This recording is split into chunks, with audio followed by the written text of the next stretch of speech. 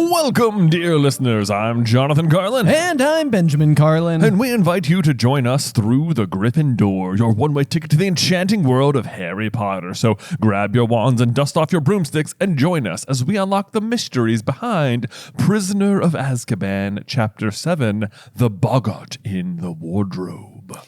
I'm excited about this chapter. Yeah. I think it's a good one. I think this has got like the Boggart lesson to me is like when I think of class at Hogwarts, it's what I think of. It's like what it should be. It's what it should be. Right? Yes. You know? Like it's like you actually see Lupin teaching them what feels like a useful skill and like instructing them on the way the spell works and like how to think about it and like what's gonna happen and like, you know, it's like yes, no, I mean it's like it really does feel even the fact that like, you know, I think he specifies in chapter, he's like, today we're going to be having a practical exam or not exam, you know, lesson or whatever. It's like, yeah. Like all magic lessons should be, you know, exactly. It's like, I hate to think about being like, I'm going to wizard school and then getting there and it's like, oh, it's hey, well, we don't do magic here. I'm just taking notes. This is how I always felt in every science class I ever took. So like when I walked in, they're like, it's lab day. I was like, yeah. Oh my gosh. Yes. Like when you get there's a certain point when you're growing up, when you're like in high school and suddenly the science classrooms are all like lab partner desks. Yes. And it's like, oh boy. And you can like see on the desk, there's like these little hookups for like Bunsen burners like built into the desk. And clearly the classroom has been like specially built around like the certain features of doing experiments. And then like you turn them on for like 30 seconds one day all year. It's absurd. It's crazy. It's like, guys, we have an eye wash station.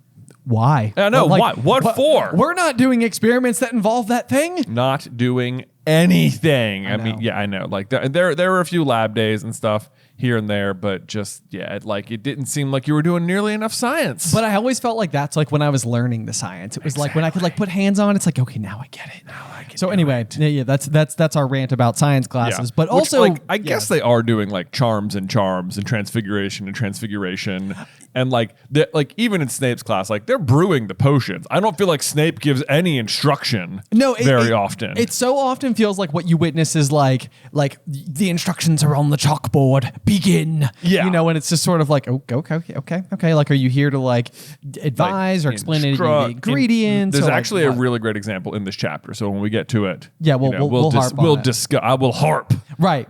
But like, yeah. So my big point would be like, normally it feels like when we're in transfiguration class, it's like they were supposed to be turning their, you know, hedgehogs into pincushions or something like that. Like it'll say that phrase, but we don't get like the whole lesson from McGonagall explaining like how it works, why it works, what we're trying to accomplish here, and then like see them enthusiastically succeed. Right, exactly. Exactly. Yeah. So, yes. Anyway. You know, because it's not just like telling them the information. It's like you can see at the beginning of this class, like Neville is petrified of doing it. And even on his first round of taking on the Boggart, he's still like pretty nervous, but it works. And then he watches the rest of his classmates do it. And then he comes back and he is like, I have got it. Yes. You know, it's like, and that is the teaching. Right. That is the teaching. Like you witnessed somebody go from nervous to confident in the course of one class. Yeah. We need more of that. We need more of that. This is why like when people are always like, who's your favorite Marauder? I'm like, it's Lupin. Like, what are you talking about? It's by a mile. Like, I don't know. Well, but yeah, I mean, you could easily rule out Peter. It's obviously not Peter. Yeah, it's like, and it's usually not James. Right. It's really just Sirius or Lupin. It's Sirius or Lupin. So, are you a bit of a hothead or kind and caring and willing to help students learn? Yeah. So anyway, so it's Lupin. Yeah. We'll get to it. Yeah. Anyway, so the Boggart in the Wardrobe, Chapter 7. I love the chapter art on this one. It's just got the mummy coming out of the wardrobe. Yeah, I love this too. I think it's I put 10 out of 10 chapter art. I think this is a great one.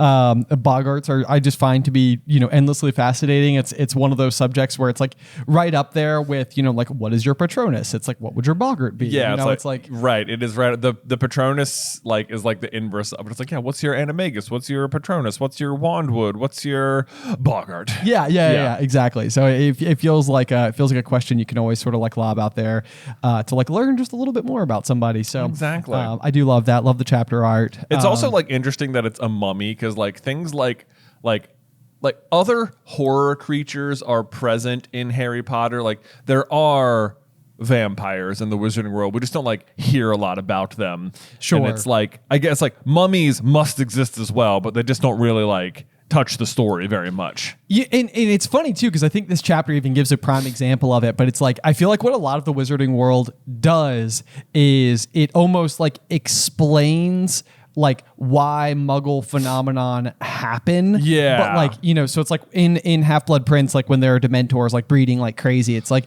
everybody's kind of like in sullen moods. And it's sort of like because it's like overcast and dark and cold and rainy and misty. And it's like that does always seem to bring people's moods down. And it's almost like the wizarding world is suggesting like, yes, like you think it's just because it's cold and wet outside, but actually, if not for the Dementors, you'd be okay with it. Right, yeah, Like, it wouldn't be that big a deal. It's cold and wet because of the Dementors, and the Dementors are actually what's bringing your mood down. Yes. But all you can see is the weather, so you think it's that. Right. But then I think in this chapter at some point Lupin will explain that it's not uncommon for boggarts to like live in the space underneath your bed. Oh, right. And it's like, I don't know about you, but I mean, at least for me growing up, like that fear of like what's hiding under your bed was a total thing. Yeah. Like, you know, and so this is almost like, yeah, it's like you weren't afraid of nothing. There was a boggart underneath there. There was a Boggart, and Yeah. you'd like look under it, but then it's like, why didn't your parents notice it, you know?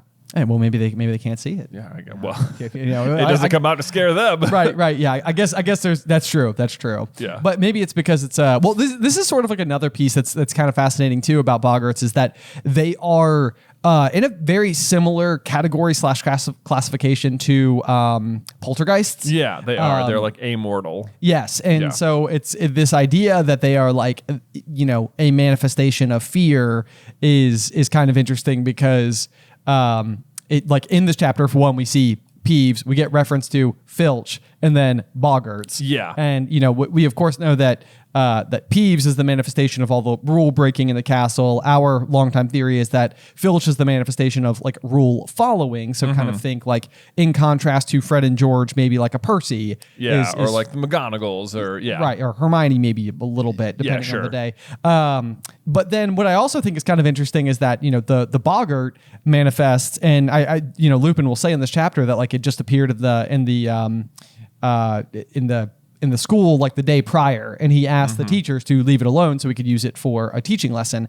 But it's not even unusual that a boggart might appear during this particular period of time because Sirius Black is on the loose. or because the Dementors are there. Or because the Dementors are there. Yeah. Yes, yeah, exactly. So it's like fear is at an all-time high, and therefore the manifestation of them appearing in the castle seems likely. Yes. I mean, it's like, it's not only that, it's like, it could be either or both, I suppose. But like, they get rid of this Boggart by the end of the chapter, but like then Harry goes and talks to him and is like, why wouldn't you let me do it? And he's like, I want to fight the Dementors or whatever. And it's like, and Lupin is able to find another one. Right. Like, Yeah. we've never heard about them in the castle before, and now there's two. Now there's two, yeah. Yeah. So that's very interesting. But what's even more interesting, I think, as well, is the fact that they don't have a specific shape. So like unlike Filch or Peeves, where rule following and rule breaking might have like a kind of shared classification of behaviors. Yeah.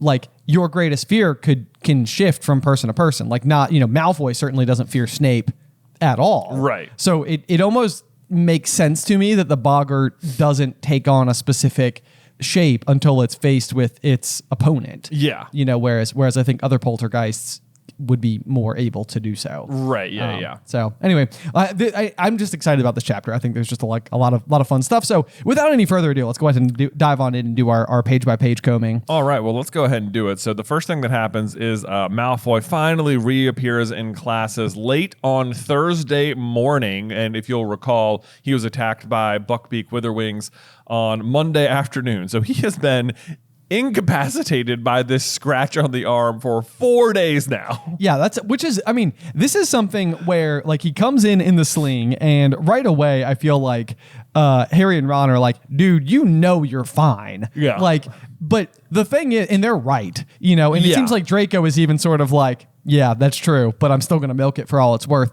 But part of me is like, how is he able to milk it for all it's worth? Oh, I know. It's like certainly everyone saw that it was like just a cut, you know? Right. Like, Well, and everybody knows Madame Pomfrey. yes, Like, exactly. It's like even in this opening paragraph, like it says like Pansy Parkinson is talking to him, and she's like, "How is it, Draco? Does it hurt much?" And it's just like, is she help? Like, does she believe he's in pain, or is she like helping like milk the situation? right. Yeah. You like, know? what were all the Slytherins like in the common room and like, okay, Goyle, then what are you gonna say? And Right. Crabbe. Okay. Yeah, we got a plan here. Pansy, you know your lines. Right. Like, which I mean, given the number of theatrics that Draco's already put on in this book so far, imitating Harry's fainting Right. over and over, I suppose it wouldn't be unlikely for the Slytherins to also just be kind of the drama department. Oh, yeah, right. in terms of like, okay, guys, we got this. Yeah, it's just like, I just don't buy that Pansy Parkinson really believes he's hurt. But know? it says, then the next line is, but Harry saw him wink at Crabbe and Goyle when Pansy had looked away. So it's like, why would he be winking? Right. Well, like, okay, so I believe Draco doesn't know Pansy knows he's acting she's acting. I see. Like, she knows he's okay, but like she's like, I'm gonna be sympathetic for the sake of like making you like me more. Or I whatever. follow. Yeah. I follow. It's like, yeah. So, okay. I see what you're saying. Yeah. Yeah. Wow. So her act is fooling Draco while her act is fooling Draco, and Draco is just gobbling it up because it Exactly. just means that he's like, it's working. Yeah, it's Crabbe working. and Goyle. All that rehearsal was not for nothing. That's right. Certainly Crabbe and Goyle, because he winks at them, right? So they know. Yeah, right. Yeah. So they're in on it. In fact, even by the end of this chapter, even by the end of like this class, he's just open with Harry and Ron about it too. He's like, so that's why you're doing that. And he's like, well, yeah, but there's other reasons. It's just such a bad charade. I know. It's like, dude, come on. Like, and the like, it's one thing to be like, okay, you're faking it, but he's missed 3 days of classes. Like, the teachers are letting this go, you know? Right. Yeah. This is the bias that I feel like hits Harry in the face like a club over and over, throughout the series, where it seems like each teacher, including McGonagall, is always like, I am not making any exception even for my own students, Potter. Yeah. Like, that's detention. And then Draco gets in trouble, and it sort of just seems like everybody's like, well, it's up to Snape, and Snape doesn't care, so I guess we don't care either. It's Yes, like, we don't care. It's like, come on, guys. Surely you feel like it's necessary for, discipline to still be handed out. Like, you guys know about, you, the teachers, know about hippogriffs, and you know that like they're not like they're dangerous, but like that they're not like poisonous, and it's not like a cursed wound or something. Right. Yeah. Yes. You know about hippogriffs, but not hypocrites. Oh, nailed it.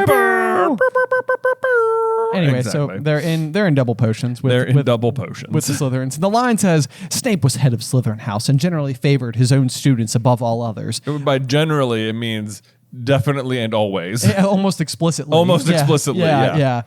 They're making a shrinking solution in class today, which this is, I highlighted it because it's always, again, a piece of trivia that I feel like will come up where it's like, what were they doing the day that blah, blah, blah? And it's like, ugh. I know. What was that? I don't know. And then it's going to be like, is this the one with Trevor and the tadpole? Or is that something else? Or is it when he throws the whiz bang into the cauldron and it gets all over Draco's face? And the swelling solution. The swelling solution, the shrinking solution, and the strengthening solution. Yes. Okay. Yeah, all have like different like plot point things on them. Right. Yeah. So anyway, yeah. So that's what they're working on today in class. Malfoy is just really taking it to the next level and asking Snape, I'll need help cutting up these daisy roots because of my arm. Yeah. To which Snape, I guess, is also just sort of like, I see what you're up to, Malfoy. I got you. Not to worry. Yeah. He's like, great. Weasley. Yeah. I'm picking up what you're throwing down. It's like Snape, is this potions class or improv class? Right. Yeah. You know. Is it? Because it seems like you're picking up what he's throwing down. Snape's good at improv. He is. He's great. I mean, that's like a huge skill of his. He just always say yes. Always say yes. Whatever the Dark Lord or Dumbledore throws at me, I got the right answer all the time. I'm thinking on my feet. I got this. I got this. Quick on my toes. I'm a Slytherin. We did theater down in the common room every night. Yeah, that's how we got so good. Yep. Yep. So immediately Snape assigns the task of cutting up the roots to Ron, to which Ron is very frustrated over and then starts cutting up the roots terribly. Yeah. And then Malfoy complains again, saying, Weasley's mutilating my roots, sir. Snape approaches the table and he's like, change roots with Malfoy, Weasley. Yeah. And then apparently Ron has spent the last quarter of an hour carefully shredding his own roots, which is a piece of Ron Weasley diligence that I'm like, did he? I literally highlighted that and I was like, this doesn't seem like Ron at all. I know. I'm like, it's like no, we didn't. Today was the one day that Ron was like, okay, guys, I'm bringing it in potions today. I'm geared up. Maybe it's because Draco wasn't there. He was like, I'm undistracted today. Right. I am going to actually do potions. Let's go. Oh, man. Oh, man. Well, give it to him. Oh, my hard work. You see how carefully shredded these are? Carefully shredded into exactly equal pieces. It would be careful to shred stuff into equal pieces. That would, yeah. Also, what are they? Dandelion roots? These are like nothing. They're no roots at all. Daisy roots. Daisy roots. They do okay, seem maybe quite, that's a bit quite thicker. fine. Yeah. Yeah, no, I think you're safe with your assessment there. Okay, It seems all like right. this would be really, really kind of interesting, but not as interesting as the next piece of potion ingredients, which is the shrivel fig. The shrivel fig. The yeah. shrivel fig. Yeah. Which needs skinning. Needs skinning. Yeah. Gotta skin your own shrivel fig. Right.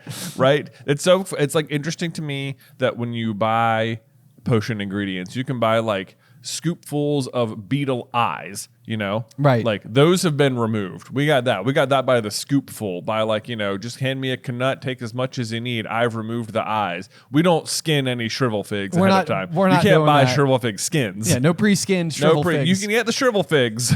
You know what? You want to know what I like the most about the shrivel figs, What? though? Because we're kind of doing it right now. We're saying the word shrivel fig a lot, which is what the next paragraph also does. I didn't actually look it up. Is a shrivel fig? I've been imagining it's an animal the entire time, but is it? I suppose it's possible. It's like a food item. Like a fig that's like been a shriveled. fig. Yeah. Yeah. That is also what I thought. I mean, it's a shrinking solution that they're making in a shriveled fig, which Right. seems like inherently like that's what you're doing with That's like shrinking. part of it. Yeah. It's like here. this is the essence of it. Right. But yeah, so Malfoy says, I'll need this shrivel fig skinned. Potter, you can skin Malfoy's shrivel fig. Harry took Malfoy's shrivel fig as Ron began trying to repair the damage to the roots he had used. Harry skinned the shrivel fig as fast as he could. And I was just like, wow, we really got away with pulling off the word shrivel fig 4 times in 4 sentences. There you go. Why not? Yeah, why not? If you can fig, do fig. Yeah, you may as well shrivel. Exactly. And then Malfoy starts like talking to them about Hagrid, seen you about Hagrid lately. And then he's like, father's not very happy about my injury or, sort of injury. But then he says like he's complained to the school governors, which to me is a pretty empty threat. Like as Lucius Malfoy was like forced off of the governors last year for blackmailing them. Right. And now he's like complaining to them. Like if I'm the other governors, I'm like, yeah, we don't care what you say anymore. Right. Yeah. Somebody got hurt at wizard school. Like that happens all the time. Right. I know. Right. Like what do you want us to do? Like what happened? Okay, he was hurt. Was he listening? He wasn't listening. Cool. Did he go to the hospital wing? He did. Did they fix it? They did. So do you remember last year when Harry lost all the bones in his arm? Yeah. Yeah. You remember that? that Do you remember that when your house elf did that, Lucius? Do Lucius. you remember when your house elf deboned Harry? Well, not.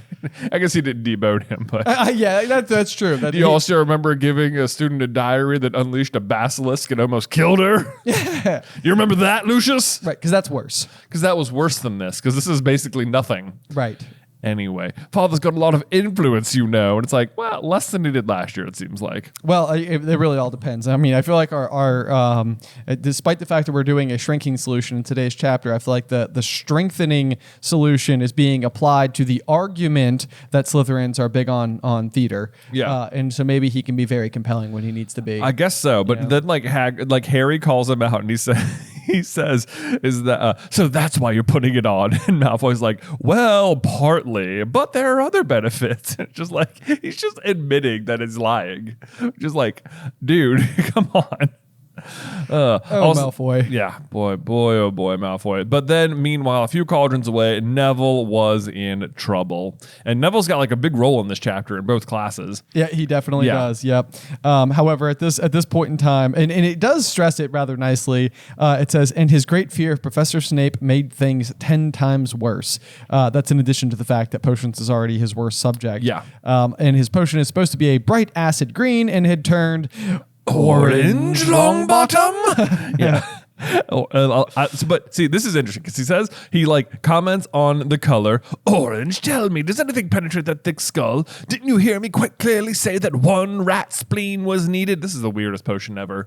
Shrivel figs, dandelion roots, rat spleens, but whatever. Didn't I say a dash of leech juice would suffice? So it's like, to me, what's crazy about this is that Snape can look at the potion, be like, oh, it's orange. And he immediately knows the exact mistakes. Is like, well, clearly what happens, see, it would, if it's orange if you put in one rat spleen, but you've added two, that would have made it this color, and then the leech juice would have changed it to this shade. It's like it's like clear he knows so much about potions in this sentence. And it's just like, and then we go on to learn like Half-Blood Prince, like, you know, this is kind of a lot more like how Slughorn would be like, oh, did you do this? Oh, that's an interesting, because that would counteract this, and like the way these things interact is like that. And it's like, these are the sort of things it feels like you should be explaining, like what's the contrast of the whole point of this chapter, I think, is to contrast Snape and Lupin a lot. Yes, and it's just like this is a moment where like it could be a teachable lesson to the entire class to be like, okay, so what Neville did was put in a second rat spleen, but that's okay because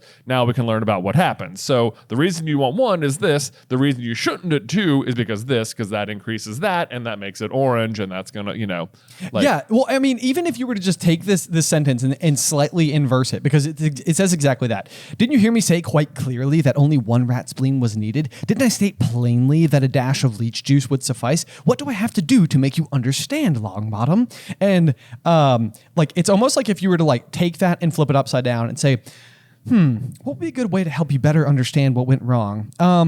One rat spleen is all that is needed. Did you end up using two? Like, you know, right. and also like we only needed just a dash of leech juice. How much did you end up using? Like, it's like asking these questions. It's like, Snape, you're not far off. You're not far from being a good teacher. Right. Like the delivery is just terrible. Yes. You know, and so that's what's so frustrating. Like, because it's not like he doesn't know his stuff. Yeah, it's just that he's mean. It is just that he's mean. And it's just like for seemingly no reason, you know? It's I know, yeah. Like at some point in time, it's almost like has he always been mean to all Gryffindors, or is he just punishing all of these Gryffindors because they're like in the same year as Harry? Right. Very hard to say. And then of course there's like the Snape Longbottom theory out there that the reason he specifically dislikes Neville is because Neville could have been the other chosen one. Right. And if Voldemort had interpreted the prophecy differently, it would have been Neville's family that was attacked, and then Lily would be alive, and Snape's the worst person ever. Yeah.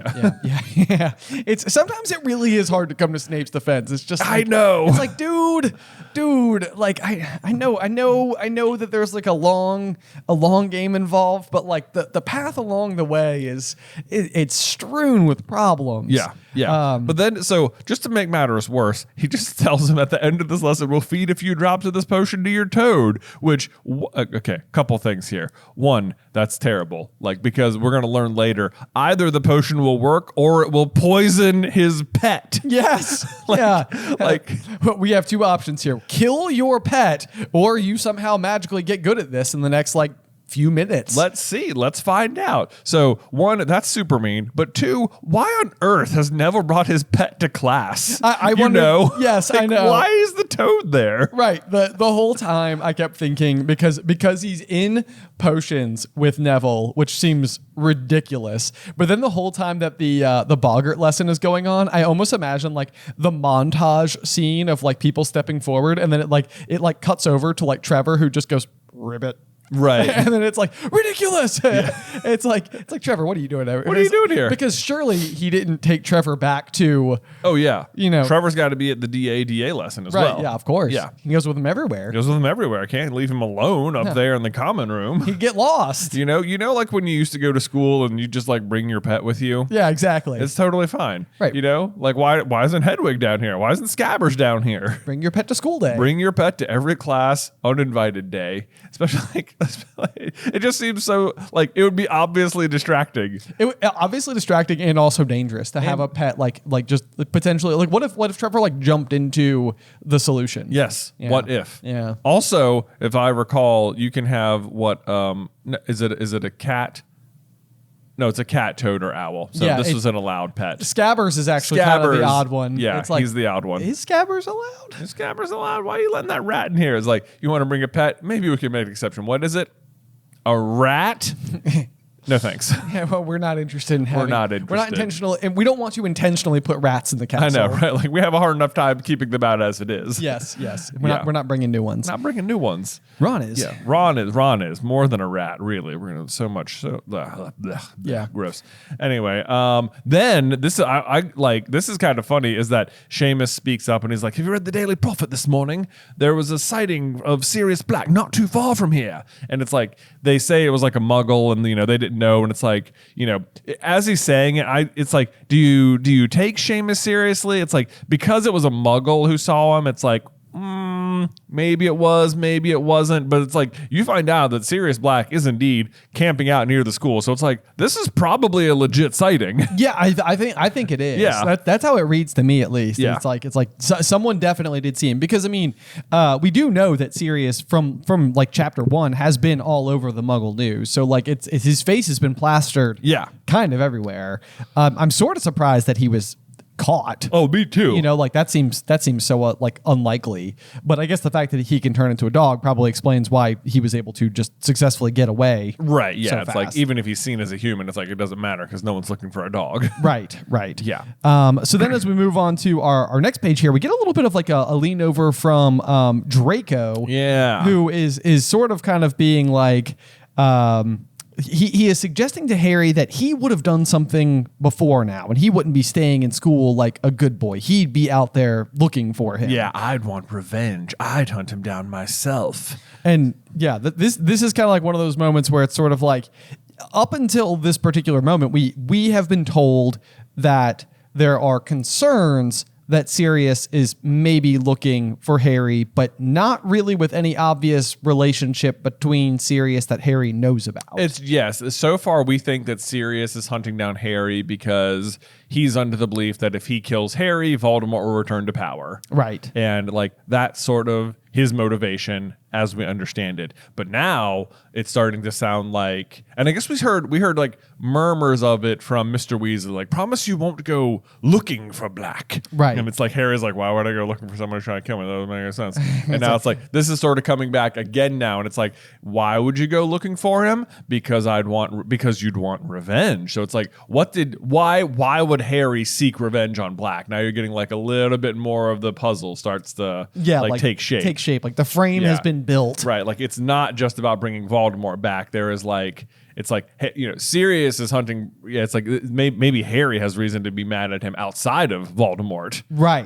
Right. It's like, what is this? But this also doesn't, like, I don't know if what Draco is saying even makes sense. Because he says, but if it was me, I'd want revenge. I'd hunt him down myself. So like, it's clear Draco thinks he knows the truth here and knows more than Harry knows for sure. Right. So anything Draco knows definitely was told to him by Lucius. Almost certainly. Right. Yeah. But so how much does Lucius know about this situation? Like, what would Lucius have told Draco to make Draco think that Harry would want revenge on Sirius Black?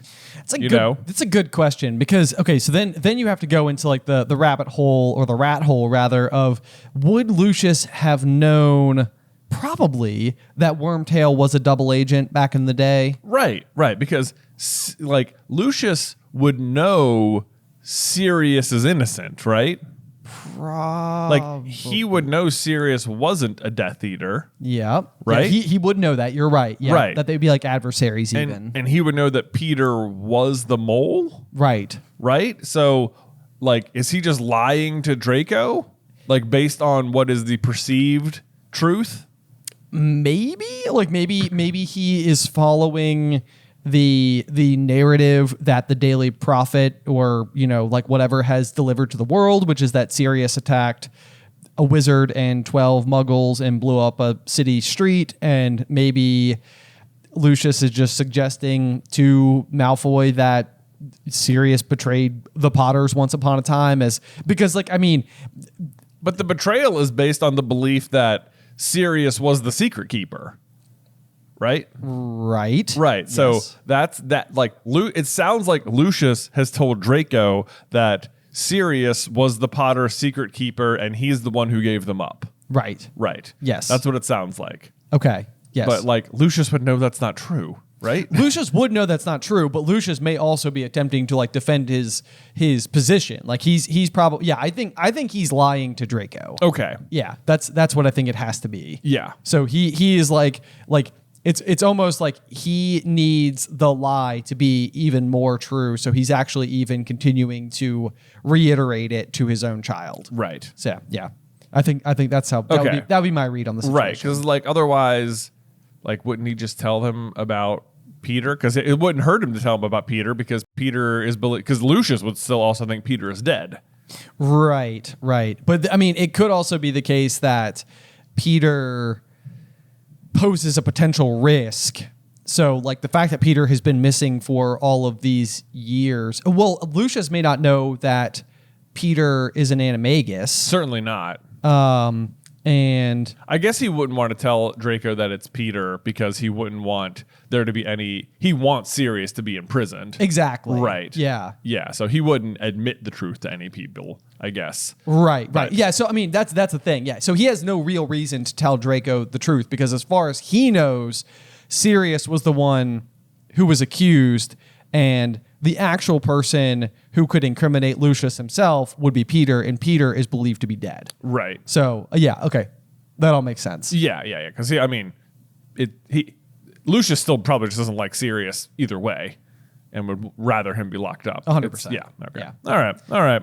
Cool. Anyway, moving on from that, Harry and Ron. This is another. It's like a good. This is Draco. I feel like is serving sort of a like future Luna Lovegood role in this situation as well, where it's like you're being fed interesting information, but you don't even know whether or not you should believe it based on the source. Okay. Yeah. It's like Draco's like, oh yeah, you should want revenge on him, and you're like, yeah, but Draco's just blowing steam as usual. Or it's like Luna will be like, oh, you're just as sane as I am. And you're like, well, what does that mean? What does that mean? Should we take you seriously or not? Right.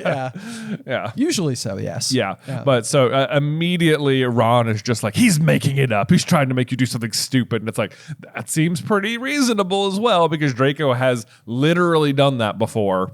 Yes. Yeah, like with the dragon. I know. But so you and I just had like a kind of like a big conversation about Ron's seer abilities. Yeah. Like where it seems like he consistently is like reading the situation correctly. And this is sort of like an odd case for it because like it's possible that Draco is not making it up. Actually, it stands to reason that what Draco is saying, he at the very least believes to be true. Yeah. But it's also incorrect.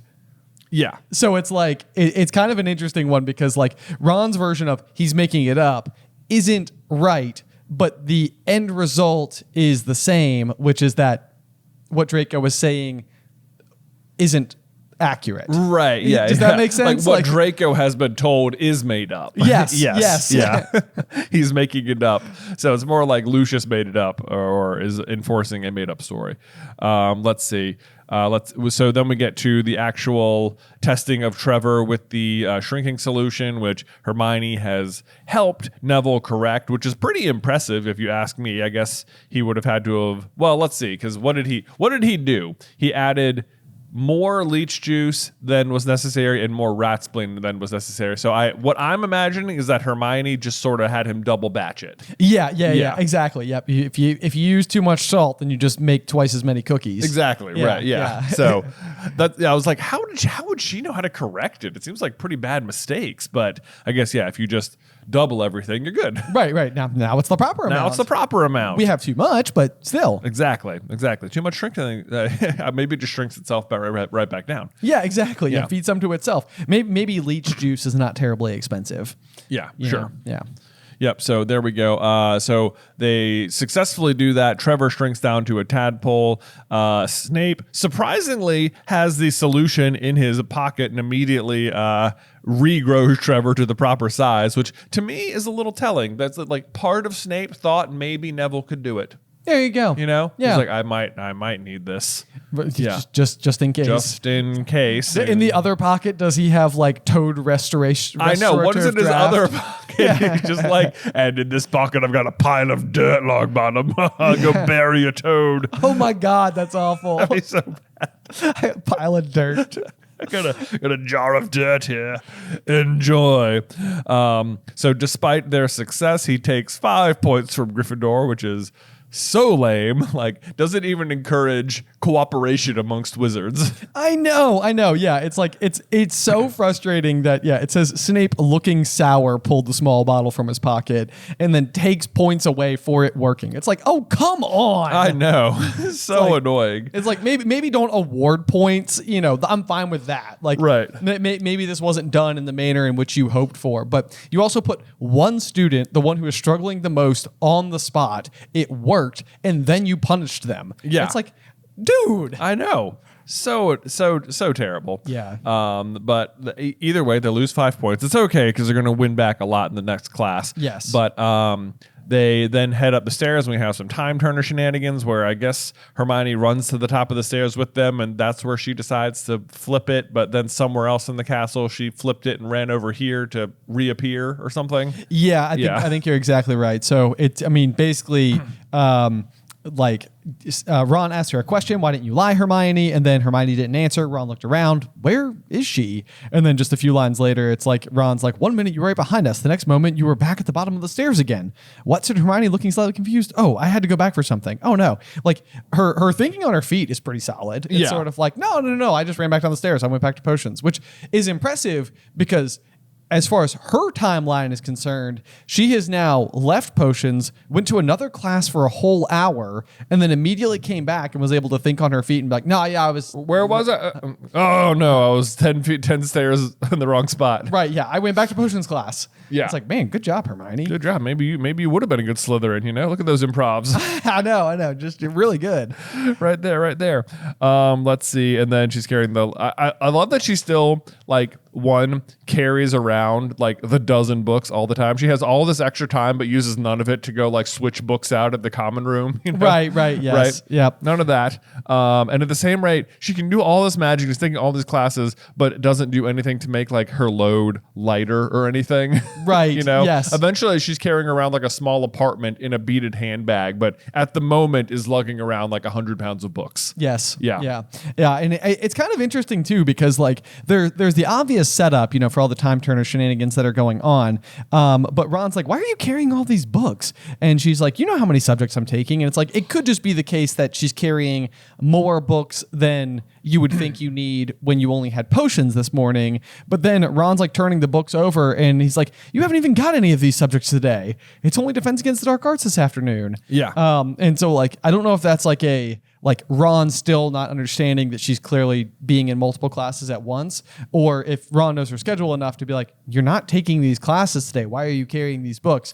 To which then it's kind of like, why are you carrying those books? Yeah, right. It's like, you don't need them. Yeah, it doesn't seem, she couldn't be carrying 12 subjects worth of classes in one day. I don't know. It Certainly says not. It says a seam had split on Hermione's bag. Harry wasn't surprised. He could see that it was crammed with at least a dozen large and heavy books. A dozen. Which is 12. Which is 12. Yeah, exactly. Yeah. So it's like you can't have all 12 classes in one day. No way. No way. That would be so hard. That would be outrageous. Even Hermione. Even Hermione's not doing 12 a day. But what's crazy to me, not crazy, but like just more Hogwarts scheduling shenanigans happening here, where if you'll recall, on the first day, Hermione had 3 classes at the same time at 9 a.m. in the morning. Right. But between Monday and Thursday, they haven't had Defense Against the Dark Arts once. This is their first class on Thursday. Right. Which, like, as far as I know, like, I don't know how they do it in Europe or in magic school, obviously, but all of my classes were either like Monday, Wednesday, Friday, or Tuesday, Thursday. Right. Or like yes. maybe a Wednesday, Friday or something, but like I never had a single class on Thursday. Yeah, unless it was like that class that was like from like 6 to 9 p.m. once a week or something. Right, but this isn't double Defense Against the Dark Arts. No, we had double potions. No, in fact, this seems like a pretty regular class. So I don't know. Did they just have it once a week on Thursdays? Maybe. Possibly. Yeah, I don't know. But either way, it's a fun class. It is a fun class. So we got that going for us. Yes, we do. Ron says, you get the feeling Hermione's not telling us something. It's like, duh, Ron. Yeah. Get there faster, dude. I literally wrote, what did Harry say back? Because that's like that's like a page break. Yeah. Where it's just sort of like, it's like, do you get the feeling Hermione's not telling us something? And it's like, Ron asked Harry. And then Harry said. Yeah. And then what did Harry say? And then what did Harry say? What does Harry think? You know what? This actually continues to reinforce our Ron as a seer situation going on, because like Ron can see the future, but he is stumped on the present. Yeah. And that's right, the problem. Yeah. That's the issue. That's the issue, is that it's happening in the present. Right. Or the past, for that matter. Or the past, yeah. But nothing's happening in the future. Nothing's happening in the future. Right. Yeah. There's no answers there. Right. Oh, that's weird. Yeah. Huh. Why can't I figure this out for once? Right.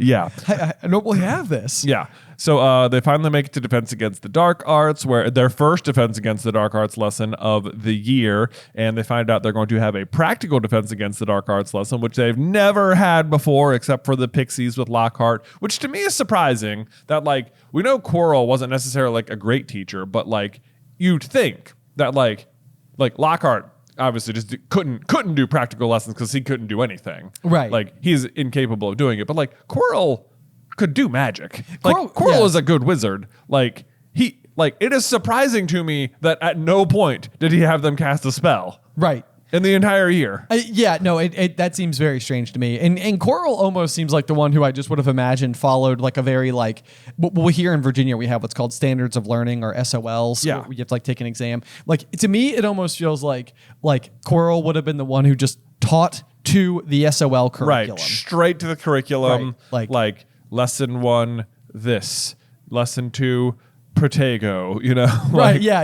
It's like it may not be thrilling, but it's basic education. What did they learn at all?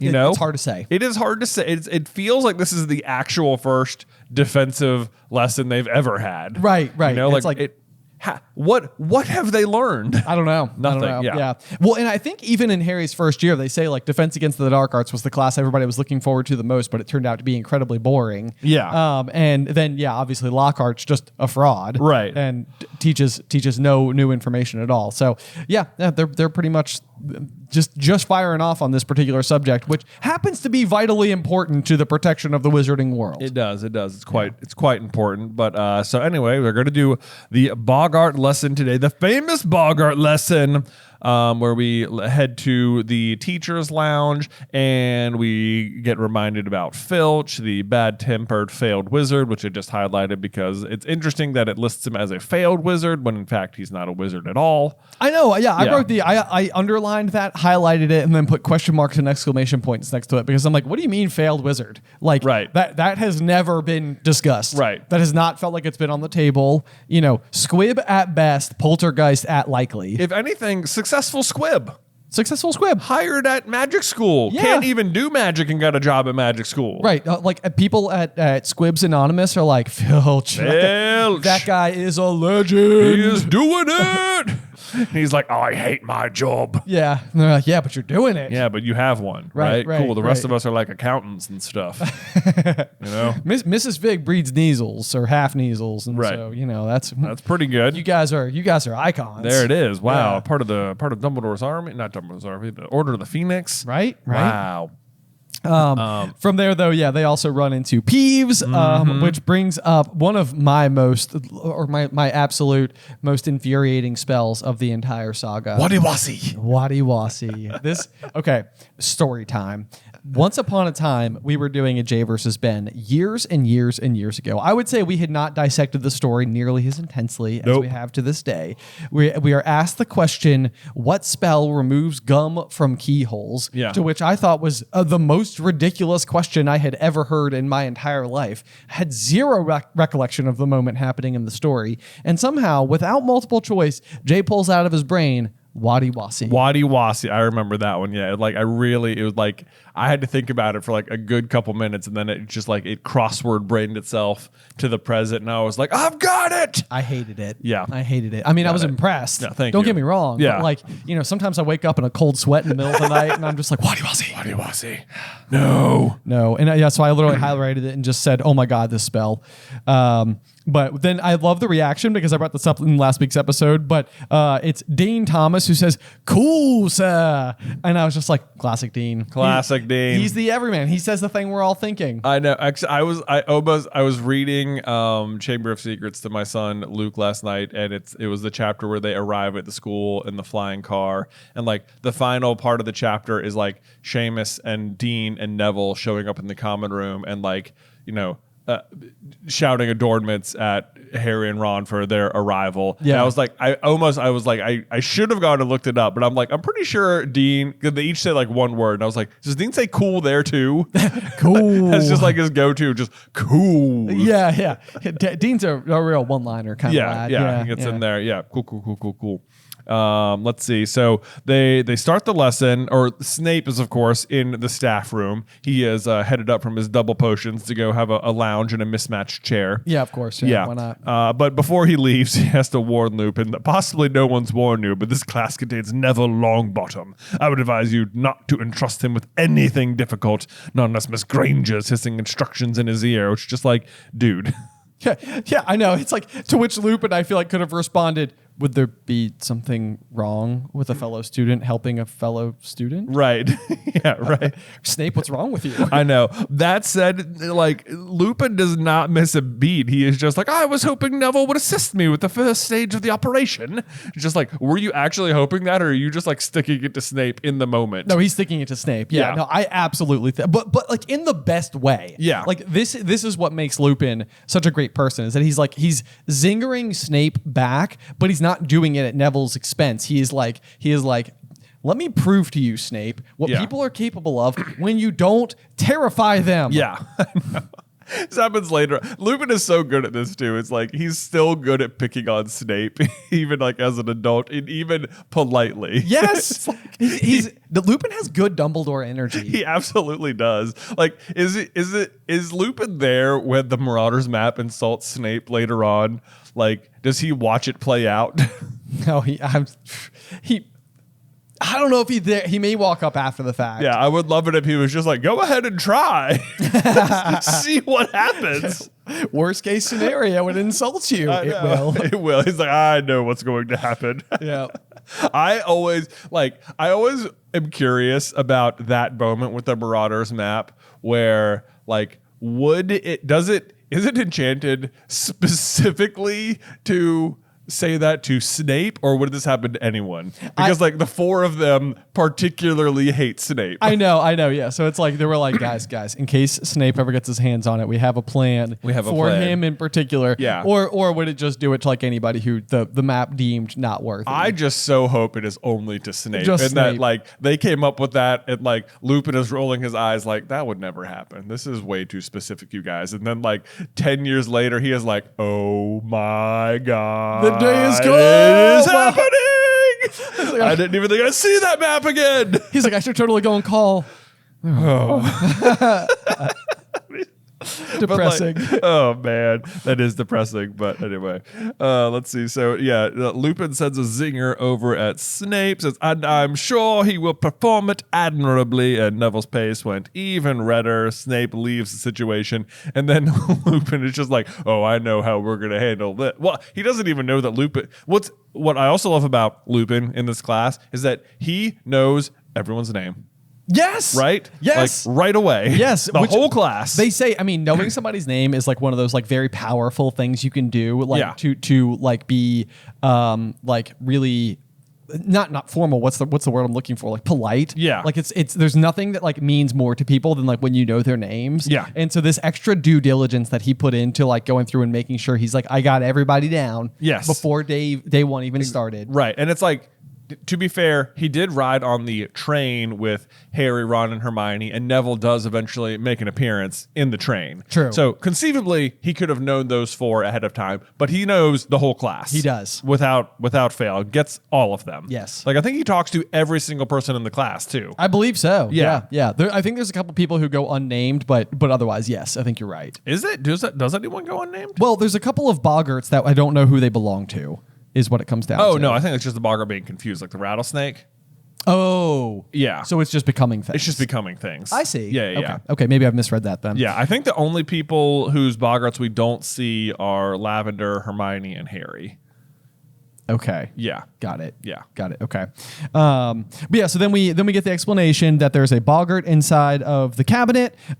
He explains that Boggart's like dark, enclosed spaces, wardrobes, the gap beneath beds, which is what I referenced earlier in the episode, cupboards under sinks. I once met one that had lodged itself inside of a grandfather clock. And this one moved in yesterday afternoon, which again makes sense, kind of given the current environment that the castle is living within. There's a certain amount of fear. You know, no matter how many people are laughing at Draco's jokes of Harry's fainting at the Dementor, clearly it's impacting everyone. Yes, but this one moved in yesterday afternoon, and him saying, I asked the headmaster if the staff would leave it to give my third year some practice. This sentence in particular is big Dumbledore's big plan energy, if you ask me. Yeah, explain further. Well, let's see. So we talked. If you back in book one, we of course had the Mirror of Erised, where it's almost certain that Dumbledore intentionally leaves it out specifically to see what Harry will see. Yes. Right. Yeah, yep. And the idea there is he needs to know upon having been raised with the Dursleys whether or not Harry will see something like, you know, number 4 Privet Drive up in flames. Right. If he sees himself surrounded by riches or glory, a la like James Potter, you know, or you know, does he see his parents? Does he see his parents? You Which know, he does. Harry passes with flying colors. He does. The Boggart will sort of reveal the opposite information to it as well, which is what is Harry's greatest fear.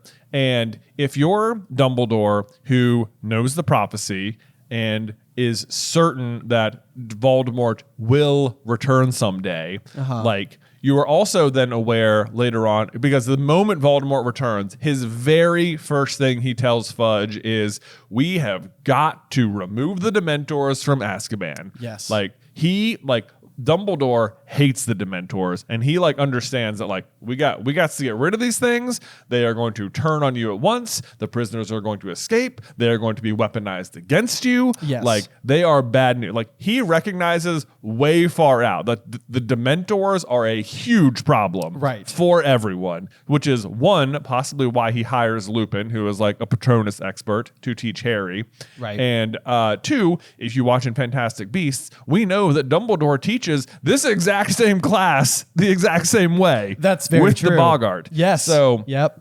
It is very this seems like, and the fact that we know this is the first time they have had the class with Lupin at all. They're having it on Thursday morning, and look at that, the Boggart showed up on Wednesday afternoon, just before Harry had the class that Dumbledore famously teaches. Yes. Yeah. How about that? What do you know about that? And wouldn't you know that it's going to reveal something very special about Harry? Yeah, well, although Harry, yeah, technically Lupin doesn't allow Harry to participate. Lupin's clearly not in on the plan, but you know. Right. But aspects of it. Aspects of it almost plays plays out. Right. And you know what? It's so funny because we're talking about like Patronus, Wandwood, like that type of thing. What's your Boggart? But like what you see in the Mirror of Erised, also another good Also, question. yes, another thing you could know. Yeah, there's so many fun little things about this. And it's like, what's your this? What's your that? What's your that? Yeah. They feel like good first date questions. Yeah, right. Especially because it's like, what would you see in the Mirror of Erised? It'd be like, if they answer, then it's like, we're going to get along well. We're getting along well. Yeah. Even if they're like, that's kind of a personal question, you'd be like, great answer. That's a great answer. The point is, you know it well enough to know it's too personal. Yeah, exactly. Exactly. I'm completely fine with that. Should we get more sushi? Yeah.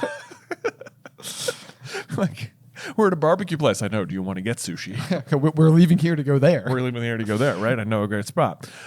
Speaking of personal questions, though, Lupin just up and well, actually, before we get to that, he's telling them how it's going to work, which is just more instruction than we see from any other professor ever. It's like you get so much clear instruction about the Boggart before they face it. And I love how he's like, he says he's explaining to them that we have a huge advantage, and then like doesn't ask the class, singles out Harry. He says, "Have you spotted it, Harry?" And it's like, which Harry has spotted, which I love because it's just great instincts on Harry's part. I know. Yes. Yeah. I thought that was the same. I had the same exact thought where I was just like, this is sort of like Harry's natural ability in this field, just shining through. Yes, exactly. Even though Hermione seems to have noticed it as well, because she raised her hand and looks like disappointed that Harry gets it right.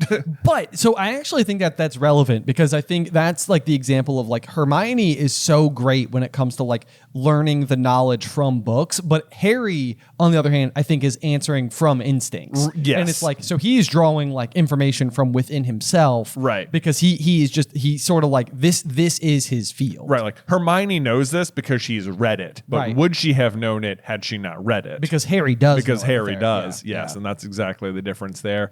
Then Lupin goes on to explain that what really finishes off a Boggart is laughter, which if you just want to like extract that, basically laughter defeats fear. That feels like a big theme of like the entire story at large.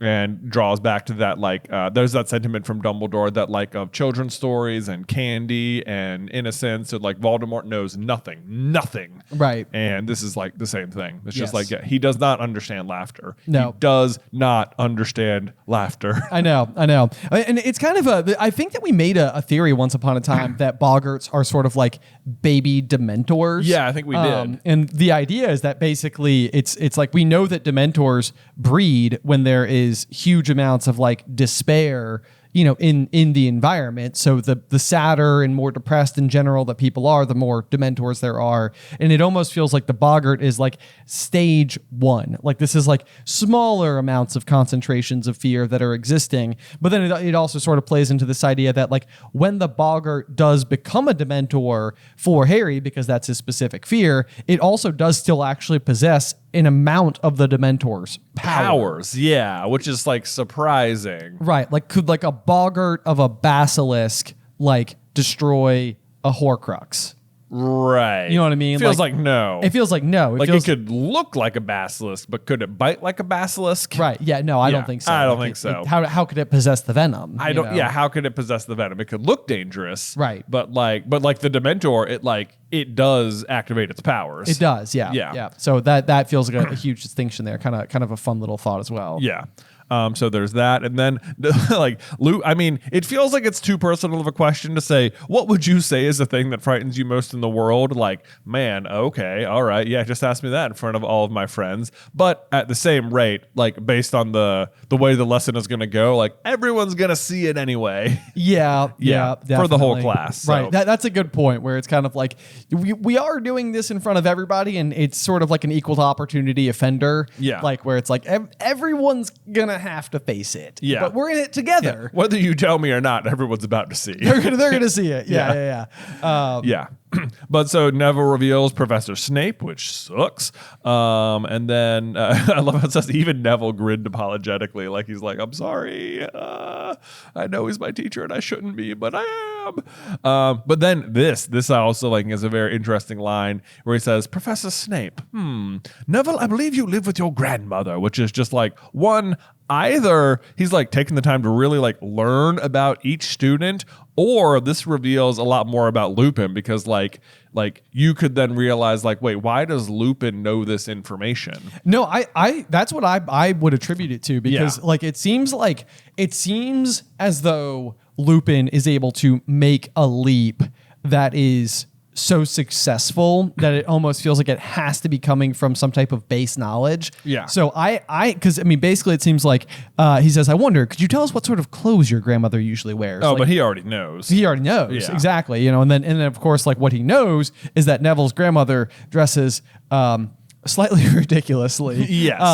Well, always the same hat, a tall one with a stuffed vulture on top, a long dress, green normally, and sometimes a fox fur scarf, and a handbag, prompted Professor and Lupin. A handbag. Yeah, it's like Lupin is like 3 steps ahead. He's like, let's embarrass Snape as much as possible. Don't be shy about the handbag. Yes, it's big and red, I believe. Right. Yes. But I think all of this sort of dials back to the idea that Lupin clearly knows Augustus, which is, I believe, Neville's grandmother's name. Yeah. From the First Order of the Phoenix. Well, I think he would know Frank and Alice. Yes, he would. Right, I mean, he would absolutely. Like, we know Lupin was a member of the First Order, and Frank and Alice Longbottom were. Yeah. But by proxy, I suspect that means that he has had exposure to Frank's mother. Well, absolutely, and he would know that, like, well, clearly you're Frank and Alice's son, and clearly you don't live with them. So right. Yeah. Yes. Yep. That too. Yeah, but so that should tell you a lot about like Lupin though as well. That like he clearly was associated with Neville's parents in the past. Yes. Or something. Yep. But like we don't even know about the Order of the Phoenix yet as readers. But it's like there is more to Lupin than meets the eye. Yep. But I love that one because it fits like a glove. It does. Like once you know more information, it's like, yep. Yeah, of course you would know that. Yep. Yeah, absolutely. Always the same hat. Let's see. So then he tells him what's going to happen. I almost wish he hadn't revealed what was going to happen to the whole class at once. You know, it's like, so here's what's going to happen. Neville's going to do this. Professor Snape's going to be dressed in a dress. Got it? Like, I almost wish he'd like whispered it to Neville, like, here's what's going to happen. All right, you got it. Cool. I know, yeah. It's like the class is going to get a kick out of this. They're going to love it. Yes. It's going to be amazing. You can do it. It's so great. It's so great. But no, he does tell him, and sure enough, let's see here. I guess before we actually get to the first. Yeah, we get some insight to what Harry's thinking about first. Right. Okay. So this is a very important piece of information we learned about Harry. So the next thing that we have happen is the room goes quiet. Harry thinks what scared him the most in the world. His first thought was Lord Voldemort. Voldemort returned to full strength. But before he had even started to plan a possible counterattack on a Boggart Voldemort, a horrible image came floating to the surface of his mind. A rotting, glistening hand, slithering back beneath a black cloak, a long, rattling breath from an unseen mouth, then a cold so penetrating it felt like drowning. Right. So he is definitely like the Dementor has already replaced Voldemort as Harry's greatest fear. Yes. Yes. Yeah. Basically immediately. And then we had this question, I want to say when we were in Boston on tour, and we were sort of debating it with the audience, is whether or not the Boggart would have become a Dementor for Harry if he hadn't met the Dementor on the train. Right. Okay. Yeah. So this, and that's the big question a little bit, because it's like, I think, and I know that this is a movie quote. I can't remember if it's a book quote or not, but I know when on the bridge in the movie, when Harry's talking to Lupin, what Lupin says is like, what this suggests is that the thing you fear the most is fear. This is very wise. And so it's kind of interesting because Harry may attribute his fear to Voldemort, specifically, but it's also possible that without the Dementor, he would know that he doesn't necessarily fear Voldemort the most. He fears fear the most. Right. Like I don't know if you need the Dementor. You need the Dementor to imagine the rotten, glistening hands. Right. Like you couldn't imagine these things, but like, does Harry, like, is he afraid of Dementors or does he fear fear? Exactly. Or is it the same thing? And it's like, even if Harry thinks Voldemort is his greatest fear, like if fear is truly his greatest fear, would it still appear as a Dementor, which basically is the embodiment of fear. Right, exactly. You know? And so this goes back to that thought that we mentioned before, is like, is a Boggart almost like a baby Dementor? Because in that case, what you might see is the Boggart's true form, which is a Dementor. Right. You know what I mean? Yeah. Like, so it's like what Harry is seeing, like he doesn't need to have seen the Dementor, at least within this hypothesis. He doesn't need to have seen the Dementor first, because if he fears fear, then he will see what the Boggart looks like, and what the Boggart looks like is a Dementor. Right. There you go. You follow the line of logic? I do follow your logic. Okay. So I also am under, like, my personal headcanon is that regardless of having met the Dementor ahead of time, he would still face a Dementor with the Boggart. Right. And maybe what he would need at that point in time, would be so the whole situation on the train doesn't happen. The room would probably go dark. Lupin would probably need to step in, and Harry would say, "What was that?" Yeah. And he'd be like, "Well, that was very interesting, Harry." But I think Lupin would never let this happen, because Lupin always thinks it's going to be Voldemort. Yeah, exactly. Right. And like, it seems, and it's completely fair to be like, probably shouldn't have Voldemort walk out of the cabinet. Yeah. Don't want that. That would be bad. Don't want that. Although it's interesting, though, that Lupin is like afraid of Voldemort showing up in the cabinet, but like he's not concerned that like Sirius is going to show up for anyone, True. Like Sirius is like looming large as this big threat, and apparently was just seen very near the castle. Yeah, they've just talked about it. Yeah, they just talked about it, and it's like it might be the case that some of the students would be afraid of Sirius at the moment. Right. I can imagine him coming out very like, we don't talk about Bruno-esque, like 7 foot frame. Yeah. Rat so long in the like back. looks like way worse than he actually is. Extremely scary. What would Lupin do if Sirius came out of the wardrobe? Ooh, man. It would be interesting. That would be quite the encounter. That does feel like a small, like little switcheroo that could just make that scene. Like I could almost see him just like paling completely, sort of like kind of like freaking out a little bit himself. This also, though, actually, as we're bringing up Sirius, it is interesting that like you have the two threats out there that have sort of been established is like the Dementors are these terrible, scary things, but they're helping us catch Sirius. And then we have Sirius, who is this otherwise like terrible, scary wizard who's apparently coming after Harry. Right. But like knowing these two bits of information, the Dementors are here to help me. Sirius is here to kill me. Right. And Harry is not afraid of Sirius. He is more afraid of the people who are supposed to be helping him. Right. I know. Yeah. Like that's very telling. Even I think it goes back to those defense against the dark arts instincts. Like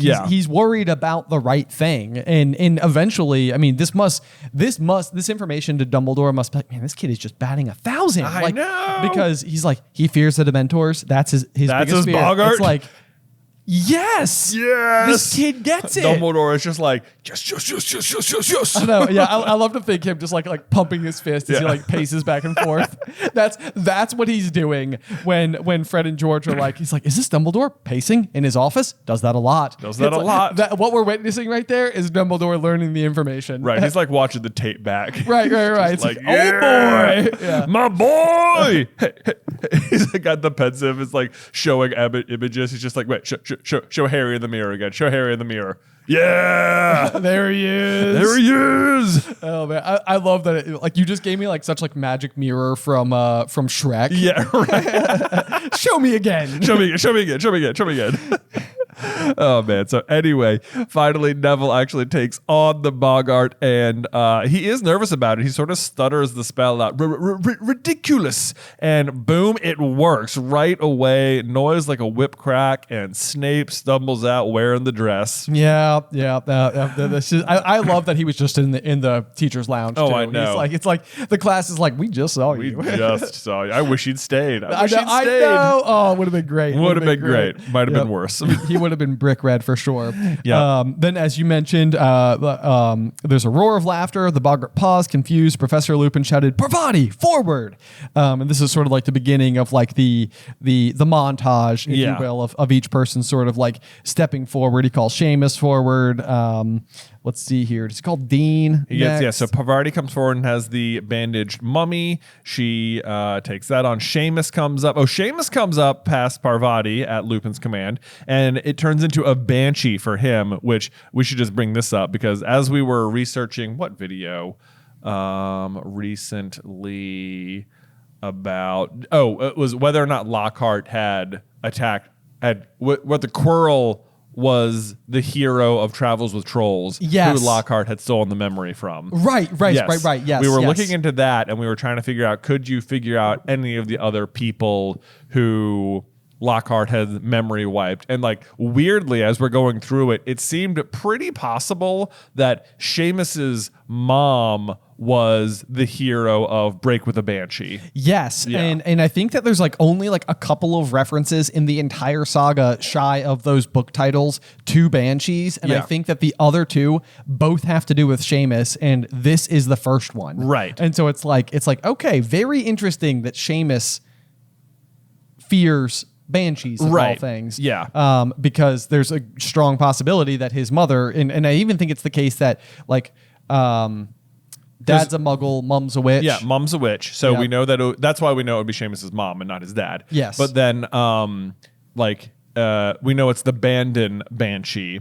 And Bandon is a town in Ireland where Seamus is from. Yes. And Seamus is afraid of banshees or whatever, obviously, Right. based on this. But it's like why would he be afraid of banshees? And it's like, because his mom had a like terrible encounter with one, Yes. which clearly she defeated, and then Lockhart stole her memory, so she doesn't remember defeating him. All we know is that the family was attacked by a banshee, and Seamus is still afraid of it because now no one realizes that it was his mom. Right. Yes. Yeah. Yep. Honestly, I think it's not bad head canon. Not bad at canon. I love the world where we know, at least from afar, the witches and wizards whose tales were stolen from or by Lockhart. Yeah, by Lockhart. So there you go. That's one. That's more headcanon for me. That Mrs. Finnegan was the subject of Break with the Banshee. Yes. Yeah. Yep. Indeed. Then from there, this is where all of the or where the Boggart starts to morph into a bunch of different things all at once. Yes. So the Banshee is gone. Crack turned into a rat, which chased its tail into a circle. Then Crack became a rattlesnake, which slithered and writhed before Crack becoming Boy, a single bloody is there eyeball. anything there that the rat becomes a snake? Dude, You okay, know, that was like, is that like a foreshadowing of any kind? okay. I'm glad you said something because yes, this was my thought as well, where it's kind of like, oh, okay, I know, I love it, yeah, because the rat feels so specific Right. for this story. Yeah. Like the rats are highly prominent to this book. Yeah, to this book. And for it to turn into a rat, that was like my curiosity. It's like, is this somebody else in Gryffindor Tower's greatest fear, or is this the Boggart sort of going into like hyperdrive? Yeah, I think it's just like getting confused. Like it doesn't know what to do because it says like turn into a rat, turn into a rattlesnake, turn into a single bloody eyeball. And then Lupin says, it's confused, we're getting there. So it's like clearly it's like, I don't know what to do. Bop, bop, bop. Right. Yes, it's Yeah. becoming all these things. Yeah, and it doesn't say anyone comes up between Seamus and Dean, so I think it's just confused at this point. Okay. But like in the meantime, in its confusion, perhaps it offers the reader a bit of like connective tissue between rat and snake. Yes. Yeah. Yep. Going from rat to snake makes Yeah. a lot of sense. Yeah. That's basically who Pettigrew is. Right, yes, Yeah. rat to snake, and like leads to Voldemort coming back and all that. So Dean comes forward and it becomes a severed hand, which, okay, all right, if you say so. Whatever, So, Dean. all right. Yeah. Yep. Why not? Dean comes up, and then we get Ron, and like Ron changes everyone's fear to giant spider. Yes. Yeah. I know. Yeah. Quite a few people screamed, a giant spider 6 feet tall and covered in hair was advancing on Ron. It's like, yeah, everybody's like, well, crap. Now I'm glad this Yeah, lesson's whatever I over. was afraid of. Now it's the spider. Now it's the spider. But Ron handles it wonderfully, and it rolls towards Harry, and then Lupin's like, oh, wait a minute. Can't have that. And then Lupin appears, and we get to see his Boggart, which is a silvery white orb hanging in the air, which is obviously the moon. Yeah. But you're not supposed to realize that. And then Lavender will go ahead and throw you off the scent on the next page, where she's like, I wonder why Professor Lupin's frightened of crystal balls. And that's like just like every time you get a clue, there will be like a distraction away from it. Yes. In this book. Yep. So it's like, oh, it was a crystal ball. That is interesting. Why is he afraid of crystal balls? I don't know. Is he afraid of the future? What could that mean? It's like, no, it's the moon. It's the moon.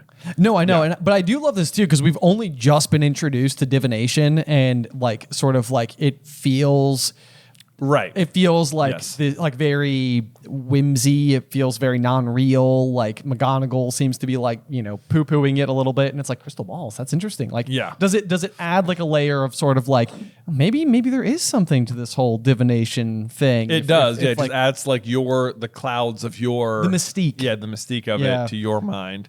But then Neville comes back at Lupin's command, tells him to finish it off, and Neville is like way more confident on round 2 and absolutely destroys it as Snape comes back, and everyone cheers, and it's amazing. Yes. And then he hands out 5 points to everyone who tackled the Boggart, 10 to Neville, and 5 to Hermione and Harry for a grand total of 35 points for the class. Yeah, not bad, not Pretty bad. good day. Yeah, I mean, I wrote this just as like a little thing there because like when Neville steps forward, it says, let's see here, ridiculous! He shouted in their split-second view of Snape in his lacy dress before Neville let out a great ha. Of laughter, and the Boggart exploded. I feel like this is like that first glimpse of like confident Neville. It is. It's and like, you know what? But and at the same time, it draws then like a string between Harry and Lupin as well, because it's like when Neville has a good teacher, he is confident. And it's like, look, Lupin's a good teacher. We see that for a whole year. And look at Neville. And it's like, and then Harry pulls the same thing out of him. yes. Yeah. Yep. That's a good point too. That's a good point. Another reason why Harry should have just exited school and become the Defense Against the Dark Arts professor. It's so annoying. That's I know. not what happens. I know. Yeah. That's probably like maybe that should be our next video. It's the number one thing we would change. Yeah, right. It's 10 things I would change about Harry Potter. Let's go. Yeah. Number 10, Harry becomes the Defense Against the Dark Arts teacher. Number 9, Harry becomes the Defense Against the Dark Arts teacher. How about that? It's the same thing It's twice. the same thing twice. Yeah. What do you know? Yeah. Spoilers for the rest of our list. Right. It just keeps going. Let's see here. So the what I do think is interesting is that Hermione also doesn't end up tackling it. So we know that Harry doesn't tackle it for a very specific reason. Hermione's is kind of strange because it's like, I wonder, we see later on in this story that she does crumple before a Boggart. Yeah. But in that case, it's actually kind of funny because I think that Ron actually says it at the bottom. Ron predicts the future? Ron predicts the future. Ron predicts yeah. what's going to happen? Yeah, he's like, oh God, where is it? Where's my It's line? the very last side. It said, what would have been for you, said Ron, sniggering. A piece of homework that only got 9 out of 10. Yes, It's like, yeah, okay. Yep. Yeah, pretty much. Pretty much. Because what she ends up seeing later on, that where she fails this piece of the exam, is McGonagall saying that she's failed all of her exams. Yes. And yeah, so it's kind of funny because Ron is like dead on the mark. Like that is what Hermione would fear the most. But I would be curious if there's just like anything else that she may fear. Right. That could potentially have come up this early on, or do you think the weight of all of her course load is already hitting her? Oh, I don't know. I feel like it probably would have been kind of the same thing. Yeah. Some kind of fear. Or maybe it was someone discovering the time turner or something. Oh yeah. Maybe something. Okay. What so it's so interesting that like these all are like very like physical kind of fears that you could have. They're like to have like an obvious shape to them. But like I feel like a lot of people's fears are not like mummies or spiders. It's like public speaking or heights or I know, something yeah, like, yeah. What would it be like? What if your greatest fear is heights? What happens? Oh my gosh, can you imagine if the room just becomes like the edge of like a canyon? Yeah, I kind of imagine like that's sort of what I think. Like, if you've ever seen those like chalk drawings where like from a certain perspective it looks like really deep into the ground or something. Yes. Like if all of a sudden the Boggart just like spreads itself out on the floor and it looks like you're on the edge of a cliff. Oh man, yeah, that would probably do it. Yeah, You I'd know, be like, whoa! I'm getting like a little bit like palm sweat just thinking about it. Yeah. And I'm not even that afraid of heights in particular. But Right. sometimes it does spook me to think about like the idea of skydiving, especially where you're on the plane staring at the ground. Mm-hmm. Like that's always the moment where I'm like, it's like maybe I could handle the falling through the free fall through the air or the parachute or the landing, like all that type of stuff. It's that moment where you leave safety behind definitively. Yeah, it's like dang it. Yeah, it's like, you know what? There's it's the choice to do it. Right. Once yeah. it's happening, it's like, well, it's already happening. Well, now we're committed. Now Yeah. we're committed. But before this, I had a choice about whether this was happening. Right. Yeah. Now there's no escape. Now there's no escape. The only way back to the ground is to keep falling at to it. keep falling at it, and hopefully this parachute works. Yes. Everybody's like, guys, anxiety. Stop it. It's Yeah. like, yeah. But I feel like I feel skydiving is something I feel like I do want to to do at some point. At some point, yeah. At some point. Gotta weave it in. I know. It's like, yeah, well, I'll get to it. Yeah. I'll get to it. Right. Yeah. One day. One of these days. Speaking of getting to it, I think that gets us to the end of chapter 7. Yes, it does. The Boggart in the Wardrobe, which I think was a really fun chapter all around. So I'm very excited about that. Do you have a review for us? Well, I sure do, Ben. This is going to come from Jackie G1211. Okay. They say, favorite podcast. Thank you for making this podcast. It was kind of my favorite podcast. I enjoy listening to Jay and Ben come up with new headcanons like the basilisk having heat vision, Hogwarts was a dragon, tangents, and of course the page-by-page breakdowns. And did I make any of the same notes? Keep up the great work. Why do you think no one at the Ministry thought to check Sirius's wand when he was arrested with priori incantatem, and what if they had? Yeah, it's a very good question. Seems super duper obvious that they would be like, well, let's just go ahead. We have the weapon of murder, the murder weapon, right here. Yep. We have a way to check exactly what it did. Priori incantatem. Huh. Wow. Didn't do it.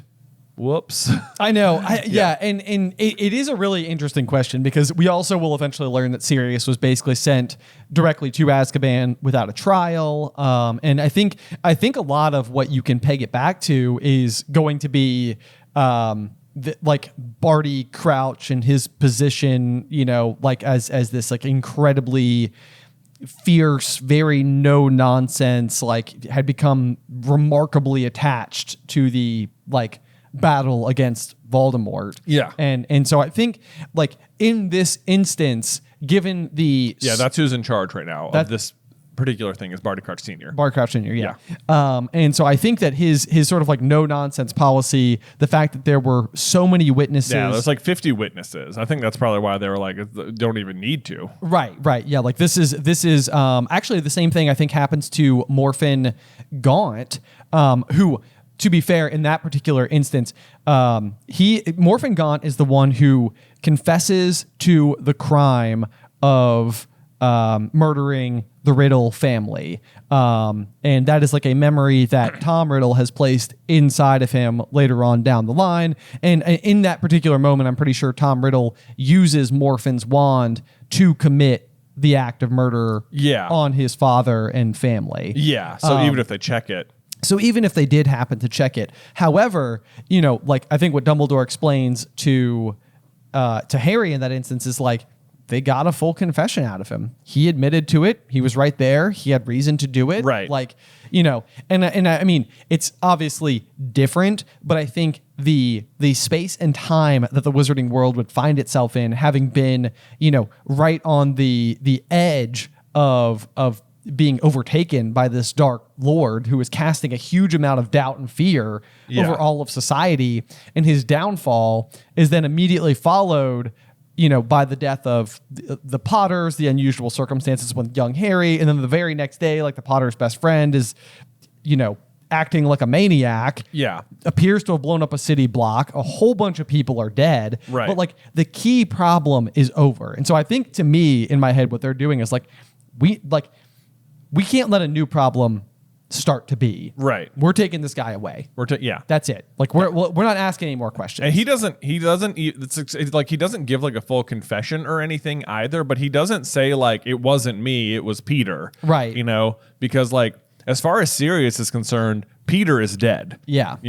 Like Sirius is being arrested for killing Peter, and like effectively, even though he didn't cast the spell, like he was gonna, and Peter is dead, right? as far as he knows. And so Sirius effectively blames himself, and he does blame himself. Like it's almost like he's like, he didn't actually give the Potters up, but it was his idea for Peter to be the secret keeper, and they took his idea, and clearly it backfired. And like as far as he's concerned, he is guilty for the Potter's death. So it's almost like a kind of self-punishment in a way.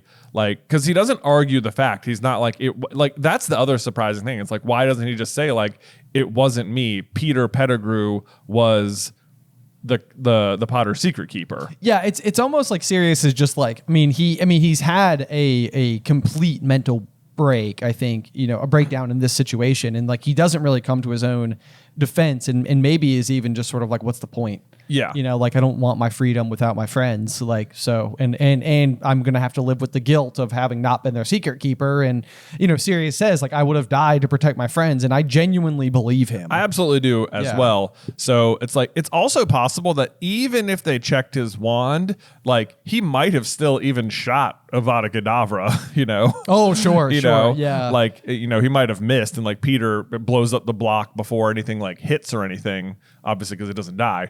But like, you know, they might check it and see Avada Kedavra as a spell yeah, like, that came out. Which, now, to be fair, like when it happens to Voldemort, his Avada Kedavra victims appear like as themselves. like completely unharmed. As completely like unharmed. Like, yes, I was the person killed by Avada Kedavra. So like, obviously Peter wouldn't show up because he wasn't killed by Avada Kedavra. But and we don't know that Sirius cast the spell or anything, but he could have. And even the fact that his wand did it might look bad for him. Right. Yeah. So it's a dicey situation. So I guess the big question there is almost like, what if it had gone differently? Like, or if they had been able to just be like, wait a second, it's not you. Like you didn't like. So that let's tackle that for one hot second. Yeah. Okay. So if assume they do and clear him. Yeah. They're like, it wasn't him. He didn't cast the spell. Right. You know, this is not what he went for. He tried to disarm him or something. Right. Like he's saying it wasn't him. It was Peter Pettigrew. Like, would there be a way to prove that Peter is an animagus? Because that might sound like an awfully convenient. Well, I don't think that would matter. Like he could tell them that, but it's like Sirius thinks Peter's dead too. True. You know? True. Like, so it's like either like, even if they believe him and it's like, you're right, it wasn't you, your wand says it wasn't you, it must have been Peter who killed these people, but great news, he's dead anyway. So we got him. Sorry about this. But do you think in like is Fudge Minister for Magic at this point in time? Is he? It's a great question. I can't recall exactly. I don't know if he's quite been appointed just yet or not. Okay. Well, so my curiosity would almost be like, I could see a world where they're like, someone's got to pay. Like the public can't see us doing nothing. You know, right. It's too hard to say that it was Peter and Peter died because we don't have any evidence of his death, only a missing finger. Yeah. You know, I guess that is enough evidence for them the other way around. So, right. Yeah. I mean, I guess it would just mean that they thought Peter would just sort of still be at large and Sirius would be free, at which point then he becomes Harry's godfather. But then it's like, will Dumbledore step in and be like, no, he still has to stay with the Dursleys because of the bond of blood and blah, blah, blah, blah, blah, blah. You know. Yeah. I mean, I think our what ifs have gone more than one way on this. I know. The bond of blood is so powerful. The bond of blood is a really big point in that department. So it's like, yeah, would they? But I can't see Sirius also not fighting very hard for a world where he gets to be the caregiver to Harry. I agree with you. There's no way he wouldn't want to be Harry's caregiver unless it's the same thing where he's just like, I'm not good enough to be Harry's father. No, you know, yeah. Like he blames himself so much for the death of James and Lily that he can't bear to do it or something. No, even better would be a world where Harry has to go live with the Dursleys, but then Sirius is sort of like Sirius and he's like showing up like every other day being like, how's my godson? Right. Like Dumbledore makes him live with the Dursleys, but Sirius shows up all the time. He moves in next door to number 5 Privet Drive. That would be fantastic. I like that. The Sirius just moves in next door and just has to live like a muggle all the time. Yes. Or number 12 Privet Drive. We'll call it that. Oh, yeah. Number 12. Grimmauld Place. Yeah, that'd be great. No, I love that. And it's like the house on the street that's got like overgrown shrubs and it's like yes, the Dursleys hate that Sirius black down the street. Yes. Yeah. There's always complaints about this large dog at night getting into everything. Or just sitting at the end of their driveway staring at the house. It's like every time they call animal control, no one can find it. Right. Yep. Okay, I like this plan. Yeah, this is fun. Sirius just torments them constantly. Just constantly messing with them. Pees on their yard. Yes. Oh my gosh. It's a dead spot. That would be fantastic. There we go. There's a dead spot. Yeah. All right. Well, there we go. Hopefully that answers your question Hopefully at least that answers your in question. some satisfactory manner. Yes, it does. As ever, so speaking of answering questions, thank you to everyone who's been signing up for the Owlry on our Patreon. It has been incredible. It has been. Such an overwhelming wave of support. Yes. I mean, I feel like I have just been like grinning all week. It's been so cool just to see that people are excited about it. Yes, it has been super fun. We got our first episode up last week, and we will be tackling another one this week about Order of the Phoenix and why there seem to be so many more students at Hogwarts during Snape's memory than in the present. Oh, I know. okay. That sounds like a good one. Yes, Yeah. you can check that out in the Owlry if you'd like to by going over to patreon.com/Through the Griffin Door. Yeah. And yeah, it's a fun little bonus segment. I feel like we've had so many incredible questions submitted by the community, and it is so much fun to get to sometimes whenever we're creating content, it's like, man, I can't think of any more Harry Potter questions, and then you guys out there have them. You guys have them. Yeah, so it's been great. Which is so much fun. So I'm enjoying it. Last week's Owlry turned into a main channel SCB episode. It did. So It did, that was yeah. fantastic. Yeah. So looking forward to this one as well. And we'll be diving into that in just a few minutes on our side of things. So looking forward to it. And then make sure you join us next week on Through the Griffin Door for Chapter 8, Flight of the Fat Lady. See you then.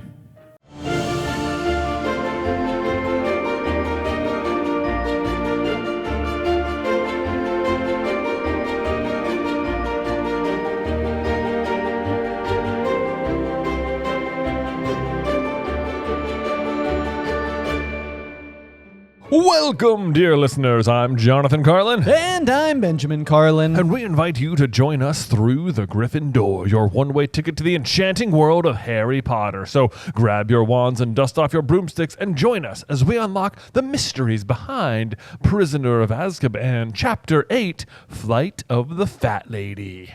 Flight of the Fat Lady, indeed. Mm-hmm. We are starting to really heat up on some of the Sirius Black. I know, right? Oh, you thought, oh yeah, Sirius Black, he hasn't happened. We're all safe at Hogwarts. No, bam, Sirius Black, he's back. Wham bam. Back in black. Yeah. Black is back. Hey. Just like that. It rhymes. Yeah. What else is back, Ben? People have probably already heard about it, but just in case, as a reminder, we are still going on tour in a couple of months here. Yes, we Through are. the Griffin Tour. Through the Griffin Tour. It's going to be just a hootin' and hollering good time if it's anything like how the Northeast went. Oh my gosh, I cannot wait for it. We are heading out to Seattle, Portland, Sacramento, Berkeley, San Diego, and Los Angeles. Tickets are on sale now. It is going to be so much fun. I know. I'm just genuinely looking forward to it. I don't know that there's anything like getting to go out there and actually see the people and be inside of and with the community. It's just so fun. I'm literally still riding off of the high that I received from the first bout. Yes, So yeah, I know what you mean. And speaking of interacting with the community, Ben, we recently launched our Patreon. We did, yes. Which has been awesome. It's been so cool to see people signing up. And as a reminder, if you sign up at the annual level, you will get a page from one of our books, all marked up and highlighted, and sent to you in person. And this past week we had the really fun thing. We took our books for Philosopher's Stone and for Chamber of Secrets to the printer, and we got it. Some people will think it's sacrilege, but I thought it was really cool. Yeah, it's super satisfying. It's super satisfying is that you could watch this big machine cut the spine right off the book so that it's just loose leaf pages. And it is I did not know that machines that did this existed, but they do, and it was awesome. We posted the video on the Patreon for free if you just want to go check that out. Yes, at all. Yeah, we're worth just taking a gander at. Yes, but the point is the pages are more or less ready to be shipped out. So yes, which is very exciting. And I thought it was really funny. We posted the video and a couple people were like, "Why was I thinking that you were just gonna tear the page pages out individually, like by hand. Yeah. But and we saw the potential drawbacks in that exact same problem. So this was far more efficient and ensured a very neat, clean edge for every single person's page that comes out. I also just think it's going to be so much fun because I'm like, part of me, it's almost like somebody's like seeing your diary a little bit. Because it's like, oh no, you get to see the things that stood out to me. Oh, I know. Like, as I'm marking up like Prisoner of Azkaban now, I'm like, I should be aware that someone else might read this, but like, I wasn't thinking that when we did the first one. I know. No, you're exactly right. Like even the exact page I'm looking at right now is chapter 8, Flight of the Fat Lady, which is the chapter we're going to be covering today. And like just in the top right corner, I've got new highlighter day because I got a new highlighter. Oh, so man. it's like let's remember that for fun. I like to change the color every chapter so that when I flip through it, it looks more like I was like, it looks more, I don't know, more like disjointed or something, or look like Beautiful Mind brain or something. Oh, yes, you know, it wasn't like I sat down at once to do this. I was clearly all over the place all the time, changing markers, you know. Right. I just got like a big cup of them next to me at any point in time. It's like, oh yeah, I'm not even taking my eyes off the page. I'm just reaching for it. I'm just reaching for it. There it is. Boom, bam. But so speaking of, let's just go ahead and jump right on into the chapter. Flight of the Fat Lady, chapter 8. I have to say, chapter art for this chapter, I literally wrote on my page, lame. There it is. So it's like lame. This was not it for you. This is, I mean, first of all, like what it is a goblet with like smoking like mist coming out of the top. It is actually the Wolfsbane potion which Snape brings Lupin. But like for a chapter called Flight of the Fat Lady, where Sirius Black is going to make an appearance, and it's like you're looking for a picture, and the thing that's going to be attacked is a picture. Like, I don't know how they missed on this one. No, I know. And so because of that, I actually went to the very last page, and I mean, it's a very crude drawing, but you drew better chapter art. Yes, I drew like a portrait with like slash marks in it, because I thought the same thing. This is like another one of those classic instances where it almost feels like the chapter art can sometimes be a problem from like a publishing standpoint because it could include a spoiler, but also like Flight of the Fat Lady as the title sort of suggests that something will happen. Right. Maybe not specifically, but it does feel like a very like they must have like quibbled over what to choose for this particular image. Honestly, when I opened it, I was like, it looks like the Goblet of Fire. That's what I thought. I was like, is this the Goblet of Fire? Why is this here? I know, yeah. It doesn't make sense. It's very odd. But I did write like a little note next to it as well. It just says, love that Snape uses like such ornate goblets for like what he's delivering. You know, it's like, I can almost just like imagine Snape like sort of like perusing like his cabinet being like, which one would Lupin like? Yes, this one here. It does seem like he would probably just choose like an old like chipped clay mug or something. Yes, precisely. You know? Yeah. Not something that like actually seems like you'd use at like a dinner party. Yeah, right. But, you know, maybe Snape's a big entertainer. He cares about presentation, you know? Yeah, he does. It's a big deal. Yeah. Absolutely. But speaking of Lupin, the chapter opens on him. In no time at all, Defense Against the Dark Arts has become most people's favorite class, which I just love it because like as you read it and you like interact more and more with Lupin, he is always teaching. Like all of the time, even if it's not about his subject, he's almost always teaching Harry something about something, whether it's about like life or Defense Against the Dark Arts or creatures or fear or whatever. I know, you're right. Like you brought this up in last week's episode about how like, you know, if you wanted to be any of the Marauders, why would you want to be anyone other than Lupin? Because he's just kind of the best. But I also think it's a great demonstration of like what, I mean, and everybody in life has had one of these teachers where it was just like someone who just like got the source material into you because they made the class engaging and fun. And it's like it's not like the class where like the teacher just like rolls in like the movie cart and they're like, all right, today we're gonna watch Saving Private Ryan because World War II happened and you should see a movie and probably nobody's gonna be upset about seeing a movie in class. And like, well, that's true. It's also like the most engaging teachers were the ones who were highly enthusiastic and knew how to like convey the subject matter in a way that like would resonate with the students, and like that is Lupin. He is the great teacher. Yeah, and it just seems like I like how this is everyone's favorite class because like even it kind of goes back to like year one when they're all like the one everyone was looking forward to was Defense Against the Dark Arts, but then it's sort of terrible. And then they have Lockhart. And it's like this, it feels like Lupin is like maybe the only time, well, I guess sort of next year with Moody / Barty Crouch Jr. Yes. But it is like the only time the class is really being taught properly at all. Right. And it's like when it's being done, even moderately proper, like he's doing an exceptional job, but I feel like even if you were just a regular average Defense Against the Dark Arts teacher, it'd probably still be everyone's favorite class. You'd think. I mean, this is probably one of those where it's like, yeah, Ben, that's why he did it. But like the curse against the Defense Against the Dark Arts position, like even as you just phrased it the way you did, like realistically, Harry gets years 3, 4, and 6 with Snape, where there are like instructors who are like at least capable of delivering any teaching. But that means that like for half of Harry's education, because he doesn't go for his 7th year, he doesn't have good professors. So like he's not being taught a lot of Defense Against the Dark Arts. So it's like Voldemort cursed the position so that people couldn't learn how to defend against him. Yeah. Because nobody good is going to want to teach when there's a curse on the position. And that means that nobody's ever getting like years of experience and learning like what works and what doesn't work with the students. So like he's actually dismantling like future opposition to his own regime by this particular curse. Yes, he absolutely is. Yeah. So maybe that's super obvious to point out, like, but it's like I think it's only like really fully occurred to me the brilliance of that particular move on the part of Tom Riddle. Yeah. That it is very smart.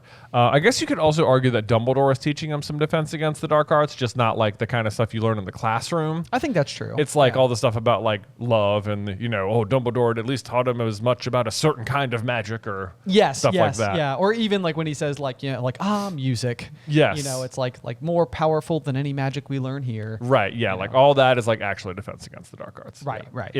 In its own way. Yes. Yeah. So of course everyone loves Lupin except Draco Malfoy, which even this doesn't even make sense to me that like Draco doesn't really have like if Lupin was just wearing like lightly better clothing, would even Draco have anything bad to say about him? I mean, yeah, Draco's just looking for something. But right. the fact that like, Draco, it seems, or Harry seems like he's in enough of a position where I could see a world where other high school students could like hold some envy because he's got such like clout and fame. Yeah. And like, he like, so sometimes I think that like whenever instances like that may occur, people will try to like undercut the individual in a hope to sort of like elevate their own like personal sense of self relative to this other person who is special.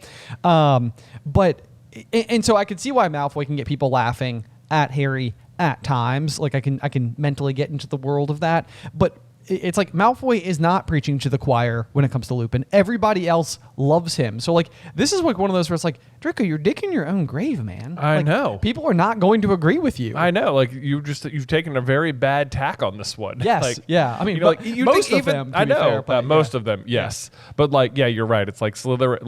Like even the Slytherins must enjoy these classes, right? Yeah. Right, like he must be learning something. Yes. Yeah. It's just Draco. It's just Draco. Draco being the worst. Yeah. Compares Lupin's robes to that of his old house elf, Dobby.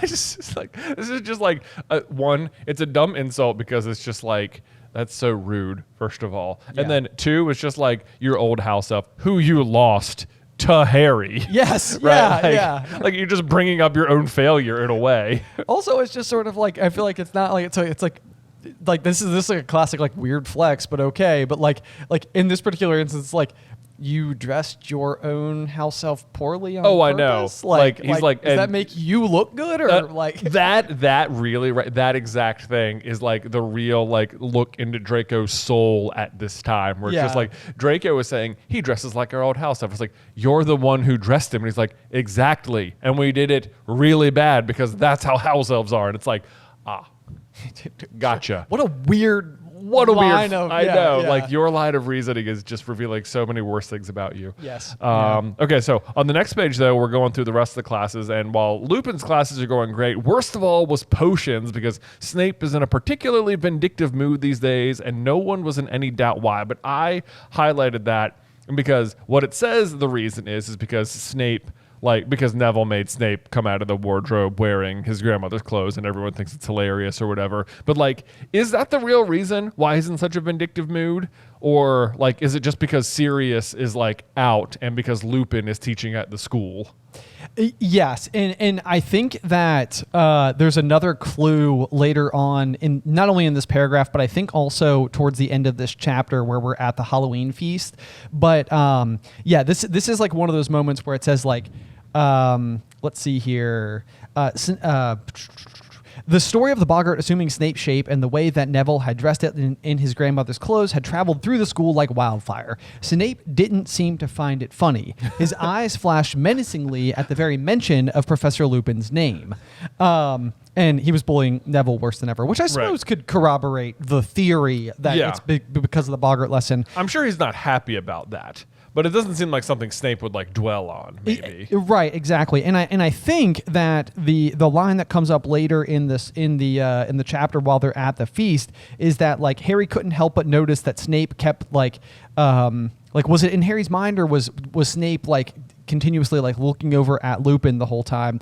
And I think that what could actually be going on with Snape a little bit here is one, he's not super pleased that Lupin's there because Lupin used to be a part of the gang of bullies who made life for him so terribly miserable. Right. Sirius also being amongst them. It's like, I'm sure he's not very pleased about the fact that Sirius is out and free and roaming and doing all that type of stuff. Well, it's just like, it's funny because like Lupin in this chapter is nothing but cordial and polite to him. Yeah. But it's like, you also sort of get the feeling that like when he's like, oh, Neville, make it look like Snape. Like, he's still getting little jabs in. Like, he can't quite help himself. Or, like, even when he's like, the Marauders map is going to insult him later, and he's like, well, I don't know what to say about that. It's probably just a piece of parchment that insults whoever tries to open it. Exactly, yeah. No, but what I was going to say, though, is I think that, like, in addition to all of the history that these characters do have, I think that there could be a piece of Snape that is, like, genuinely worried about Lupin's condition as a werewolf. And like this could potentially fall a little bit under the like column of Snape does want to be teaching like defense against the dark arts, and he is recognizing like a kind of threat because Harry thinks that Snape is giving him like dark looks, but it could be that Lupin has just taken the Wolfsbane potion and Snape is sort of like, it's working, right? Like it could be that. Like, it's also like Snape finds himself like quite between a rock and a hard place where like his, you know, one of his former worst enemies or whatever, one of the Marauders now has the job that he's wanted forever. Right. And it's like he is, and not only that, but now he is forced to create a potion that like stops him from turning into a werewolf. Like it's on Snape to do that, which he could so easily mess up. And it's like he has such a obvious way he could get back at Lupin by just like revealing him to be the werewolf or whatever. Yes. Or like messing up the potion. But like at the same rate, Snape also genuinely doesn't want the students to get hurt. Yeah. Right? Yes. Like that comes up later. It does come up later. And I actually, that's what leads me to believe this particular line of thinking is that Harry he's unable to go to Hogsmeade. And so he's having tea with Professor Lupin when Snape walks into the room and hands him the Wolfsbane potion. And like Snape even says like, I brewed an entire cauldron in case you need more.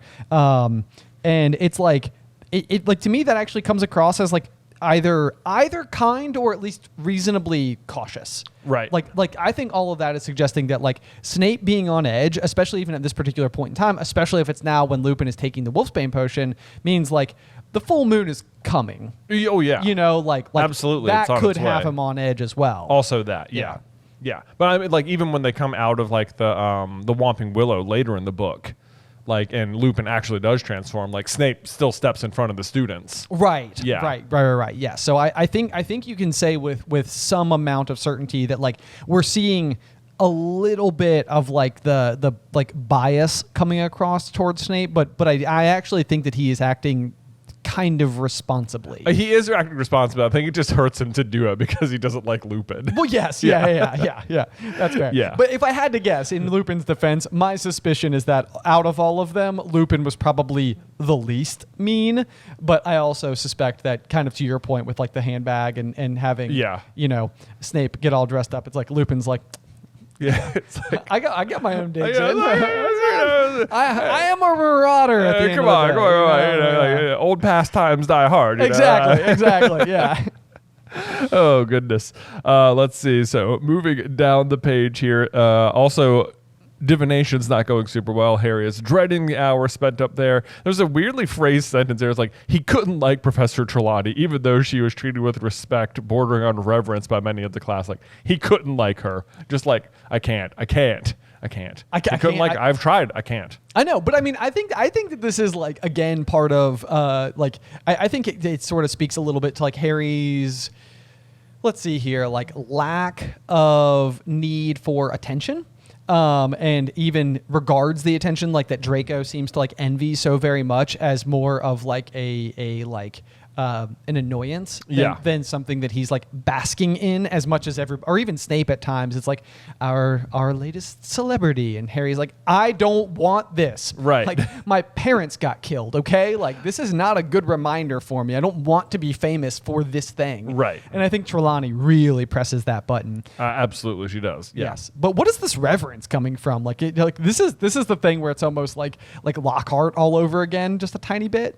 I think it is just like, oh, this person can see the future. They're like all knowing, and like they just really respect like her ability to like foretell things or something. Okay. Yeah. Or because it says Lavender and Parvati come back with annoyingly superior looks. Like, we just know things you don't know. Yeah. Even that I can like picture. Oh, absolutely. You can picture that. Yeah. Yeah, and let's see. Then we're just getting like a recap of how all the classes are going, because you always get like all of the first day, and then it's sort of like, now time's moving forward. Exactly. Yeah. There's like the occasional like conversation that's happening in class while they're supposed to be doing this other thing, but pretty much it's you don't see much other class stuff. Yeah.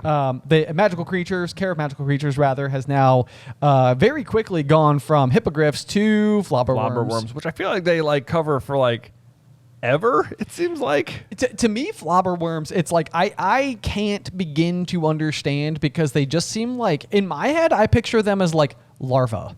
Yeah, I mean, more or less they are. Like, I looked it up because they bring up in the chapter, like, why, like, Ron says, why would anyone bother looking after them? So I was like, that's a great question, Rod. So the answer is that flobberworm mucus is a green, slimy substance commonly used as a thickener in many potions. A popular and useful ingredient, it was used in potions such as the Wiggenweld potion, herbicide potion, and sleeping draught. Okay. So there you go, which I think even that, all that information, I want to say is still just from video games mostly. Okay. That's like where it actually crops up. Yeah. It was like the Wiggenweld. I think that's just the video game thing. Yeah. Well, the flobber, like that's the thing about flobberworms to me is like, I can't imagine that like part of Hagrid's duties throughout the day, like maybe he's tending to or managing the herd of Thestrals in the Forbidden Forest that he's like uniquely been able to like sort of like raise. However, I cannot imagine that part of Hagrid's like daily ritual is like, no, I got to go tend to the flobberworms now. It's because you don't have to do anything. Exactly. Actually, yeah. Let's like, I mean, me and you keep joking about like how we both have like compost at home, and yours is like full of mealworms that have appeared from somewhere.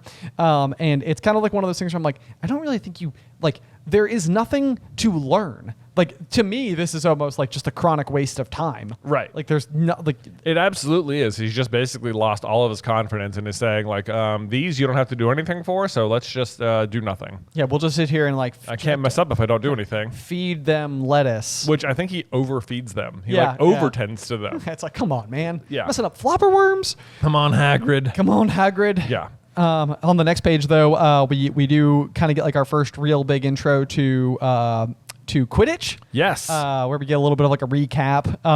This always happens where we get like a recap paragraph where I'm like, well, I didn't highlight anything, and it's because the whole thing is just basically telling you the rules of Quidditch. Well, I know, actually all I highlighted was like, this is a very impressively succinct like description of the game. That's true. It is like it is one paragraph, but at the end it's like it's pretty much everything. That's what you need to know. They always make it sound like it's an impossible game to describe, and it's like, well, one paragraph later, you pretty much got it. Right? Yeah. It's like, can you explain this in 200 words or less? Yeah.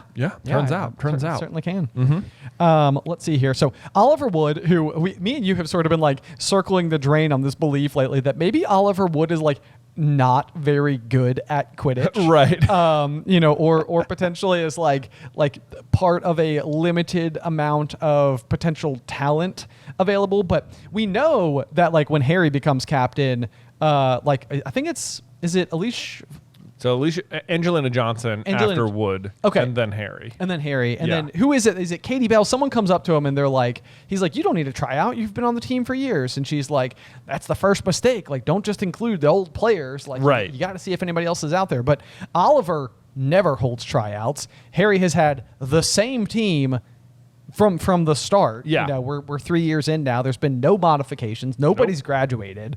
But when you meet Oliver, he is a 5th-year student. But then at the first Quidditch match, like Fred and George are like, we memorized Oliver's speech last year or whatever, which means that Oliver was also the captain as a 4th-year student. Yes. And the only position they don't have is Seeker.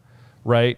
Which means at that, and all the rest of them are younger than Oliver Wood, because otherwise the whole team returns. So the team was I guess, possibly a 7th-year Seeker the year before. A 7th-year Seeker reporting to their 4th-year captain. It's like, that feels unlikely, but then I guess that almost has to be the case, because otherwise you'd feel like the other Seeker would just still be at the school somewhere. Yeah. So that was probably the case. But it means otherwise you had one 7th-year Seeker followed by the 4th-year Wood, and then nothing but 2nd and 3rd years in the rest of the team. So it's like, no wonder they're not winning. Right. They're extremely young. Yes. They're way outpaced, at least from like a size perspective, if that matters in Quidditch.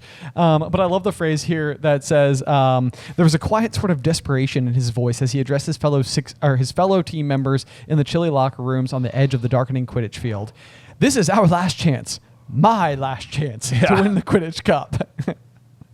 Oh man, he reminds me hilariously so much of our own cross country coach a little bit. Oh yeah, who I always felt as though when we were in high school, our coach was like determined to be the coach that could be featured in like like a really intense sports movie sometime in the future. It's like when we're at camp, we get up at 5 a.m. to go and run 6 miles before we rest for a little while, before we go and run 12 miles in the hot afternoon sun. Mm-hmm. It's like every other team didn't get up until 8. Yeah, and they went to breakfast first. Breakfast. Yeah, it was like, Coach, not us. Why are we doing 2-a-days? Why are we doing them so early? He wanted us to win. Got us to win. Yeah. Did we? No, we did not. Not really. We were kind of only okay. We won some meets here and there for sure. Yeah, there you go.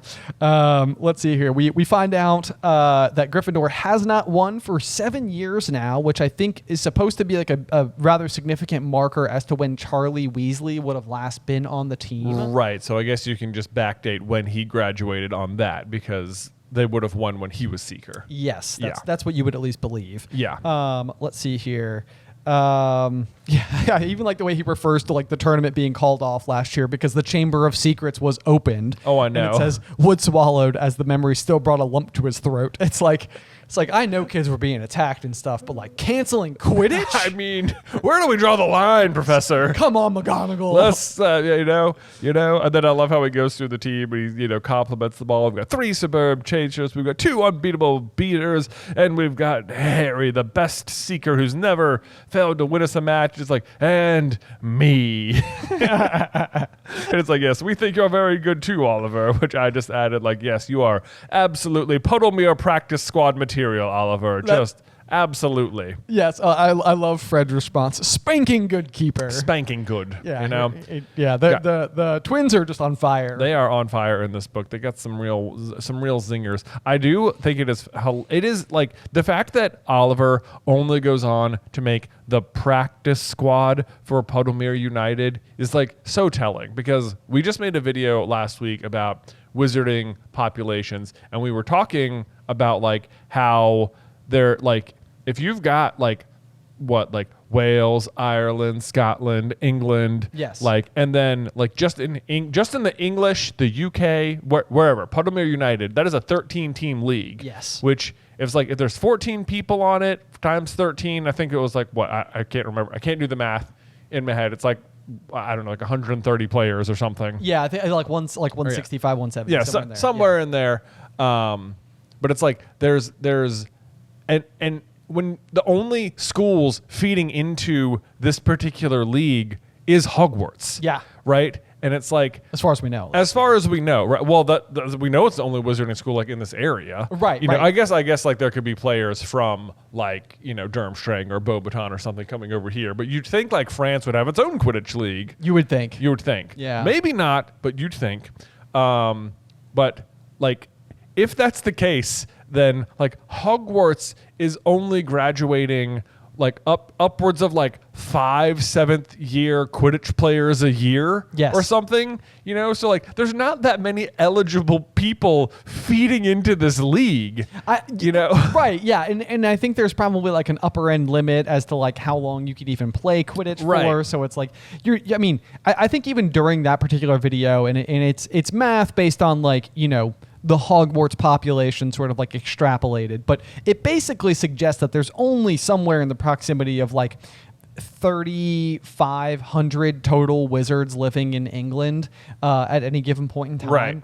And so it's not like a mega populace, and so it's like it really is the case where it's like there's not that many, like 20% of the adult wizarding population who are age appropriate, I think is what it comes out to, could be competing in professional or semi-professional Quidditch. Right. And so it's like almost every wizard would like just know a Quidditch player. Yes, without a doubt. Without a doubt. Yeah. Like a professional one. A professional one. Yes. 1 in 5. Right. Yeah, but Oliver Wood here, Mr. Quidditch, who thinks about nothing else, like still can't make the practice, can't make a team. Yeah. Which is embarrassing because like, the Chudley Cannons are terrible. Yeah. He's not even on the Chudley Cannons though. No. Anyway, poor Oliver. Poor Oliver. Anyway, he does care. That's the thing. It's like he cares so much. He does. As far as we know, he seems good at it. But, then it's like, but at the same rate, it's not like later on when Ron is keeper, like he's so good at keeper that everyone's chanting his name. Like,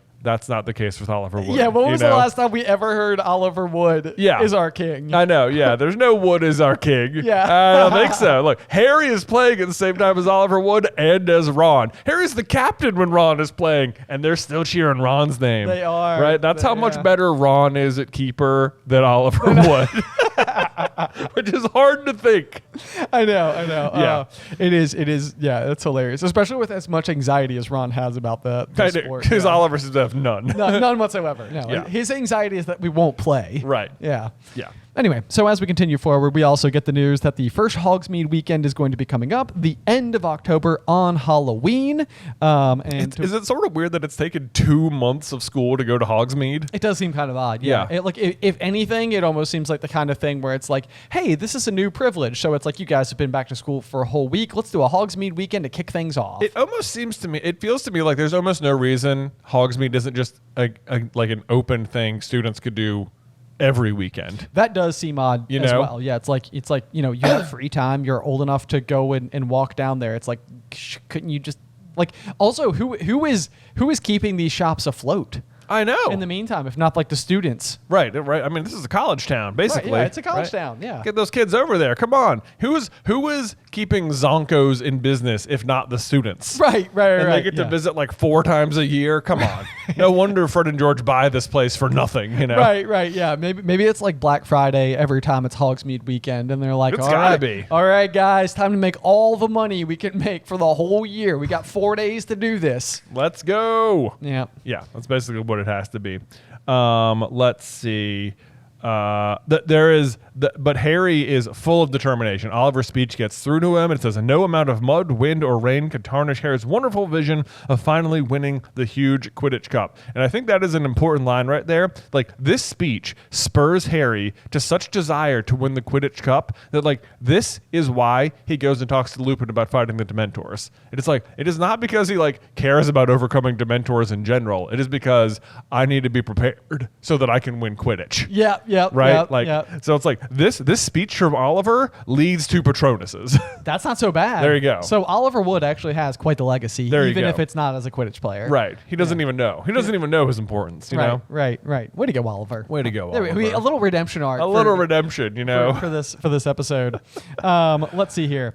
Then we get a conversation with I believe Harry, Ron, and Hermione, and Crookshanks enters the scene and kind of seems to zero in as Ron makes reference to the fact that he has scabbers in his bag, and then all of a sudden Crookshanks attacks. Crookshanks just straight up attacks, nearly ends the story right here. I know this is like one of those big moments where it's like, goodness, Crookshanks, if only. I think we have covered this video. I don't know. I maybe I should have rewatched it before we did this episode. But it's like, what if Crookshanks ate Scabbers? And it was dissecting this moment. Like, what if he got him? Yes. Yeah. You know? Then what happens?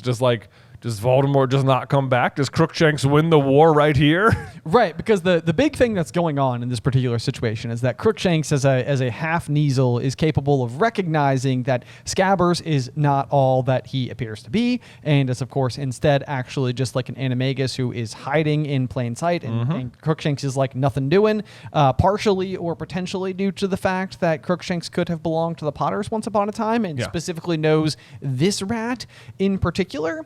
But yeah, so I mean, at the end of the story, we know that Peter gets away, and the first thing that he does upon getting away is going and tracking down Voldemort, who he then starts hatching the plan with to basically deliver his return at the end of Goblet of Fire. So it's like, you know, Peter plays such a massive and integral role to the whole story that this little moment of cat and mouse that happens it's like, oh my gosh, that right there was almost it. That was almost it. And it's like, if he'd gotten him, how would it change things? Because I think we've gone down this route, but like examining at what point Sirius like takes over or like re-enters the story is always a good what if. It's like, what if he just talked to Harry at Magnolia Crescent? What if he'd taken Harry from the house? What if Crookshanks had eaten Scabbers? Yeah. It's like, one, then there's no way for Sirius to ever be innocent.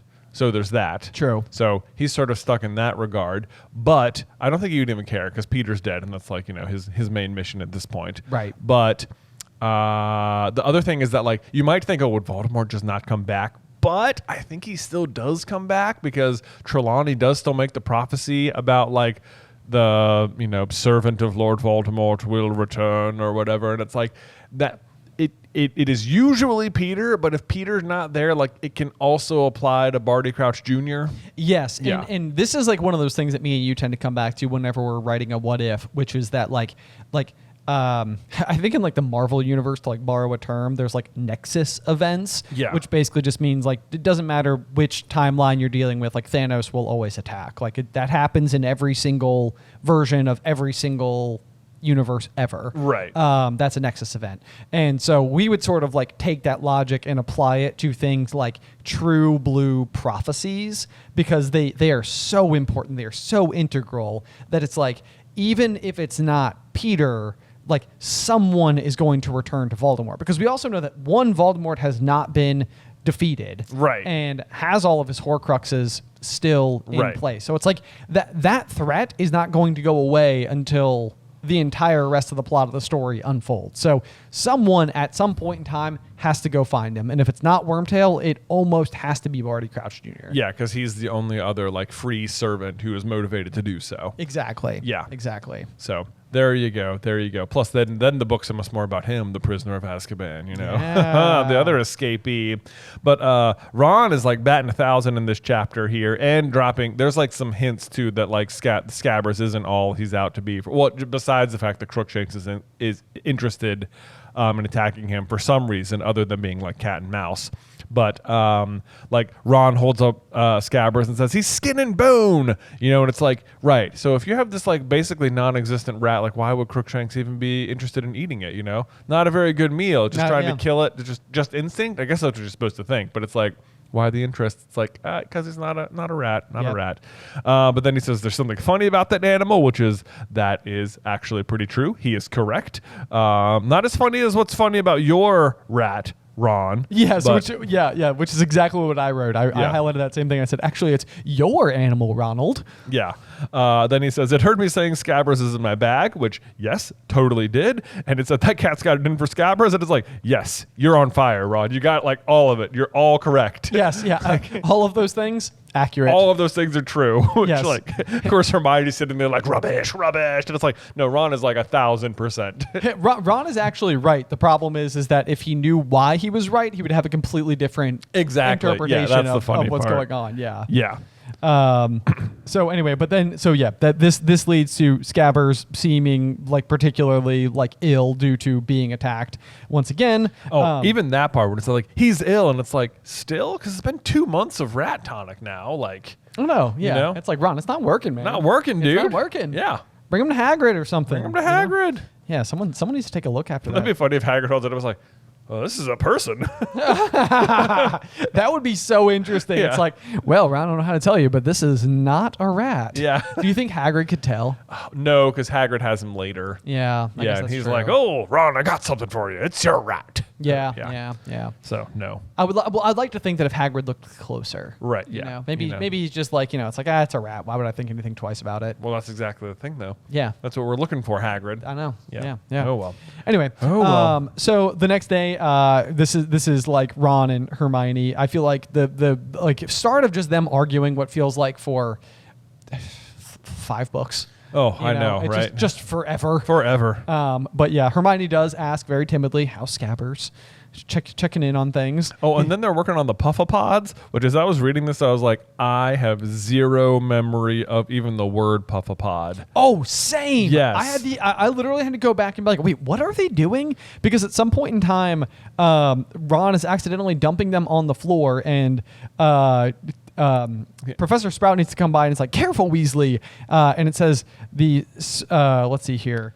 The beans As the beans, burst. yeah. Yeah, the beans burst into bloom before their very eyes, and I'm like, these sound awesome. I know. I'm like, I have no memory of this. Yeah. Puffapods. Puffapods. Who knew? Who knew? Not me. But anyway, so they go to herbology. Then they have they run into Lavender, who seemed to be crying because she's just received word that her rabbit Binky has been killed by a fox, and this leads to just a whole situation between Ron and Hermione and Lavender, and it's like preview of book 6. Yes, indeed. And it's sort of so this is the 16th of October. This is the day that Trelawney brought up. But I think it's really funny how quickly Hermione goes into like full logic mode. There's a line in the movies that I don't think Hermione ever says in the books, but I think Harry is like, "You're brilliant, Hermione," and she's like, "Actually, I'm highly logical," which allows me to see past, like whatever details that typically other people get hung up on. And this is that moment to the letter. Yeah. Like this is a moment where like somebody is crying about their upset pet, and all Hermione is doing is taking all of the emotions out of the equation and being like, "Wait a second, okay. You were worried about a fox in particular?" It's like, no, of course I wasn't worried about a fox. It's like, I wouldn't want my pet to die. And it's like, no, of course that makes sense. Was the rabbit old? No, it was just a baby. It's like, you were worried about the death of your baby rabbit? Like, even when Lavender says it's a baby, though, I'd be more concerned about a baby dying than just like a sort of adolescent rabbit, I guess that's true. Yeah. So there's that. Also, I will say that as I was reading this, I was like we have said before that October 16th, Trelawney's correct about this date because this is actually when Sirius breaks into the castle or whatever. Oh, but yes. it's but that is not the case. He does not break in on this date. Oh. It is just this does happen on the 16th, but he doesn't actually break in until until Halloween. You're right. And then I was like, oh man, is something we were wrong about Trelawney? But I was like, no, then it's just about Binky. Oh yeah, there you go. But it is just about Binky. Yeah. We have a fallback. It's like it works anyway. It still works. It works the way that the book said it worked. Yeah, just exactly. The book just gave us the answer right there. We tried to overthink it. Yeah. No, we're all good. We're good. We're good. Yeah, Totally Trelawney's safe. still right. But good correction. Right. Yeah. Yes. Way to go back so and- Lavender wasn't maybe worried. You're not worried about the rabbit dying. She's worried about getting the news that he's died. Exactly. Which does happen on the 16th. So Right. yeah, Yeah. we're good. Nailed Trelawney's it. always right. Don't worry about it. Oh my gosh. I just made that whole argument about Hermione talking logically, and I'm like, I don't even think that this line is in the books. It's just in the movies. Literally at the top of the next page, it says, well, look at it logically, said Hermione, turning to the rest of the group. I mean, Binky didn't even die today, did he? Lavender just got the news today. Lavender wailed loudly, and she can't have been dreading it because it's come as a real shock. It's like Hermione. It's like, this is the worst bedside manner ever. No tact at all. She's like judging her for her trauma. It's Yes. like the rabbit is still dead, Hermione. It's still bad news. I know. But here's my other question is why is the rabbit not at the school? Why is the rabbit like at home? I don't know. Everyone else has these off the wall pets here. Right. Ron bought a rat to school. Why can't Lavender bring a rabbit? Who buys a rabbit? It's like, see you like Christmas, I guess. Right. Binky. Yeah. Nothing better than my pet that I get to see like for a couple months a year. Yeah, right? Yeah. That really seems terrible for the parents who are then like, Oh, I know. Oh my gosh, now we can't. That's what actually happened was the Yeah. parents. That's awful thing about the parents are like, maybe we'll just accidentally leave Binky outside when the fox comes by. Oh, yeah, Lavender, of course. Yeah, because basically Lavender must have gotten the rabbit before school when it's a baby. Yeah. Right, and then like it doesn't like we don't know if there's the rabbit has any powers or anything. If being is it like a magical rabbit or anything? It's never really said. It doesn't really say. So maybe really good at exiting top hats. yeah. How does it die? It's killed by a fox. Is that what it says? Yeah. Right. Okay. All right. Also, just Mr. and Mrs. Brown. Why are you keeping that rabbit outside, man? I don't know. How on earth are you keeping this rabbit? Yeah, I mean, lesson number 1 in owning a baby rabbit school is don't leave it near foxes. Don't leave it outside at all. Why is there, it's like what is going? But everyone I've ever known who owns a rabbit has it like in a cage indoors. Most of the time. Most of the time. Yeah. What kind of Yeah. fox was this? I have no idea. Maybe a crafty fox. I think new theory. Mr. and Mrs. Brown got talked into buying a lavender just before. Buying a rabbit just before Lavender went to school, and we're like, yeah, great. And then she immediately left, and they were like, this is the worst. Yeah. Maybe we leave it outside. Who knows what happens? Yeah. Oh, sorry, Lavender. Your non-magical rabbit died. Oh, man. darn. You said you were going to take care of it, but then you went to school. Oh, no. Oh. Our bad. Our bad. Anyway, it's a really good setup though, because I like the line from Ron that comes afterwards, which is like, don't mind Hermione, Lavender, said Ron loudly. She doesn't think other people's pets matter very much. And I feel like this is like woven into the tapestry of the story quite well, because like Ron does have reason to be like it almost does seem like Hermione's kind of this like callous nature. It does, and it reinforces in your brain the idea that Scabbers is a pet rat. Exactly. Right. Yes. Like even if somehow you were onto him, which is really, it's like you'd have to be really, really on top of it to be suspecting Scabbers of anything. Right. Yes. Yeah. I mean, it does seem so ridiculous. That's the big thing. Is that it's like once you know he's an animagus, you're like, oh, so obvious. But when you don't know, it's like the thought that Scabbers, the rat, could be the key villain. It's like, no. Because he's been around for 3 books now. Yeah. You know? Yeah. It's like the odds on that feel like 10,000 to 1. Yeah. know? Yeah. Like I don't think anyone saw that coming. Right. Yeah. But yeah. So they go through that, and it's like they just you're just supposed to focus on Ron and Hermione arguing the whole year instead of the real problem. But then they go to Transfiguration, which I just think it's odd. I guess that McGonagall brings up like, one moment, please. As you're on my house, you should hand in your Hogsmeade permission forms to me before Halloween. It's like, didn't you have to do these over the summer? Are you just asking for them now? I know. Yeah. This is again. It's like we as the readers have only really just like barely come back to school, but for them, it's like you're like 60 days into the school year. Like if this was me and my parents signed something in the summer and I wasn't being asked to turn that permission slip in until Halloween, I have lost that piece of paper. 1,000%. Yeah. It's lost. Yeah, No absolutely. chance. Which is the case for Neville, whose grandmother did send his to McGonagall directly. She seemed to think it was safer. Yes, I guess accurately. Which honestly, it's like for anybody. That's not just a Neville problem. Oh, actually, I had this idea for a what if. It's just like everyone seems so determined to keep Harry out of Hogsmeade and stuff. Like, and it's just, which for everyone, it's just really convenient the Dursleys didn't sign it. Like, you know, like if Harry survives 1 more hour at that dinner with like Aunt Marge, like his form is just signed. What are they going to do? What are they going to do? Are they going to be like, actually, you still can't go? Right. It's like, haha, gotcha. Right? Like, what if they just signed his form? Yeah. You know? What don't if? I know. And then Sirius can just come and talk to Harry at Hogsmeade and be like, "Hello there, I'm your godfather." And it's like, "Wow, cool.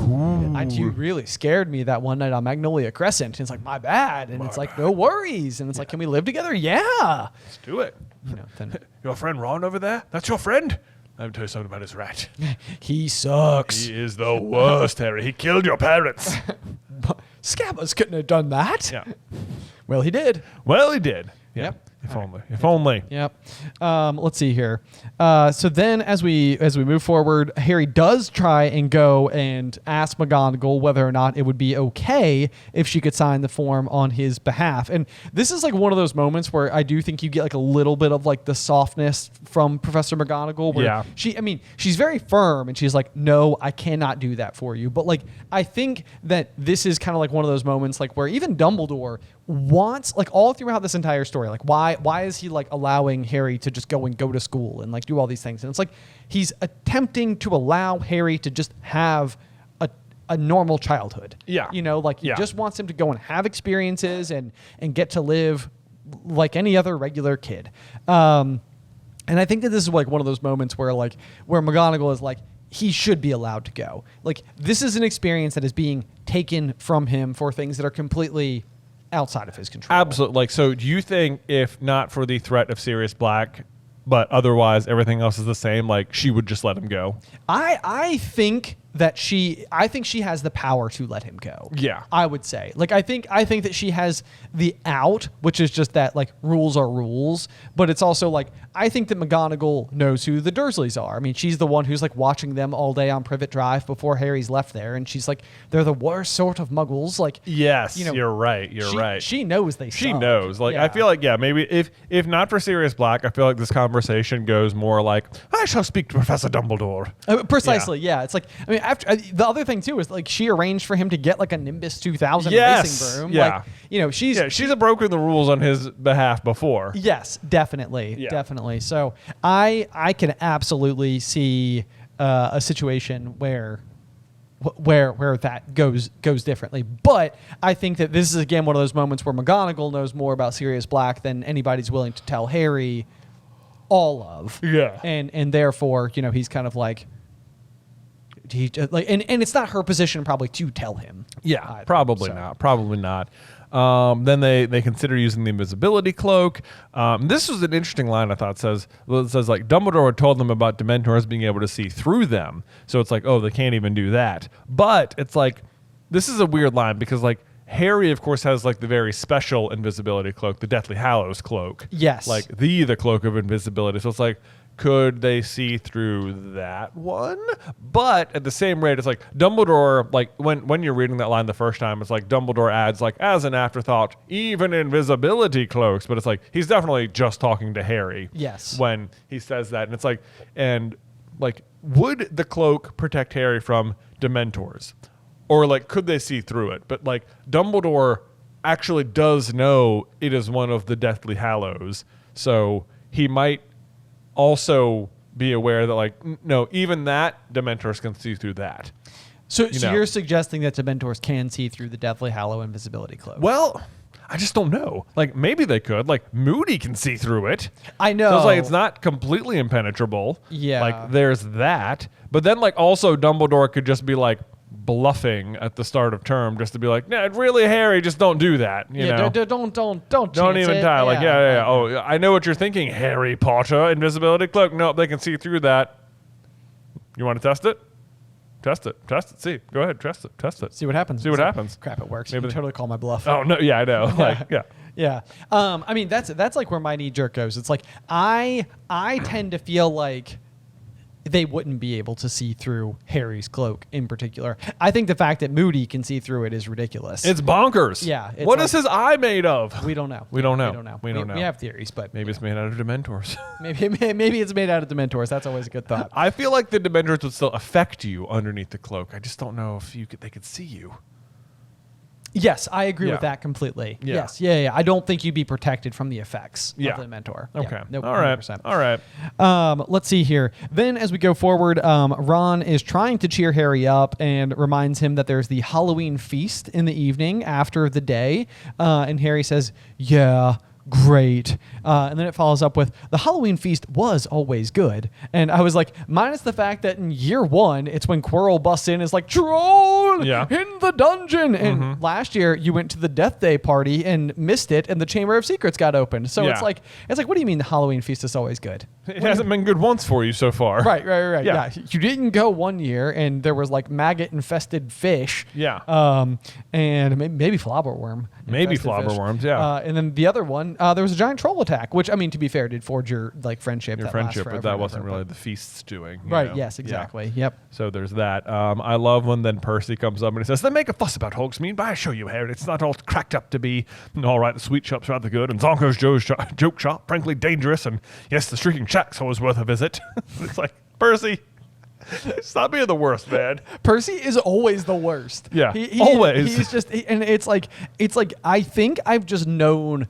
Percy's almost like Umbridge, where it's like he's not nearly as bad, like evil, but it's just sort of like I feel like I've known Percy's before. It's like this person exists, and it's like you're not helping. Not helping, dude. What you just said. Stop that. Not helpful. Yeah, I think it's funny he doesn't even mention the 3 broomsticks, which just makes me feel like he doesn't go there, which it also feels like it makes sense. It's not fun to drink alone. Not fun to drink.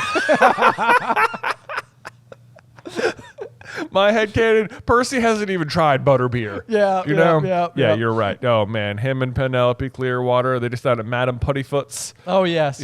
I mean, probably. Why probably not even there, Probably just over at Dervish and Bangs or whatever. Bangees, yeah. Yeah, maybe so. What do they sell there? Quills. Oh, stuff. yeah. Okay, that sounds exactly right. What yeah, checking out the post office. Right. So maybe that's what he's saying. It's like they make a fuss about Hogsmeade, but really they just sell stationery.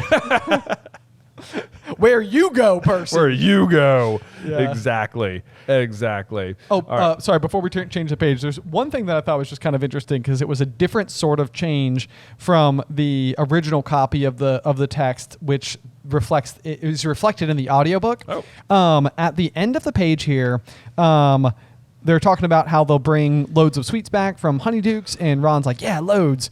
And he and Hermione had finally forgotten about the squabble about Crookshanks in the face of Harry's, and it says disappointment in our book, but in the original text it said difficulties. Oh. And I was like, that's interesting. I don't know why that particular, like, in the face of Harry's disappointment, or in the face of Harry's difficulties, I'm like, what would have led like an editor to be like, we should go with a different word there? Yeah, that is a weird one. Yeah, because they seem like the same thing. They do. They seem generally in the same column. So anyway, I was just like that one like kind of like caught my eye because I was like, that's an odd change. Yeah. Also, it's like it kind of just happens very quickly, but it's like Ron and Hermione are having their fight, but then by the end of the page, it's been 2 weeks. Oh, that's true. Because that happens on 16th, and then there's like it cuts to on Halloween morning. Harry woke with the rest, and then that's when that happened. So it's been time enough for them to cool off. Yes, but like that's I think I don't know. Yeah. Okay. Yeah, it is a weird choice to go from difficulty to disappointment. It seems like what were you giving something away with difficulties, or right, or like did people not knew what you meant? Is it like incorrect? I mean, because it tracks to me, but whatever. Yeah. Anyway, so just wanted to bring it up. I always think it's interesting when they make those changes. Yeah. Yes, that is very interesting. Let's see. So then it's the day of the Hogsmeade visit. Ron and Hermione head on out. They go. Harry has to figure out what on earth he's going to do with his time, and then he walks into the common room, and Colin immediately is like, "Come sit with us, Harry." And he's like, "Actually, I was going to do some work." And then like he just says after that he had no choice but to turn right back around and head back out. And I was like, I mean, not no choice, you can just. Head to your dorm room or something. Right. Yeah. Just stay up there. Like anything. Yeah. I do think it was like an interesting detour to have him go on because it, like maybe it's just supposed to be bringing like the portrait of the fat lady like back into the frame. No pun intended. Yeah. Wow, that actually worked on like 3 different levels. It did. But it's almost just so that you can have this like very small like dialogue between Harry and the portrait, just because he goes and like has to wake her up and then immediately walks back out, and she's like, what was the point of waking me up? And then it's like, that's it. Like, that's it. Because otherwise you literally could, I mean, in the time where Harry is just like sort of like meandering the castle, he runs into Filch, who's like, what are you doing? And Harry's like, nothing. I'm doing nothing. Literally nothing. It's like you could have cut out the entire sequence of him going back to the common room and just had him run into Lupin. That's absolutely true. You know, like it would not have been hard. So that has to be the reason that he goes to the common room, is just so it's like you can just ping pong. Right, just so you get like a note with the fat lady before the attack later. Right. I do like that Filch is like saying, "Why aren't you in Hogsmeade buying stink pellets and belch powder and whizzing worms?" And I'm like, how is belch powder affecting you? Okay, well, come on, Filch. What I wrote was, like, I highlighted the same thing, and I was just like, "Is that what you want him to be doing?" Like, I know. Like, what are you just feeding him ideas? I know, right? Yeah. Also, what are whizzing worms? I have no idea. Never heard of those. I think the belch powder, like, because he's concerned about him, it means to me that people are like dousing his drinks with belch powder. And he's just like just burping all night. It's like, Oh, poor Phil. because otherwise, what does he care if the students are burping? It's like, not again. No. I know. So that I think is funny. Let's see. So, but then Harry runs into Lupin, who invites him to have tea, and he has this line. It says, just where he says, "Where are Ron and Hermione?" Which I just like, such a thoughtful line from Lupin, where it's just like he's really like identified not just who Harry is, but like who are Harry's friends and why aren't you with them? Yes. You know? Yes. Like, Yep. No, I think Yeah. that's a really good thing that he noticed. And then he does let Harry know that he's just taken delivery of a Grindylow for their next lesson, which I do think is just sort of like an interesting little detail, because later in the saga, this is like the security question that Lupin will ask Harry to prove that he is the real Harry. He's Yes, like, you're right. "What did I have in my office the first time you visited?" And Harry's like, "A Grindylow, wasn't it?" Yeah, and Yes. it is. It's also what tackles Fleur in the lake. The Grindylows. Grindylows. Oh, she doesn't know about the abnormally long fingers, strong but very brittle. Yes, yeah. The Trick is to break its grip. Exactly. Yes. If only she had been in school with Lupin. She With would've- Lupin, she would've done one so much sentence better. later, she could have, won the second task. Maybe. I know. Yeah. It's like actually, you probably could say two sentences that round up almost the entire strategy, which is, hey, Grindylows have a weird grip thing you should be aware of. Also, gillyweed allows you to breathe underwater.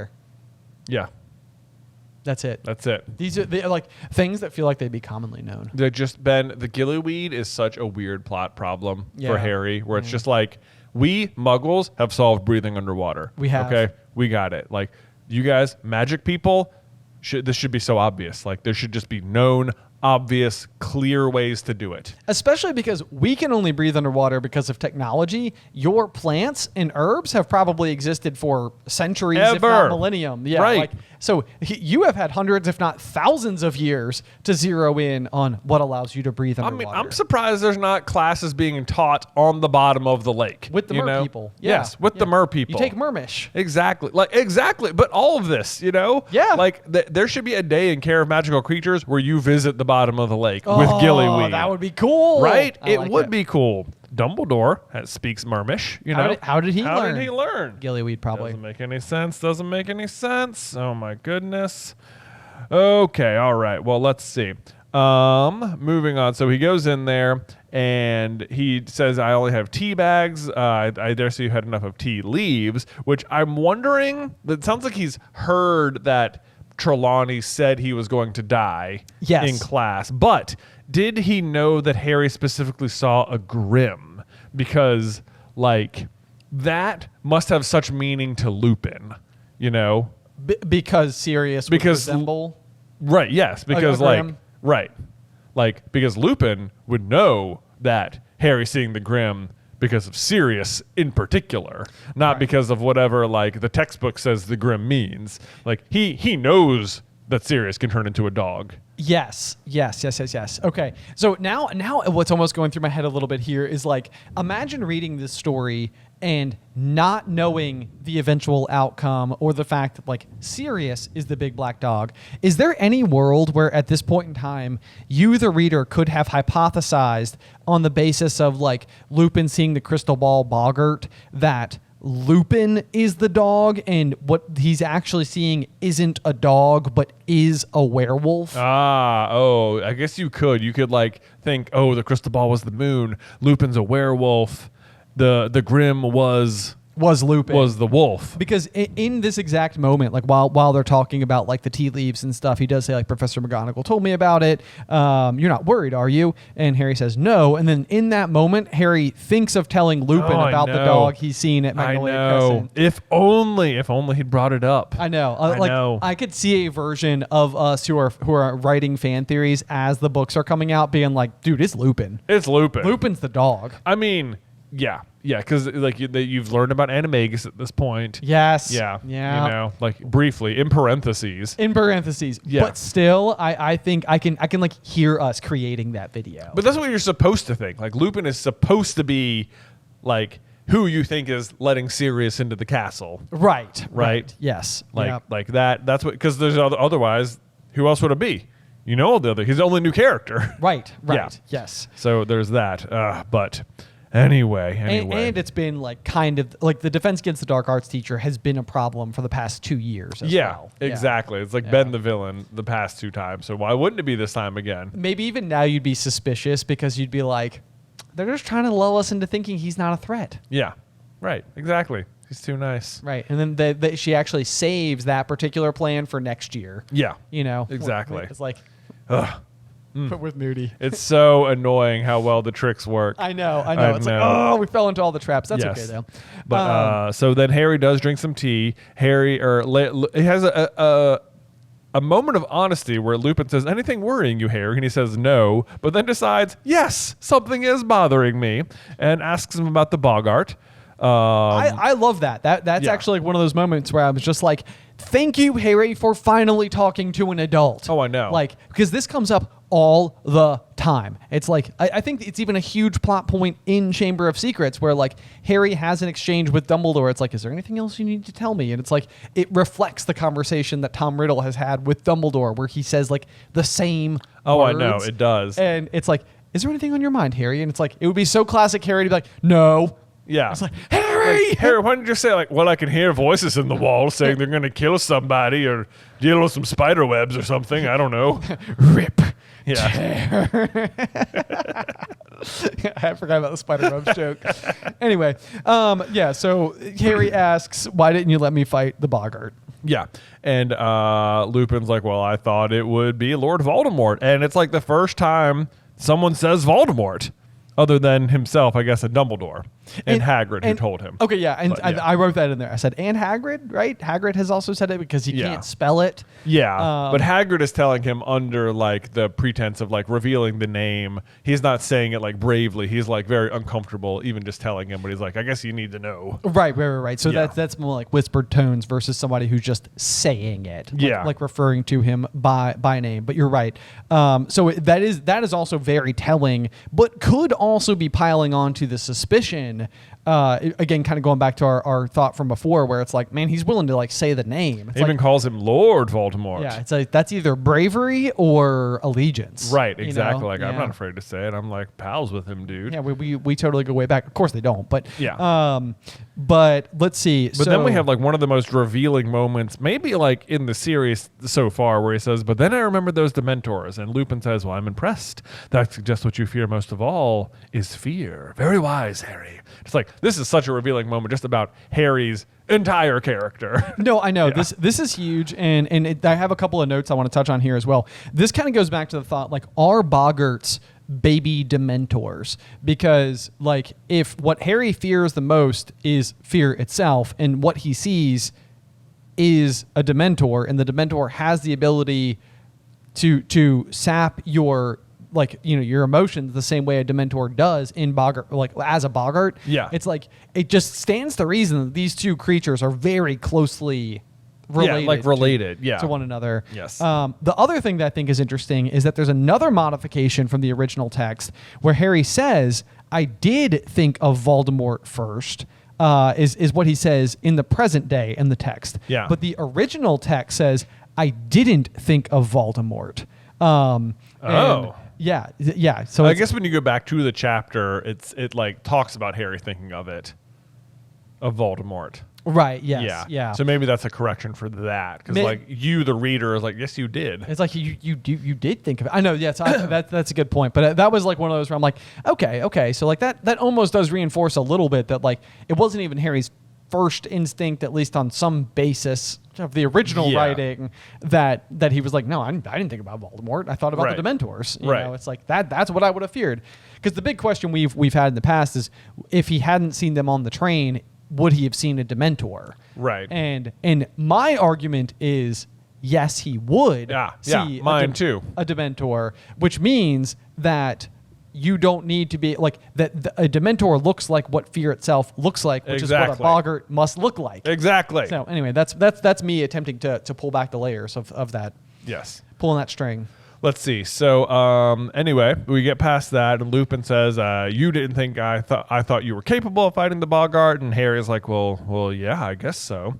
And then Snape comes in and gives him the smoking goblet from the chapter art, and I love the line where it says, "Snape set down the smoking goblet, his eyes wandering between Harry and Lupin." I'm like, what must Snape be thinking here? He's just like, of course. Of course. You two found each other. You two found each other. Did ya? Great. Did ya? Great.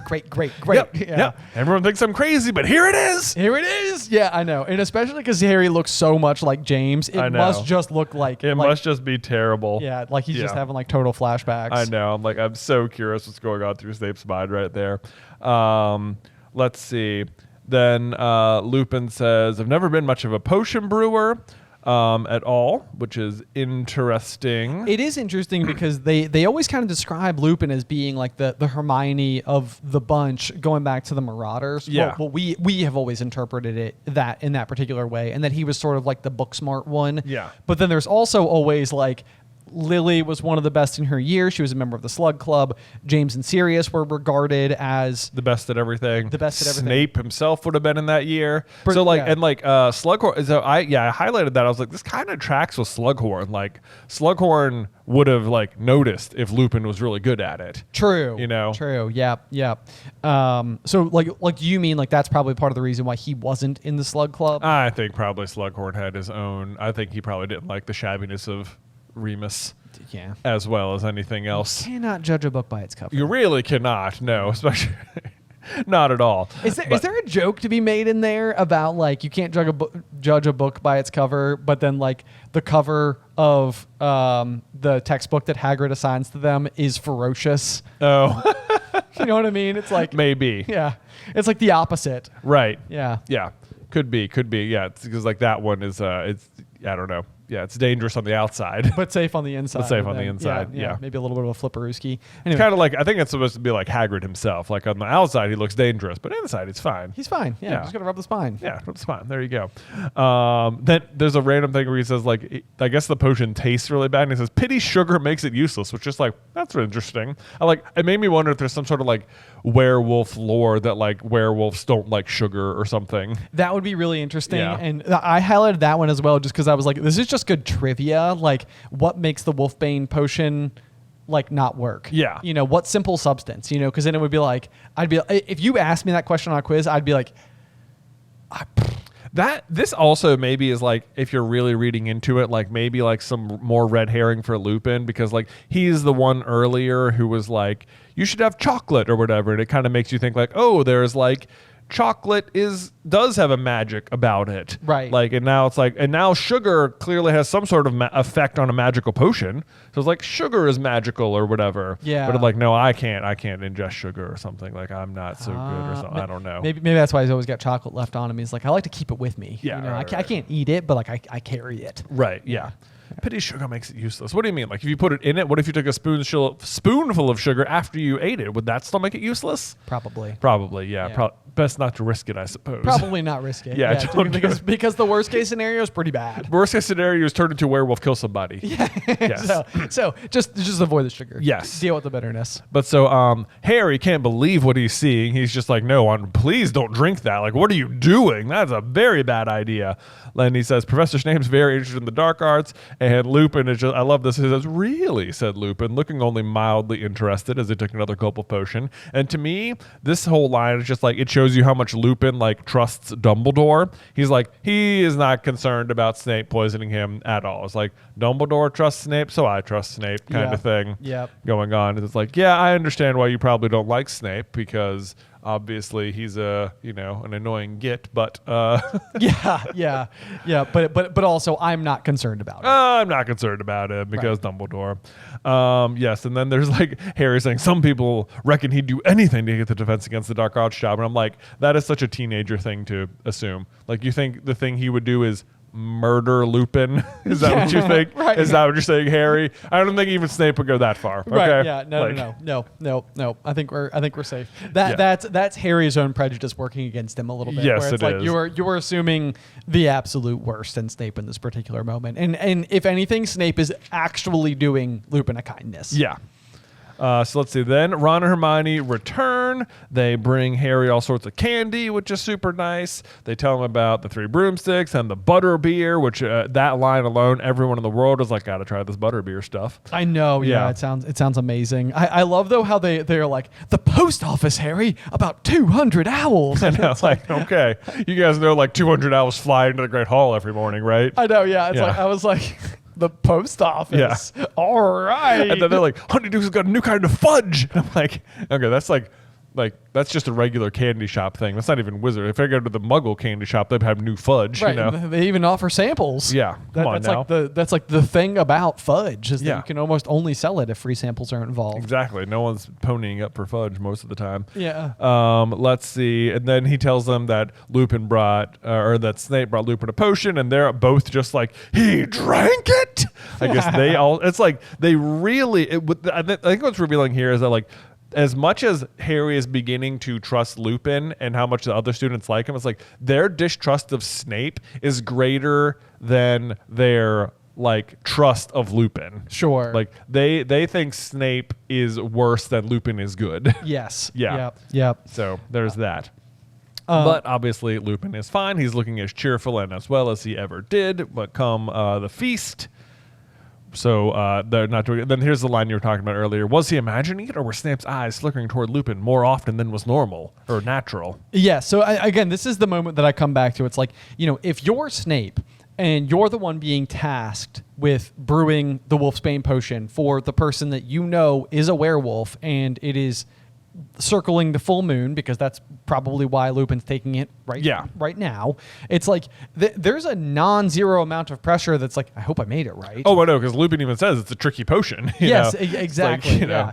So this is like a big thing, and I think it's a reasonably newly invented potion, is it not? Because he just had to. Yeah, because like obviously Lupin didn't have it when he was at school, right? And they haven't been graduated for too terribly long, right? No, I think they should just be like in their 30s at this point. Yeah, so it's only been like 13 years since he was at school. Right. Yes.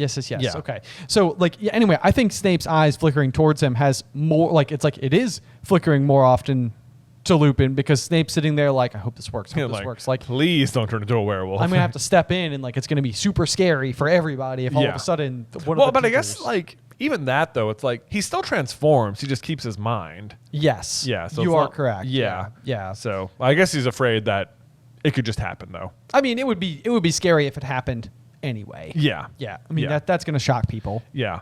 Then I love at the feast, they're talking about Harry's good mood couldn't even be spoiled by Malfoy, who shouted through the crowd as he left the hall, "The Dementors send their love, Potter." And it's like, dude, it has been 8 weeks. I know. Get over it. Come on, man. It wasn't even funny the next morning. Right. Yes. Yeah. It just never goes away with him. Never goes away. He is singularly obsessed with Harry. He just like he's just like Draco. Like, yeah, that's the thing. It's been 2 months. He's still down there. It's like, can you believe Potter and the Dementors? Oh my gosh, it's the best thing that's happened to me in my whole life.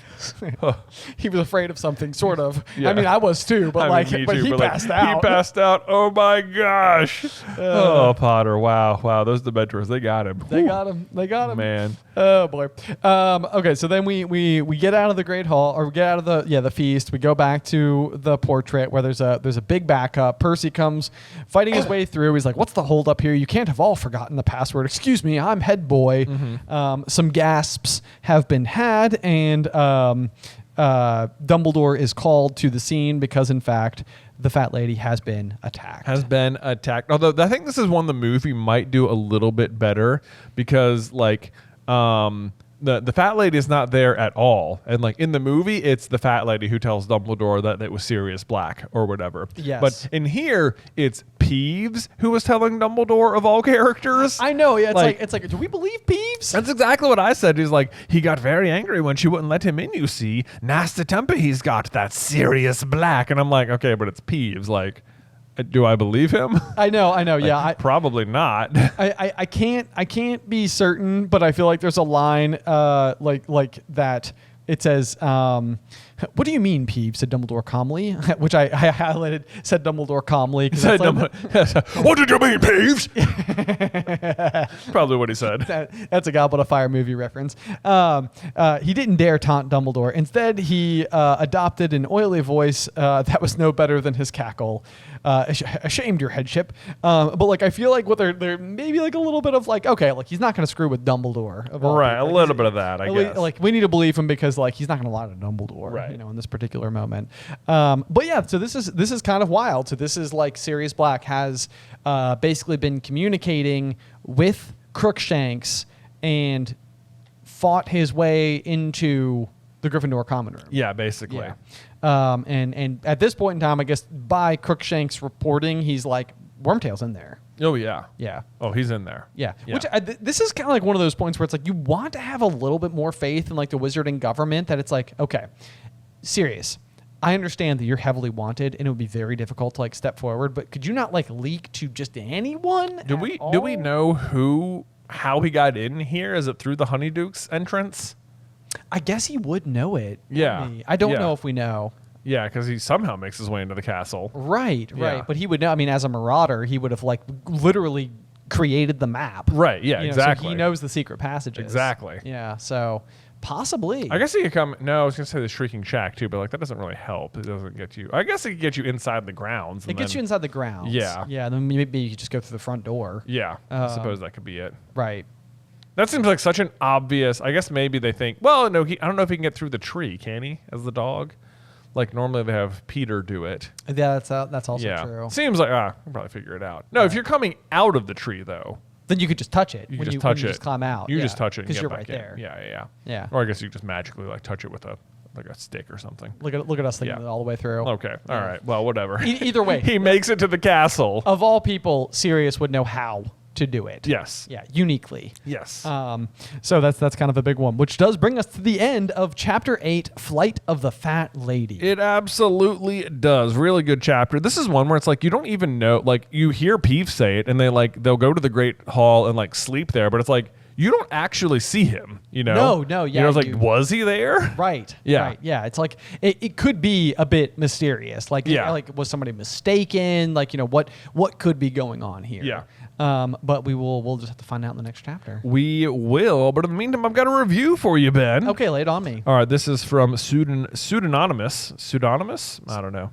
Pseudonymous? 1, 2, 3. Hippopotamus? Pseudonymous. There you go. It says, "Hi guys, love your podcast and the YouTube videos. I'm a huge Harry Potter fan and I'm excited for you to go through Prisoner. It's my favorite Harry Potter book. I love all the magical objects that we get introduced to, like the Time Turner, the map, the Patronus. My question for you guys is, what do you guys think was exactly in the letter that Dumbledore left with baby Harry on the Dursleys' doorstep? How much information did Dumbledore give? And do you think things would have been different if Vernon had found Harry first and not Petunia?" Oh boy. Okay. So do we have any major baselines to jump off of here? I think mostly what she knows is because all we really know is that like Dumbledore eventually sends her the howler that says, "Remember my last, Petunia." Yes. And that seems to indicate that she knows that about like the bond of blood. Like Harry must stay with you because he's safe when he's here. Yes, yeah, and I think that has to be like the most central aspect of it, because I could even see a world where like the Dursleys use that piece of information to justify their otherwise mistreatment of Harry, because they can be like, well, we're rest assured he can't be anywhere safer than with us, which means we don't have to treat him well because he's not in any danger. And it's like it's a terrible twisted logic. That is a terrible twisted logic. Yeah. However, I do think that must be a particularly big thing that is included in that, because it's like you are now responsible for the life or death of this child. Yeah, I think she must know about Voldemort, you'd think, right? Well, it seems like when Hagrid shows up, isn't there the exchange where, like, it's Lily and James die in a car crash? It's a scandal. Yeah. An outrage. Yeah, so they know that's not true. They know that that's not true. Yeah. And I think Petunia even says, like, her and that boy went and got themselves blown up. Yeah. You know, and so I think that Dumbledore must have explained, much more politely, I'm sure, than using the words blown up, how Lily and James were attacked and how he's enacted a specific kind of ancient magic that does make Harry safe while within their residence. I think he probably tells her that around age 11 he will get a letter from Hogwarts. Yes. Because they seem to know exactly what it is. As soon as it does. As soon as it arrives. And they're like, no, we're going to stamp it out of him. Right. Right. She probably also letting Harry know that, or letting the Dursleys know that Harry is a wizard. Yeah. Yeah, because that's another one. I don't know if that's movie only, but Hagrid does say, like, this boy's had his name down since the day he were born. Right. Yeah. You know, which is a book and quill of acceptance detail, I guess. Which, if Hagrid knows that, probably Dumbledore knew that, and it would just be presumed, being the son of Lily and James. So probably knows about Voldemort, knows about the bond of blood, knows how Lily and James were killed, and that Harry will be going to Hogwarts, and that he is a wizard. Yes. Right. All of those things. Would there be any reason to explain to them that Harry is going to play a much bigger role? I don't think so. I don't think so. Yeah, no. Okay, so nothing to do with the fact that, like, this boy in particular could be the chosen one, important or something. Yeah, because that's not information that Dumbledore hands out very, he only tells Harry about the prophecy. Yeah. So the only two people that know it by Dumbledore's mouth, because Trelawney doesn't even know it. Snape only knows half of it. So Dumbledore delivers it to Harry, and I think at that point in time, they're the only two people who have heard all of it. Right, yeah. So yeah. So I don't think she knows the prophecy at all. I can see the other reason them being mean to Harry is that, like, Dumbledore is like, yes, James and Lily, like, like, the person who murdered them, like, they were, like, hiding from Voldemort, and he found them and killed them. And it's like, so... they were hiding because he's looking for Harry. So how about we hide him at your house? He's fine. It's gonna be all right. It's gonna be okay. Nothing you to worry are not in over. danger. Yeah. Because I mean, I could see again another kind of twisted logic involved with it, where they're like, well, now you've just endangered our family by bringing him here. And now we have to deal with the threat to our lives, which I think is outdone by the fact that Dumbledore is like, I have invoked a specific kind of magic. Nobody can find you here. He is safest here. You are safest while he is here. Right. Like all of those things being true. Because I guess when it comes time for Harry to turn 17, they do send the Dursleys away. Yeah. Because it's like, now that he is no longer protected. Neither are you. Yeah. Like, you need to go. Yeah. So if anything, Harry's being there is actually probably keeping them safe. Yeah. That's actually, yeah, you're right. That's probably true. I'm sure they don't see it that way. I'm sure that they don't, but it's just I have no soft spots for the Dursleys. I think that otherwise covers everything. Like, we know she also at least knows about, like, Dementors and Azkaban, but I think she learns those from Snape when they're kids. Yes. And, like, a misdirect thing, because she says she learns it from that boy, and you're supposed to think James at that point, but it's definitely Snape. It's Snape. Yeah. Yep. Mm-hmm. Yeah. Yeah, that's sneaky right there. But I think that's everything. Otherwise, that Petunia might have known. I don't think it would have mattered whether Vernon found him first. I don't think he'd be like, oh, God, get rid of this baby before Petunia finds out. Oh, yeah. Jeez. No, that would be dreadful. Yeah, no. I think Vernon loves Petunia enough to not, like, kill her nephew or something. We'll grant him that. Yeah, we'll grant him that. Yeah, for sure. Like, I don't think they don't love each other. They're just not nice people. Exactly. Yeah, that's it. There we go. Yeah. Okay. All right. But anyway, that is going to do it for Chapter 8. Make sure you join us next week for Chapter 9, Grim Defeat, here on Through the Griffin Door.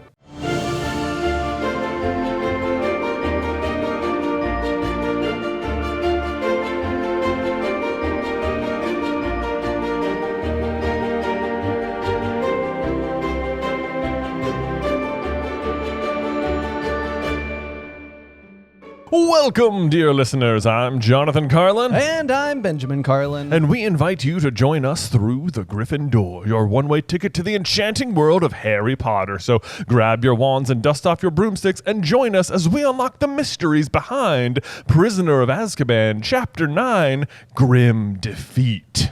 But this time with a special guest. With a special guest for the first time ever, please welcome to the show Mike Schubert. Hello. I'm excited to be here, and I was thinking of where I wanted to be here for the recording because I knew this was a video thing, which power to you. As a full podcaster, the fact that I had to wake up, do my hair, all these sorts of things. It looks amazing. It does look really Thank you good. very much. I do have my brush here to actively brush it over the course of this next hour. Excellent. But I have my office, which looks more picturesque, but then I have the recording studio where I do the podcast stuff that sounds better.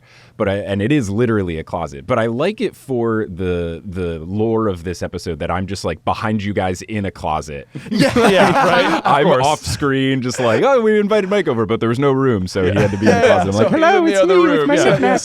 There's Through the Griffin Door, and then once you're in the main area, we have the closet over in the corner. Yeah. That's where we keep Mike. That's where he just stays, reading his book. And that's where I am today. No, I'm excited to be here. I am excited to discuss these chapters. They are, we'll get into why they are particularly funny to have me cover them, given my journey that I went through with a particular sport when I read these for the first time for my podcast Potterless. So it'll be a fun time. Yeah, if you're unfamiliar with Mike, you should be. He hosted a podcast called Potterless, where he read through the entire Harry Potter series as an adult, having never read them as a child. So basically, the exact opposite of this show. Yes. I think before we even launched, we were doing a collab on Mike's podcast, and we told him we're doing your show, except the exact opposite. Yeah. It's great. Yeah. If you were listening to Potterless and you were like, gosh, this is fun, but I would love the exact opposite. Yeah. You've got Through the Griffin Door. Bam, here we go. So now it's great that we've all come together for this chapter, which apparently just meshes well with the Potterless lore and was a great chapter for this. We have Grim Defeat, Chapter 9 of Prisoner of Azkaban. Yes, indeed. We got some lovely chapter art. And this is one of those questions where it's I think chapter art is always the same from book to book. Do you have chapter art on your copy, Mike? I do. So the copies that I have are just the original hardcovers. Oh man! Oh, you got old school. I've got the old school. When I borrowed them from my sister originally, and then I would just get them off of used book sites when I was doing other stuff in prep for Potterless. So I have those. So I have the original drawing. So yeah, it was a funky looking. What was this one? A funky looking dog for this chapter. Yeah, right? it's the Grim. It's serious. It's serious. Now, here was my question with it, because I saw the art. And Sirius exists in this chapter, but not directly. So I was very confused that they were this is the art for this chapter. But he himself never shows up. Oh, he's in it. He's in it. Very briefly. He's in the Quidditch stands. Right. Okay. Yeah. Right. Okay. So never mind. I stand corrected. No, it's okay. I may or may not have breezed over the Quidditch parts. Yeah. During my reread, which we'll get into. Yeah. Yes. But I mean, to be fair, it even goes back to last week's chapter that we did with chapter 8, Flight of the Fat Lady, where it's the steaming goblet of the Wolfsbane the potion. Worst chapter art. And so I would say, to Mike's credit, this definitely does feel again like a chapter where it's sort of okay, so we're expecting a kind of cute puppy dog type situation somewhere in the chapter, hopefully, maybe, and you get to the end of the chapter and it's well, hang on, I was promised a dog, right? You know, right. And barely was there. Yeah, I think it's playing on your knowledge of Harry has seen the Grim on Privet Drive and he's seen it in the teacup, and you're uh-oh, here it comes, death awaits. But clearly this depiction of the Grim does not seem menacing or dangerous. Do you feel in any way that's intended to be kind of like a hint? Not all is what it may seem. There is absolutely that. I think this chapter is setting you up nice because Dumbledore comes out and maybe it's not in this chapter. I think he comes out and fights off the Dementors towards the end, and it's Dumbledore's hate of the Dementors should be a hint to you that the Dementors are the real bad guys and not Sirius. Right. Yeah. But But we'll get into it later in the chapter, but I do like the little switcheroo that happens there where it's sort of like, wait a second, was that the Grim? And then it's like other things happen. And then it's like, oh, now danger. And it's like, did he even see it? It was there and then it wasn't. Yes.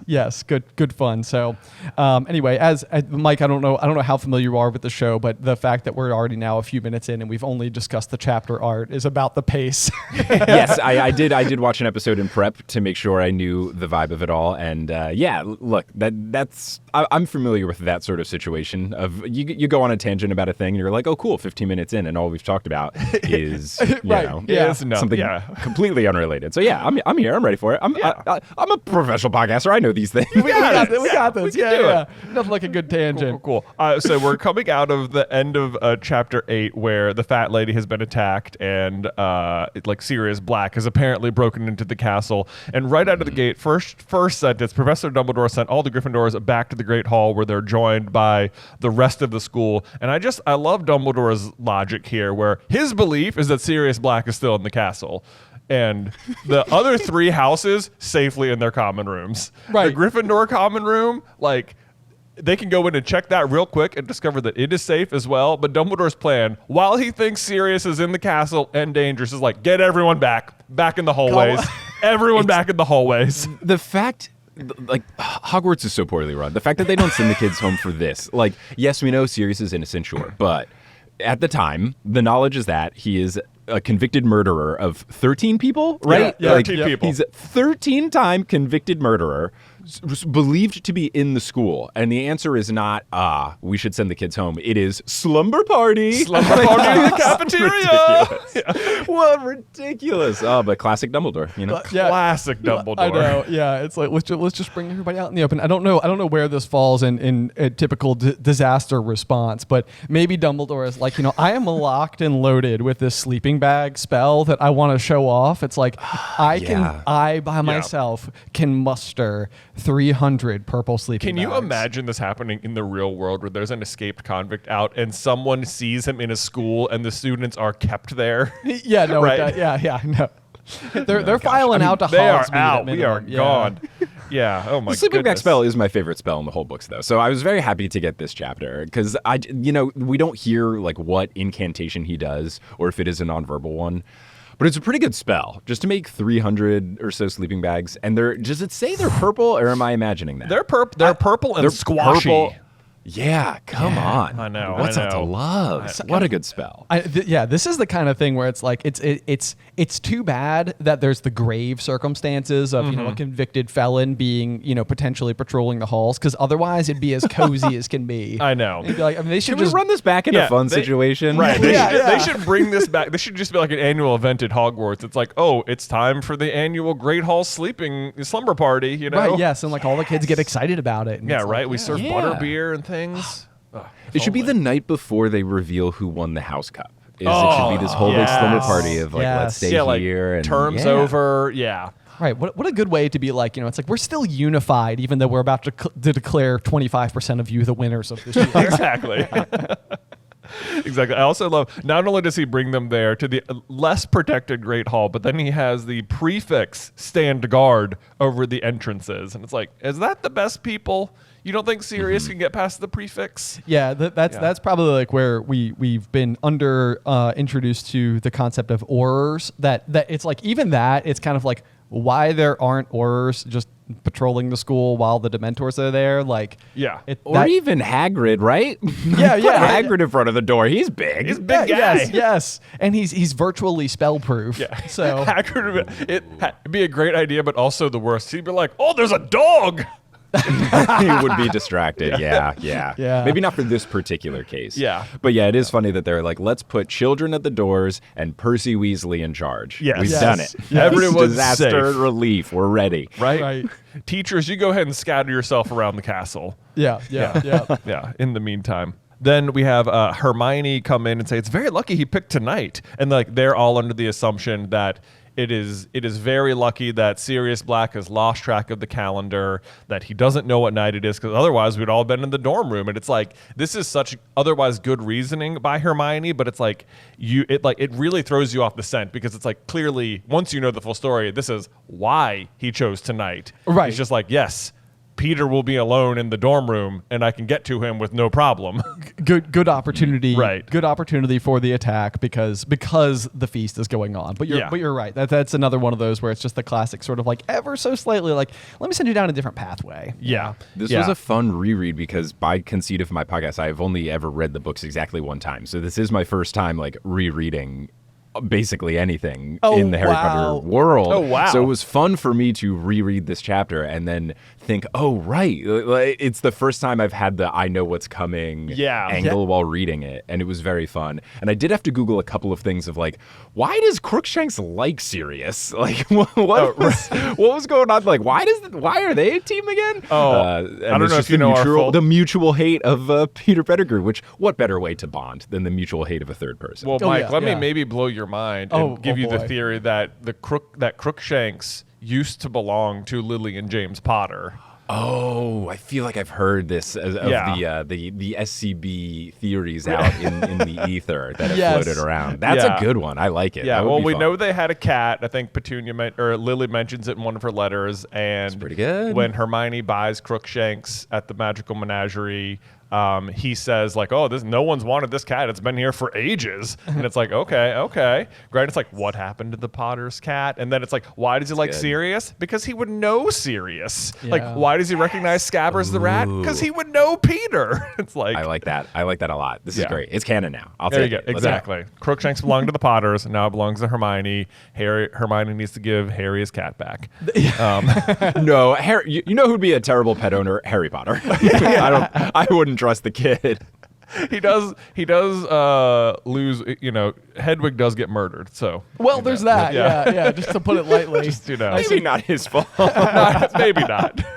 Arguably Snape's fault.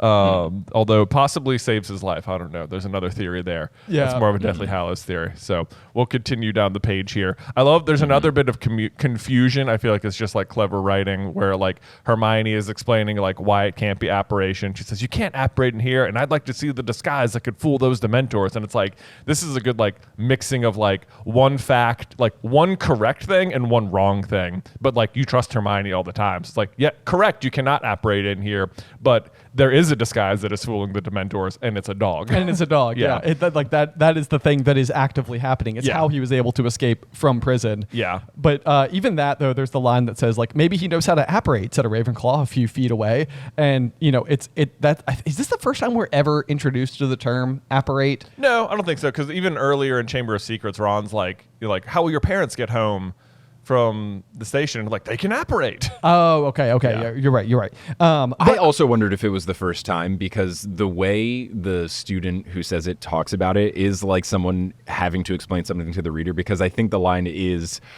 apparate. Move, like teleport through the sky, or like they like give the comma definition of what apparate means, as if the other wizard in this conversation doesn't know what it is. Like truly ridiculous. Yes. Thank you for explling that. Right. Gosh. Right. I know. Well, that was like what goes through my head. So I literally highlighted it and just wrote like, he definitely does. Like, because it's like a fully trained adult wizard in the wizarding world. It's like maybe he can drive a car. Oh, exactly. Maybe he drove here. Right. Maybe sitting he behind drove the here wheel in a car. One of those automobiles that has an engine and four wheels and a steering wheel. Yeah. Yes. Okay. Thank you. They also present it as if it's like an extremely uncommon ability. Like not every adult wizard can do it. Yes. But it's like, I think for the most part they can. So we have that. Was it the first instance of saying that Hogwarts has defenses around it, though? Because it felt a little bit like that too, where you just have to do this in books, so I get it, but it felt a little bit like Hermione being like, no one knows this objective fact that I'm about to tell all of the students. Well, in Hogwarts a history. Yeah. Am I the only one who's ever bothered to read it? And Ron goes, probably. I think this Pretty is good like from Ron. Yeah, it's like a running joke where she constantly brings this up time after time after time in Hogwarts a history. She's the only one who ever seems to have read it. Yes. I feel like by year 3 I would have read it, though, because many of these students have almost died multiple times now yeah. at this point. If I was a year 3 student, I'd be like, all right, let me read this book Hermione keeps talking about because she knows how to stay alive clearly, and maybe this book helps. Or even especially after year 2, because I think Hermione can't find it at the library after the chamber's open because everyone's trying to read it to learn about the Chamber of Secrets. Right, And right. then it's the only time ever Hermione's like, oh, I left my copy at home and I can't remember it. And it's like, you can't remember a fact from Hogwarts history. Seems We need unlikely. the plot to work. We Yeah, need the I know. plot. We need the plot to work. So Hermione, she forgot the one thing she's like memorized by heart. Jeez. They also sort of set you up for like Filch knows all the secret passages, which is I feel like misdirect for the Marauders map coming up later. Probably I think in the next chapter even maybe, right? Yes, I Like, believe the so. Marauders Yep, map. the Marauders map. Yeah, so you think, oh yeah, Filch knows them all. He's always catching all those students out of bed. He is. We're just getting rid of Classic anything Filch. you think Sirius could be getting in. Don't worry, it's not those things, even though it's most of those things. Yeah. It's like, yes, he knows a secret passage Filch doesn't know. Yes, he has a disguise that's not working. He even wrote the map. Right, yes. Yeah. He is the cartographer. Yeah, that's it. Yeah. Man, what a good villain name, though. Cartographer. Cartographer. Yeah. Good. Yeah, Oh, yeah. right? That's great. Very good. Let's see. Oh, and then I love, this is like, we're wandering into like Dumbledore's big plan territory here at the bottom, which I'm not sure how familiar you are with, Mike, but it's just the idea that Dumbledore is pulling all the strings all the time. And it's like Harry gets Totally. extra information because Dumbledore says so. And I feel like this is where he like happens to have this conversation with Percy and Snape right next to Harry. And it's like, it's so convenient for us, the reader, that it happened near Harry. Especially because they mention multiple times the narrator about the things Harry is doing to, move his head to expose his other ear and stuff like that. I don't think Harry Potter is the sneakiest. I feel like he's not necessarily going to have a high dexterity score if he was a D&D character. Yeah. I feel like, or maybe not, because he's good at Quidditch, but his stealth check proficiency is going to be like minus 100. He's just not. It is embarrassing. He's not a sneaky boy. He's not good at lying. So his deception, maybe that's it. His deception would be terrible. And I feel like Dumbledore would know, okay, yeah, this kid's listening in. Let's talk so that he can hear it. Because otherwise, it just doesn't make any sense. No, you're right. I mean, we make fun of Harry all the time because like Hagrid eventually gets caught with Aragog, like hiding a spider somewhere in the dungeons. And Hagrid is apparently a Gryffindor, which means that like Hagrid, the half-giant Gryffindor, is sneaking out of Gryffindor Tower successfully for what must be months to take care of Aragog in the dungeons, and no one's catching him. Meanwhile, Harry Potter, youngest seeker in a century with the deathly hallow invisibility cloak, is getting caught left and right around the castle. Like, man can't sneak. Like, if Hagrid can do it, you can do it, Harry. Okay? Let's go. Let's see. So we're checking. I do love from this conversation that Snape at one point tries to do conversational tricks to block Percy out of the conversation, which as I was reading this, I was like, I'm surprised that Percy's in on this convo. And then it made more sense that Snape, tries to parse his lips and stuff to get, giving the hints that Percy is for sure not taking, because he for sure does not have these social cues to know, oh, they don't want me here. Yes. Yeah. No, absolutely. I definitely think this is like, it's like Percy's like, yes, I've been left in charge. Yes. Hello, colleagues. Right. Hello, fellow adults. It's me, Percy Weasley, also an adult. Head boy, on your level, probably just as good as magic, too. Probably Yeah. so. Yeah. So I guess we learn here that Sir Cadogan has taken over guarding the Gryffindor common room, and that Quote, nobody was very happy about this. Oh. Act very funny. Objectively hilarious. nobody's happy about this. No Very one's bad. There's a lovely we learned that the fat lady is hiding on Argyllshire, which I just highlighted because that's like such a classic trivia question. It's like, is. remember this word. I always get it wrong I know. too. It's always like and I don't even remember that it's like that it's a map, so it's like I feel like a lot of times you're like it's a map of, and then I can't remember which shire it is, and I'm like, Jay, I didn't even have map. Didn't even have map. Yeah. It's like with a bunch of monks. Yeah, they just have like just maps on the wall of places that aren't here. Right. Yeah, Yeah, just hanging up. just in Why not? case. I also noticed one of the things that I highlighted here is that Snape comes in to report and says the whole of the third floor has been searched, which Snape would be familiar with, I guess, a little bit from watching Quirrell all of year one. Yeah, where for sure. the third floor corridor is where Fluffy is being stored. But then it does say that Filch has done the dungeons, and I'm like, Wait, but that is like Snape's home turf. Right, yeah. You know, That's it's where like all the Slytherins are. Yeah. That's where his classroom is, man. he's not doing the dungeons. Yeah. Yeah, let's Snape down there. I know. Yeah, seriously. And then I love Dumbledore says he has so many theories about how Sirius got in. I'm like, I would love to hear what all of your thoughts are on this. Like, it's like, what are they? He has many, because none of them seem likely enough to him. But yeah, make sure Harry can overhear all of that. Let's see, what do we got next? Oh, and then Snape starts throwing shade at Lupin immediately. I guess saying it seems almost impossible that Black could have entered the school without inside help. I did express my concerns when you appointed, and then it gets cut off, like as if you don't know who he's talking about. I know. Right. Was there another hire this off season that I didn't know about during the break? Yeah. Did they make any cool free agent acquisitions? Yeah. Right. Yes. That's exactly it. It's like, who could it be? Yeah, I know. Yeah. The Muggle Studies teacher aide. The teacher aide. The teacher. Yeah, right. It's like a little intern position we got going on there. Right. I warned you about them. Yeah. That the new person working in the cafeteria. Can't trust that house Winky. No good. None No whatsoever. good at all. No good at all. But the thing I do like about this particular exchange, though, is that Dumbledore, I think, has like a little bit of like a fierceness where he's sort of like Severus, I told you that I trust Lupin. And it does. The thing is that I like that Snape is on the receiving end of it, because normally what's happening here is Harry is complaining about Snape to Dumbledore, and Dumbledore is constantly having to use this same kind of like firmness of tone towards Harry to be like, he's like, I trust Severus Snape. Conversation is over, Harry. Like, we are not doing this. And I feel like he's doing the same thing to Snape right now. It's like, I trust Lupin. It's like, we're not discussing this any further. You also get more of like the duality between Lupin and Snape, which is so present in this book, where like in the last chapter, Harry is telling Lupin like, you know, I think Snape would do anything, you know, to get the Defense Against the Dark Arts job, and Lupin's just like, yeah, I'm not that concerned. Yeah, like it's like Lupin trusts Dumbledore implicitly, like I'm not worried about it, and Snape, on the other hand, does not. He's like, Lupin's bad news for sure. Yeah. You sure it's none of that bias coming through? Yeah. He bullied me one time when I was a teen, and clearly that defines him for the rest of his life. Yep. Mm-hmm. Yeah. Snape is notoriously good at letting nothing go ever. Ever.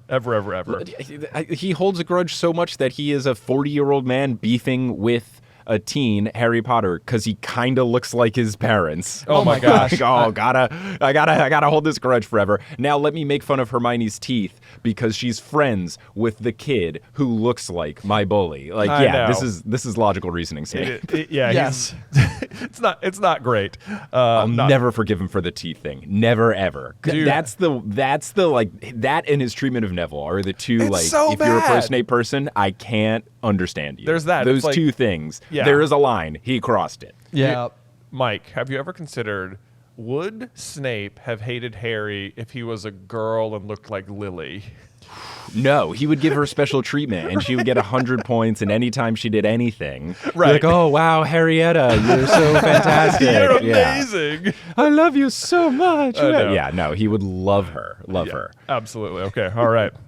Yeah. Okay. that was That's a where we creepy one. landed as well. Same Yes, answer. Same answer. Yeah. Great, on the same page here. Love I it. got the same thing. Oh my goodness. Okay, so here's the line from Dumbledore that I was trying to think of earlier when Percy says, didn't the Dementors want to help? And Dumbledore says, oh, yes, but I'm afraid no Dementor will cross the threshold of this castle while I'm headmaster, which one is not true. But two, See, end of chapter. yeah, see,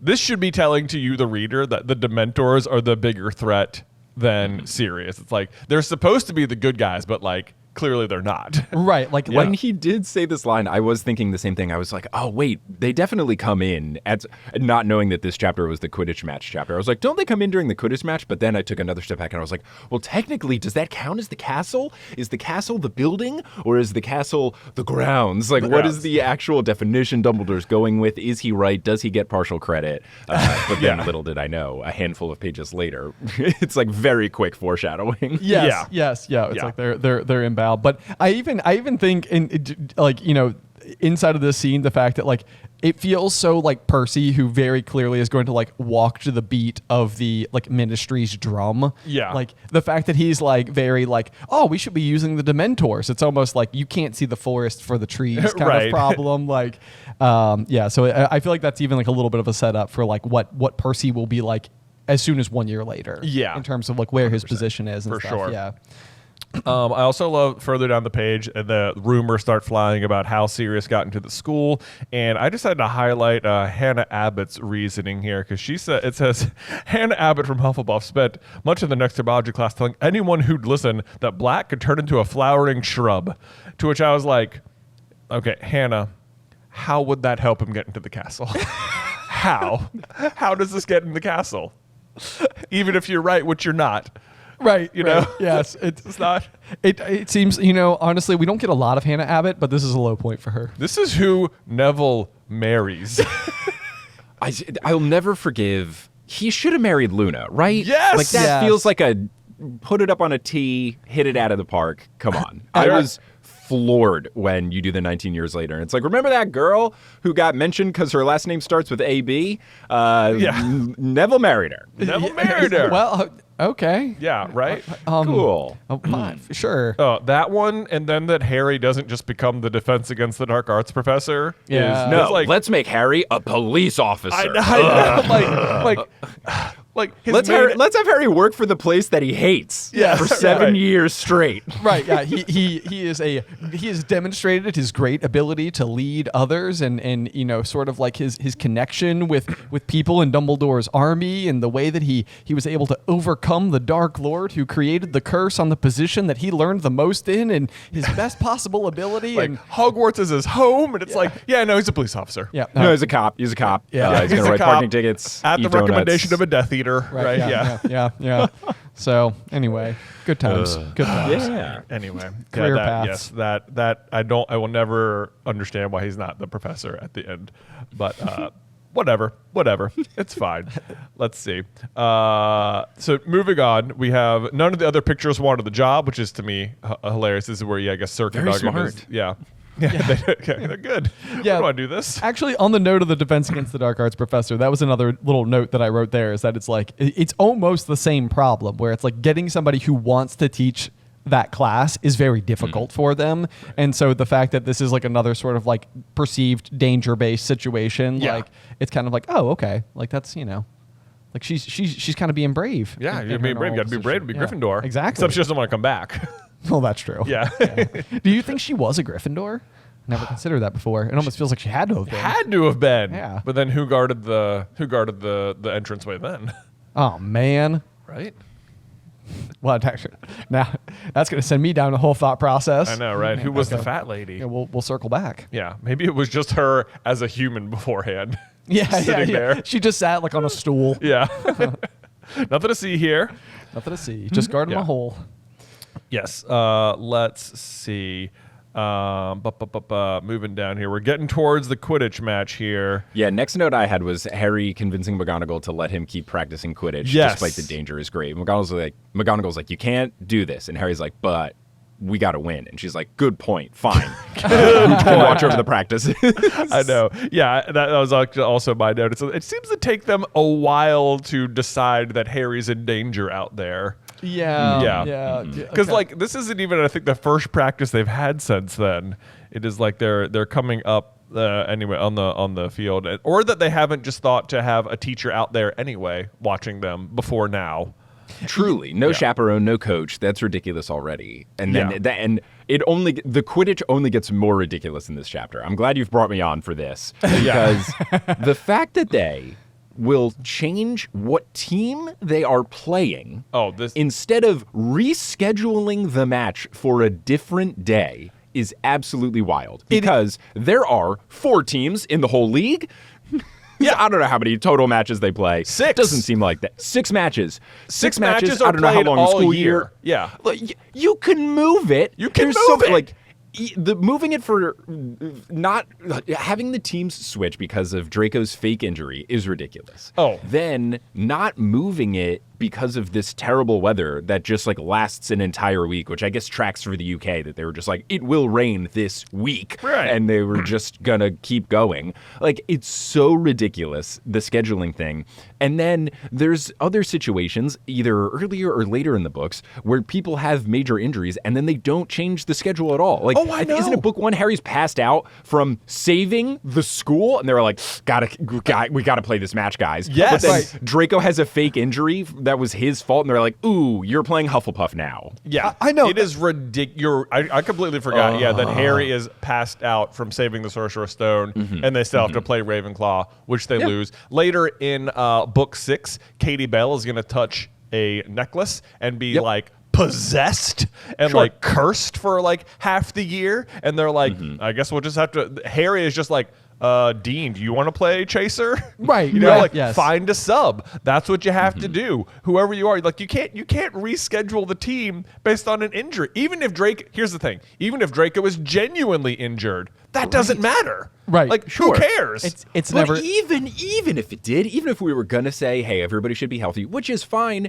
in a sports league where there's 6 games a year per team, like, yeah, you can reschedule stuff all the time. Yes. And even, another thing, your wizards, you can't put a magical dome over the thing to make the rain not come my gosh. in. What are we Hermione talking comes about? in with the impervious thing to make Harry be able to see with his glasses. I'm like, guys, why isn't it's like the gillyweed problem. It is you the know? gillyweed It is problem, Like, they, yeah. like none of them can figure out how we're going to breathe underwater. And it's like Muggles have figured this out. You must have a common solution for underwater breathing. And it's like the impervious thing. It's like you shouldn't have umbrellas for rain. It should be like everyone should just be like impervious, and then that's Right? it. Like they're like It's I wrote about it when it said Harry was like, Harry didn't, with his glasses, Harry didn't know how he was going to see in this rain. I was like, you guys haven't figured out rec specs yet? Come on. I know. Goggles haven't made their way over? exactly. Rex specs. It's like Muggles are beating you guys in some of these areas, and it seems dumb because you have magic, and Yes. these are But it tracks. common They problems. don't use ballpoint pens in the Harry Potter universe. So like Muggles do have them beat on a couple of things. Yes, absolutely. just a scooch of a leg up. But yeah, no, I totally agree with you guys. I feel like wearing goggles for every match, regardless of whether or not it's in rain or shine. I mean, like you're flying high up on a broomstick, and surely you're gonna like fly through like a wave of gnats or something. So probably Right. everybody wears goggles. Right. Yes. Like, And it's one of those things that I think people don't recall certain things because directors in the movies will fix things that don't make sense. Because I feel like in the movies, they're definitely wearing goggles the whole time, which makes sense. It's a high-octane sport where you're flying up in the air, very likely. You would need goggles. Yes. And I think this is just one of those things where when you go back and you read the book, there's certain things that don't make sense. And this is one of them of, it's book 3 and Harry's still wearing his dinky glasses? come on. What are we doing? Like, what is going? Yeah, you're right. It's just like I think there's a spell later on too in like in Half-Blood Prince where after Harry and Dumbledore swim to the cave, where Dumbledore just like points his wand at him and Harry's like instantly dry from the water. It's like, guys, that spell exists. Yeah. Right? Like at halftime, just be like dry. Right. Cool, we're good. We're all warm give and him the cozy. old, We're the all old warm. Percy Jackson spell. Yeah. Whatever the Perseus Jackson is inherent, I don't get wet powers. Boom. Yeah, great. Perfect. Oh boy. You know what? I read those books. I do not even remember that power. It's just one of Percy's innate abilities. And I again, perfect person for me to be now that I do the Percy Jackson podcast. But like, yeah, I think it's his coolest power. Sure, he can shoot water and do all these cool things. Talk where to he horses. breathes underwater, blah, blah, blah. But like never getting wet, incredible. Gosh, Yeah. the amount of time he saves, just efficiency-wise of not having to deal with towing, oh my gosh, he's going to be great. He's set. Never have to do towels, laundry? Come on, they're so annoying to dry. Think of the savings. Think of the savings. I would say Right? wizards probably don't have to do drying stuff either, but clearly they're just like overlooking obvious fixes Yes. to things Yeah. all the time. Ugh, they drive me crazy. You're right. We also, though, that because Draco is injured and they have to switch teams, we get introduced to Cedric Diggory for the first time. Such a fun intro. It's such a Yes. great intro for him because it's this weird mix of he's good at Quidditch and all the girls think he's hot. And that's like the intro to Cedric. And then his true intro is in the match. He's a really nice guy. So it's actually an incredible setup of Cedric. It is a very good one, too. And it's like, I love that it happens in book 3 because, like, if you just met Cedric Diggory like for the first time at the beginning of book 4, then when they're doing the Goblet of Fire thing, you're just gonna be like, well, it's Cedric. Like, you know, Sure. it wouldn't even be like, you know, like, oh yeah, they introduced this character and now he put his name in, so it's probably him. It's not gonna be So like a little bit of like lead up to right. So like he's more established now. Precisely. And I actually thought there was like a nice like little moment here because like it seems slightly out of character for the Weasley twins, but it's like you get the line from like Angelina that says like he's that tall, good looking one, isn't he? Strong and silent, said Katie. And then Fred interjects and he says he's only silent because he's too thick to string 2 words together.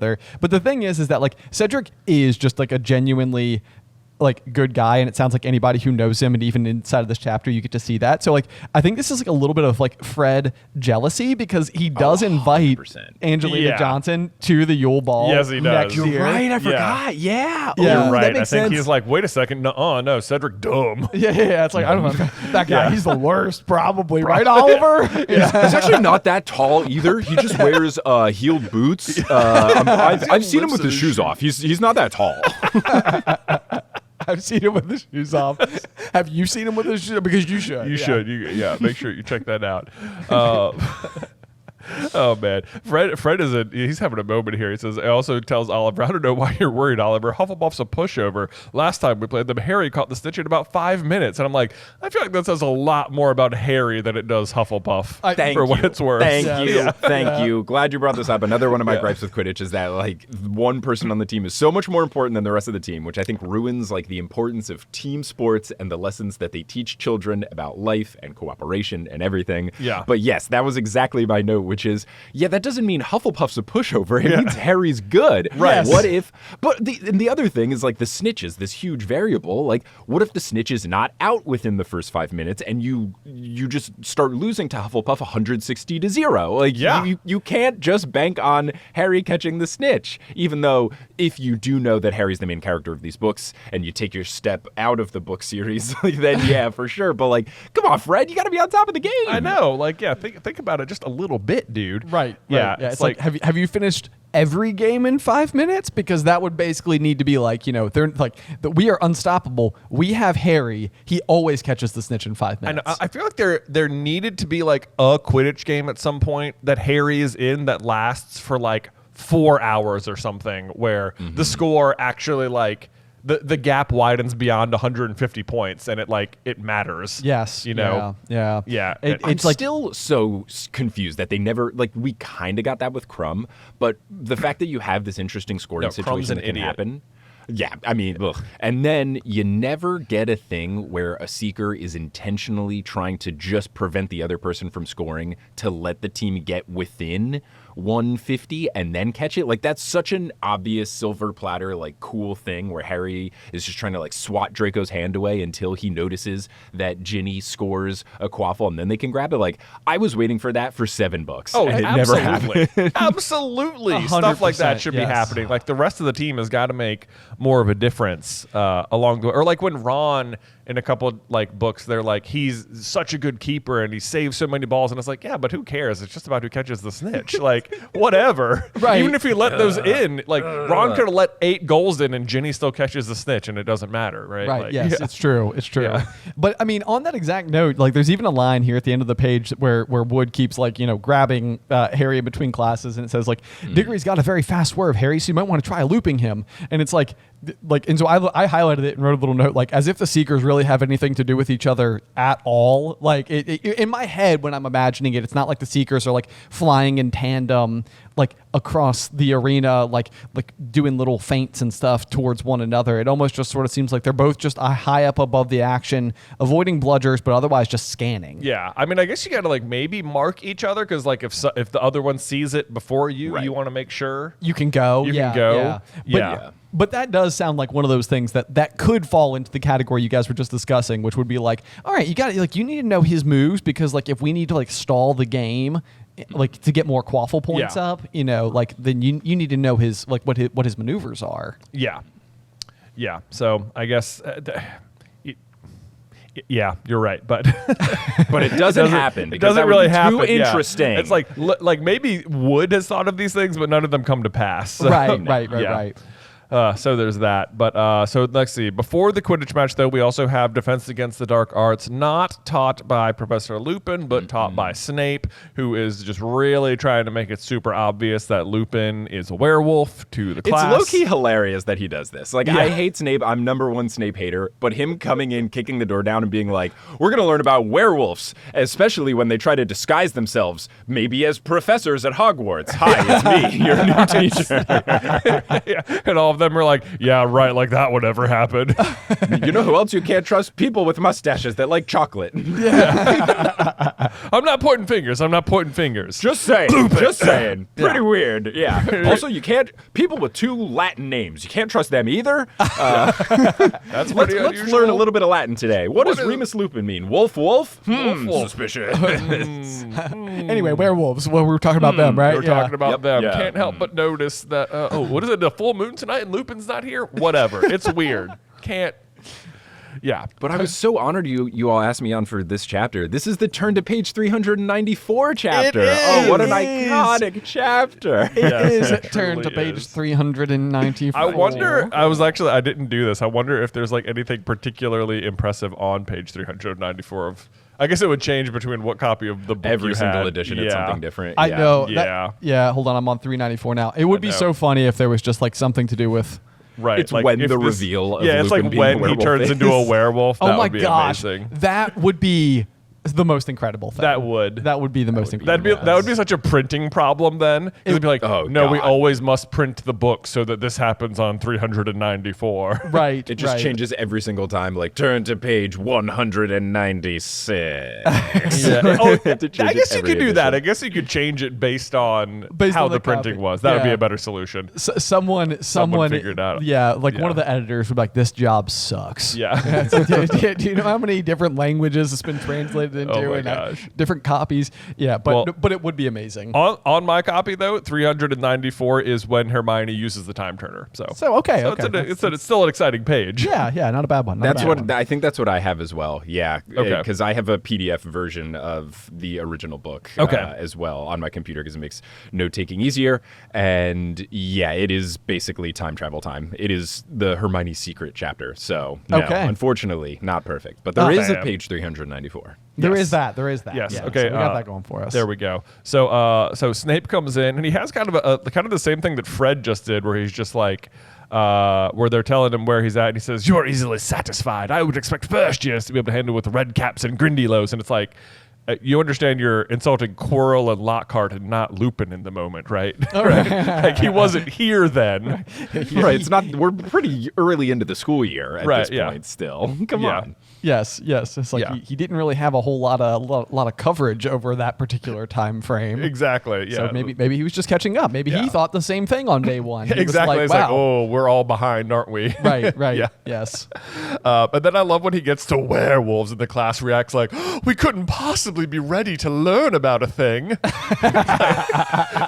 not there yet. It's funny because, I guess in Defense Against the Dark Arts, it wouldn't really matter the order in which you do things. It's not like it's a math class where it's like, all right, we got to learn algebra before we can learn algebra 2 trigonometry. We got to learn that before we can get into pre-calculus and then calculus. It's not like he's walking in and he's like, all right, guys, derivatives. And you're like, wait a second, I don't know what a cosine is. Exactly. Yeah. This is more like he walks in and he's like, oh, it feels like more like a science class. And he's like, oh, I would have expected first years to know about rivers and brooks and creeks. Today, volcanoes. And it's like, but sir, we haven't even talked about lava. And it's like, but sir, we haven't learned about duck-billed platypuses yet. It doesn't matter. Like I can't. Like honestly, this would almost seem like a fun. Like I could, if you're that class, it almost seems like werewolves, cool. Yes, right. You're telling me a bunch of 13-year-old kids aren't going to be like, hell yeah, that's the coolest thing ever. Yeah, but no, they're all pretty upset about it. But they're not ready yet. Let's see. I think one of the interesting things one of the first things he asks is, how do you distinguish between a werewolf and the true wolf?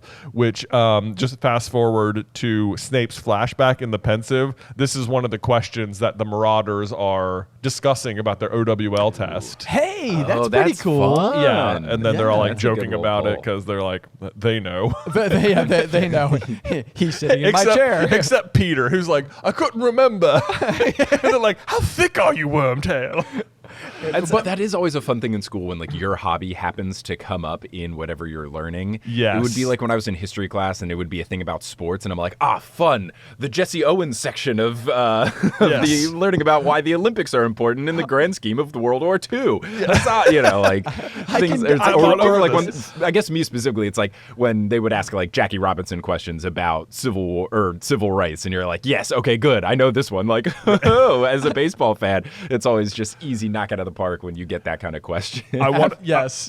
say Ben gave like a 45-minute lecture about aquarium fish one day in science class. I most certainly did. Yeah. Yeah. And then I went in the next day, and my teacher was like, "Who wants to go first?" And I raised my hand again, and she actually like she was a little oblivious, but so I got up there and started giving the same presentation again.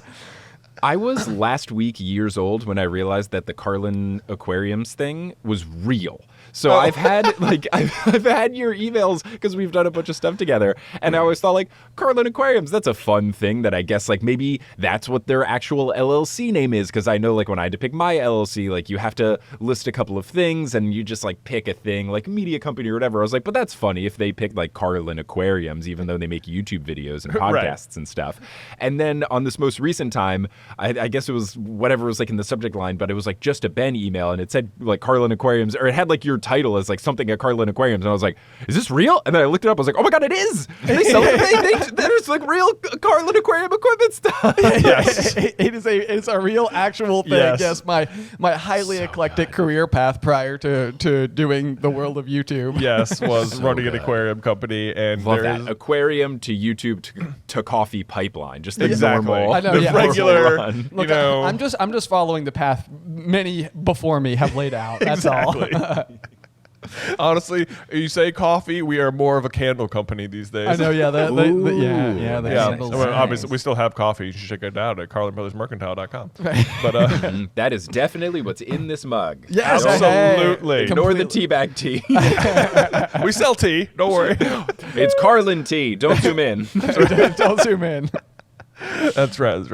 Okay, let's get. Yeah, if we get back to the chapter here. Speaking of Snape being a total jerk, we talked about him being mean to Hermione's teeth earlier. This is another one where he like asks a question and like he just won't call on Hermione, and then calls her an insufferable know-it-all and takes points away. But And even then before then, which that's unforgivable enough as it is. Like if you're supposed to be a teacher molding the minds of 13-year-olds. Right. But also he asks this question. Hermione knows the answer. He refuses to call on her. Then he trash talks the entirety of Gryffindor for not knowing the answer. So naturally, Hermione blurts it out that she does know the answer, even though, like, yes, I guess it's technically rude to speak out of turn. But thankfully, Ron calls out exactly this thing. He says, quote, "You asked us a question and she knows the answer. Why ask if you don't want to be told?" Like, yeah, it's ridiculous enough that this happened just as an instance in teaching. But then he also removes points from Gryffindor for it. It's so absurd from start to finish. Especially when his goal is for them to be able to decipher that Lupin is a werewolf. And it's like, Yeah, clearly Hermione is your best bet. Right, yes. Think of your own agenda, Severus. I Come know. on. Like, whose side are you on? That's a really good point. I didn't think of that's such a good point. It's like, if anything, and we actually know that this is when Hermione figures Lupin out. Right, Like, it works. It's like this is Yeah. like what tips her off to it. Like she will eventually say it was Snape's essay on werewolves. Yeah. But this is Yeah. also one of those moments where I feel like they completely do Ron dirty in the movies a little bit because because with the insufferable know-it-all, like in the movies, Ron's like, he's got a point. Yeah, But like, right. in this one, he's like, yo, Snape. Yeah. The heck, bro. I hate what they did to Ron, and this is something I have to give credit to my wife Kelly, because when she was a guest on Potter, she was like a huge early Ron defender that I didn't understand until she brought it up time and time again. Not only does Ron get done dirty in the movies because they'll take a lot of his good lines and give them to Hermione or Harry or just some other character, but then things like that where they were like, Ron says something good in this chapter, something pro Hermione. Yes. What should we do? Should he say it? No. Should he just say nothing? No. Should he say something mean instead? Yes. Like, how do you make this choice, Alfonso Cuarón or whoever decided this? Like, come on. Give Ron so some disappointing. credit. Yeah. I know. Yeah. So I feel like, if you've only ever watched the movies, you're like, man, what? It's like, what did Ron do to merit being in there? He won that one chess match. He won that one chess time. match. Yeah. That's I feel like that's what you always fall back on. You're like, I guess he won the chess match. He was so much better in the books. And I guess this is something I make fun of in my podcast, The Newest Olympian, when I'm making jokes like talking about the Percy Jackson books. There's a character, Chiron, who always kind of does things in a particular way that facilitate the plot of the book. And as me, an adult reading kids' books, I'm like, okay, yeah, I get it. Like, Chiron doesn't tell Percy this thing because it wouldn't make the book fun if Percy knows the answer in chapter 5. It's way more fun if he learns it in the third to last chapter. Right. This feels like a similar Snape thing as well, where sure, like for Snape's agenda for anti-Lupin, it would make more sense if he just came right out and was like, your teacher's a werewolf, everybody. But this is chapter 9. We have many, many more chapters to go. So I think it's one of those things you kind of have to either chalk up to being a book, or you go the next level of like, Snape knows the plot and he knows it's always more fun if they learn things at the end of the year. So he's moving his own path in cahoots with Dumbledore, like you were saying earlier. Yes, right. He's in the cahoots of like, well, they have to learn these things at the end of the year, pulling the strings. So I will plant the seeds, but I won't make it too obvious so that Hermione will figure it out, but not until a couple months later. Exactly. Exactly. It's like how Voldemort always knows it is best to attack in spring. Right. You know?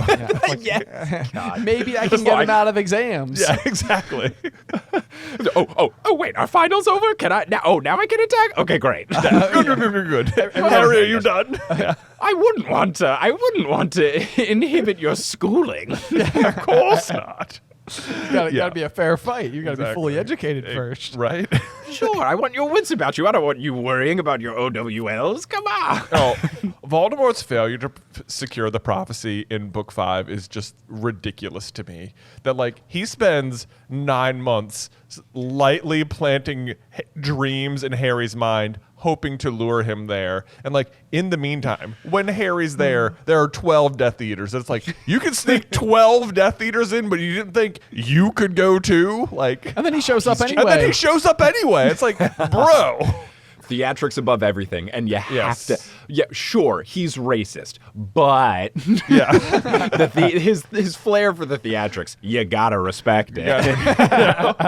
Gotta make it. It's how much better would it be if I get Harry to take it? Right? Come on, Lucius. Come on. Talk about the plot. Come on. Yeah, my lord, I'm there. There's like, we're all here. See, this is going back to our career path thing. It's that if he wasn't going to go on to be a Dark Lord, he definitely would have taught drama. Absolutely. Oh right? God, he would be the pantomime professor at Hogwarts for sure. For sure.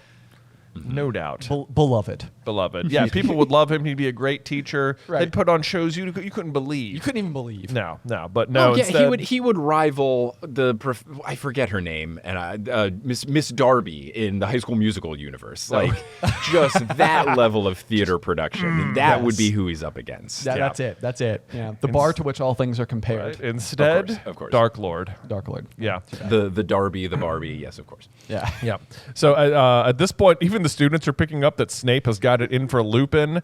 And then this is like where the Boggart is like a great like distraction for you, the reader. It's like it's perfectly plausible that like that's why Snape doesn't like Lupin. Yes. Because he's like done this one thing to him, and it's like, oh yeah, you don't suspect it's because he's a werewolf, because they have a history together. You're like, I guess or because he just has the job he wants. But yeah, so you're thrown off the scent a little bit there. Right. He gives Ron detention for his little interruption earlier and makes him scrub out bedpans in the hospital wing without magic. To which I'm now like, important. Go on, sorry. Oh yeah, which like sounds terrible, but like, how much of an issue is it? Like, how many students are really stuck in bed? I don't know. Yeah, I mean, I guess there are a lot of people in the hospital wing with various injuries, but the important thing for me that I note here is that when Ron is revealing that this is his punishment, he asks Hermione, do you know what that, and then the narrator says, Ron said something that made Hermione go, Ron is making me do. So he called Snape some sort of expletive. Yes. I know this is probably more of a family-friendly show, but if we want to get into it, what name do we think Ron called Snape? Oh my gosh. So crude that they couldn't put it in the book, because we know the B word is okay for these books, given book 7. So it has to be like curse word ranking worse than that. Oh my gosh. Have you ever seen the Potter Puppet Pals? Yes, I Oh have. my gosh. Classic stuff. They have just a whole video about wizard swears. They do. Yes, Oh, they it's do. gotta be one of It's those. got to be one of yeah. those. It's Yeah. just like like Dobby's nipple or something. Yeah, I like that. I like that. That's good. Yeah, it's definitely the highest ranking wizard swear from the Potter Puppet Pals video. Fantastic. Right. Oh, It's the one at the end where Dumbledore is just bleeped out for like 2 minutes straight. Yes. Right, yeah, That's Harry and Ron are exactly just what like- it was. Yeah. And then Hermione they go listens to the entire curse and then goes, Ron! Yeah. We can assume inside of those parentheses were like 2 minutes of solid swearing. of nonstop. Nonstop. Yep, correct. That even Hermione is like, you know what? That was too far. It was unjust. Yeah, yeah. And, like he was being mean, but like, Come on, Ron. Come on, Ron. Yes. Oh, goodness. Then I like this remark too where they say, why couldn't Black have hidden in Snape's office, eh? He could have finished him off for us, which is like a funny thing where it's like, I bet he'd love to. yeah, right. I mean, I don't think that Sirius would just like kill Snape for no reason, but I can imagine Sirius seriously screwing with Snape. Absolutely. Like Yeah. if he can't get into the Gryffindor Tower, just heads down to his classroom and just like unscrews a few jars and Yes, does some stuff. like loosen some screws in Yeah, his stool. exactly. Yeah, Like Snape would know. He's like, oh, he's been here. yeah. Oh, he's been I here. I can tell. Yeah. Replaces his black ink with blue Yeah. ink. Okay. Dastardly. I know. And then this is something I feel like it's like you always hear about Peeves doing like, things around the castle. But this next thing he does feels like it crosses like some sort of privacy line. It does. Where he's just Yes. in Harry's room, floating next to him while he sleeps, blowing in his ear. Like, what? I know. I completely forgot that he did this. And Oh, it's dude, same. I hilarious, swear. but also terrifying. Yes. I was like reading that line. I'm like, has this always been in here? I don't remember this at all. This is so weird. I know it is a very uncomfortable situation, like waking up, because Peeves is not really like, he's not a ghost, he's not a person, but he is something. It's like you feel like you should be safe in your dormitory to sleep without having what resembles a grown man-ish thing blowing in your ear. Right. Yes. This definitely feels like something that students could complain about and get the school shut down. Be like, hello, an ageless being was blowing in my ear all night. And not only did it wake me up and that was kind of bad, but also like, what does this say about the school? Right. Yeah. It's fine. Like, because it feels like people do complain, and they just like said, like try to imagine like parents talking to Dumbledore. It's like, yeah, no, they were in my son's room at night, just watching him sleep, just messing with him, and it's just like, well, it's just part of going to the school. I see no problem here. This is wizard school, you understand? It's like if you can't handle a little poltergeist. Yeah. Peeves. So next, it is the morning of the Quidditch match. Harry can't go back to sleep. Wakes up at 4. I guess it's what I love is that it's thundering overhead, and like they don't cancel the Quidditch match. Like if it's for like Muggle sports, like if it's raining, they'll keep it going most of the time. But thunder is typically the line, not for wizards. It's absurd. It makes me so upset in so many different ways. I don't get it. I don't understand it. Especially But because it's like lightning seems extra dangerous to people flying in the sky. brooms, yes. Thank you. It's right. It's not just a normal sport. Like you are, in theory, closer to the danger. Like it's just And it's like there's no protection over the stadium. You're right. Like there's no None. bubble over it or something that's stopping the Nothing. rain, which seems possible. It does seem possible. It Yeah. seemed right. Like I just don't. And I get it. I guess it's like because it's supposed to be kind of the allegory of cricket, where it's kind of like rain or shine, whatever. You just do it, and it's all old school and traditional. But I mean, I don't know. These are children. They're Yeah. children. I know. They're Yeah. children. Yes, know. some of these are like 12-year-olds out there. Right, but in the meantime, Malfoy can't play because he scratched his arm. Oh, that's right. Yes, Yeah, right. yeah. But it was his. It was his fault. It's his fault. Yes. Oh, my God. God. Yeah, he's too injured to play, but the rest of you can play in Lightning. It's cool.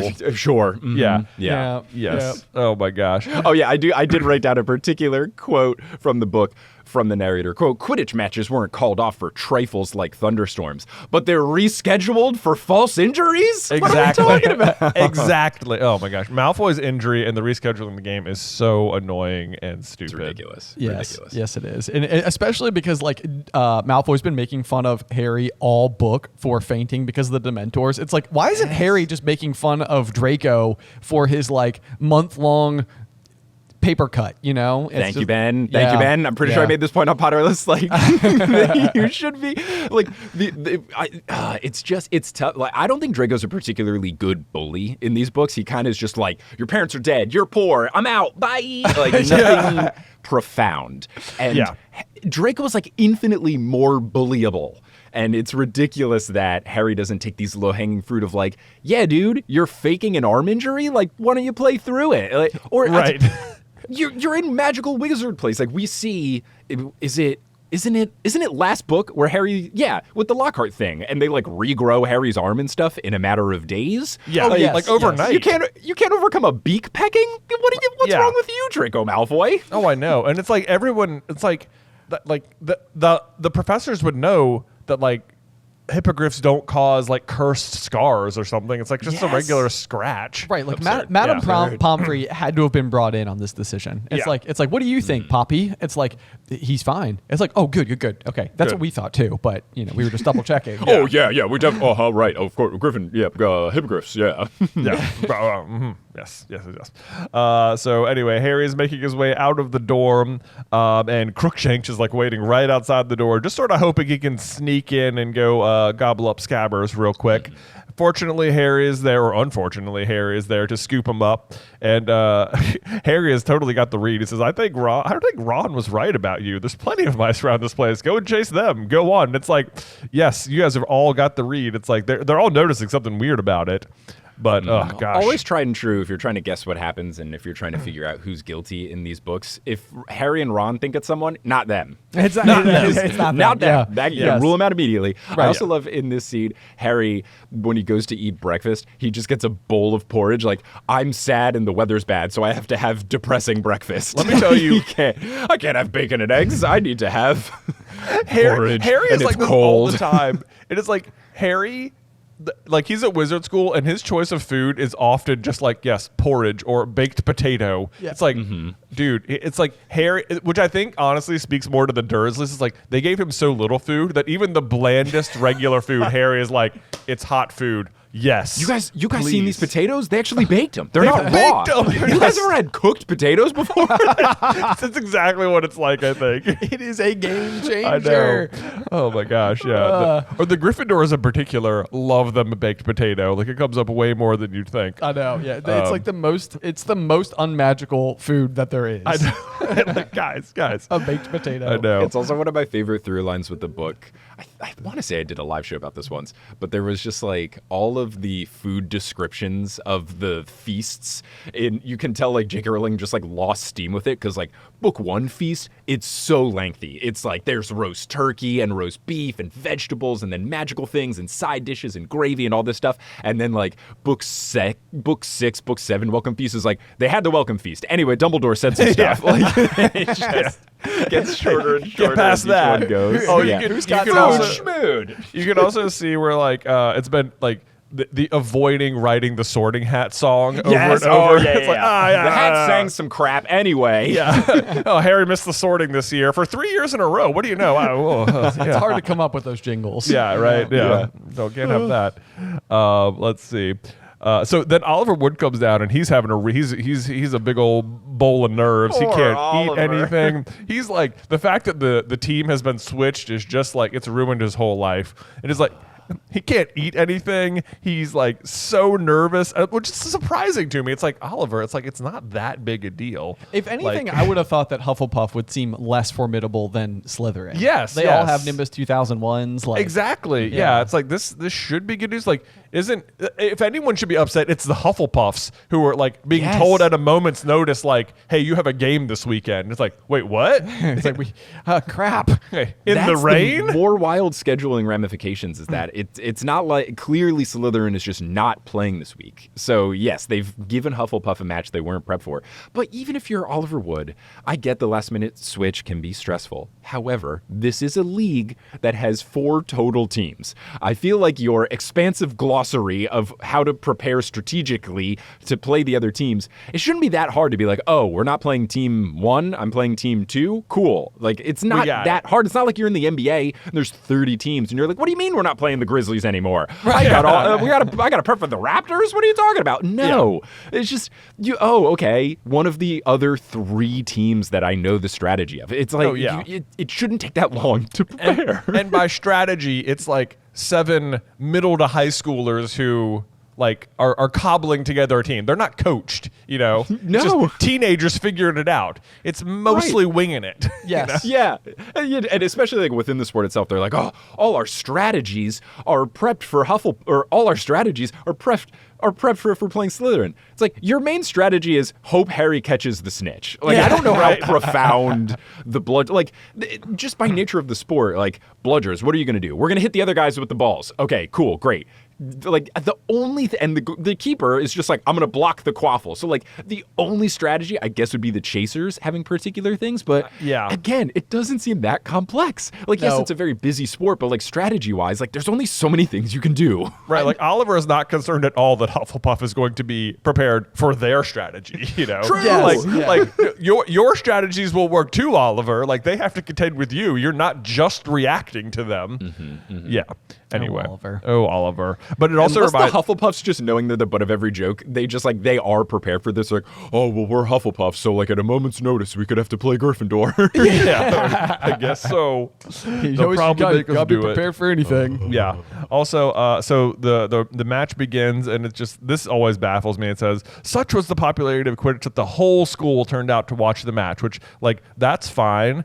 Except that you never once hear of Harry attending a non-Gryffindor Quidditch Couldn't be bothered. Couldn't be bothered. Ravenclaw and Slytherin couldn't care less. Who cares? No, not there for that. I'm playing them later. It would be good to see their strategy to know how they play. Nah, I've got other stuff to do. I'm over here saving the world. Yeah. I was going to say, it usually is him being busy saving the world, so I kind of get it. Yeah.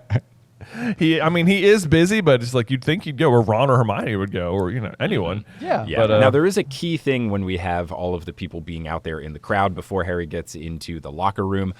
I don't think we never see the locker rooms in the movie, and I think that's a missed opportunity. Oh. But my main point here is that Malfoy, Crabbe, and Goyle are all sharing one big umbrella. Yeah, and I love that visual, adorable. and I can't believe I never picked up on this before. But the 3 of them are sharing one umbrella.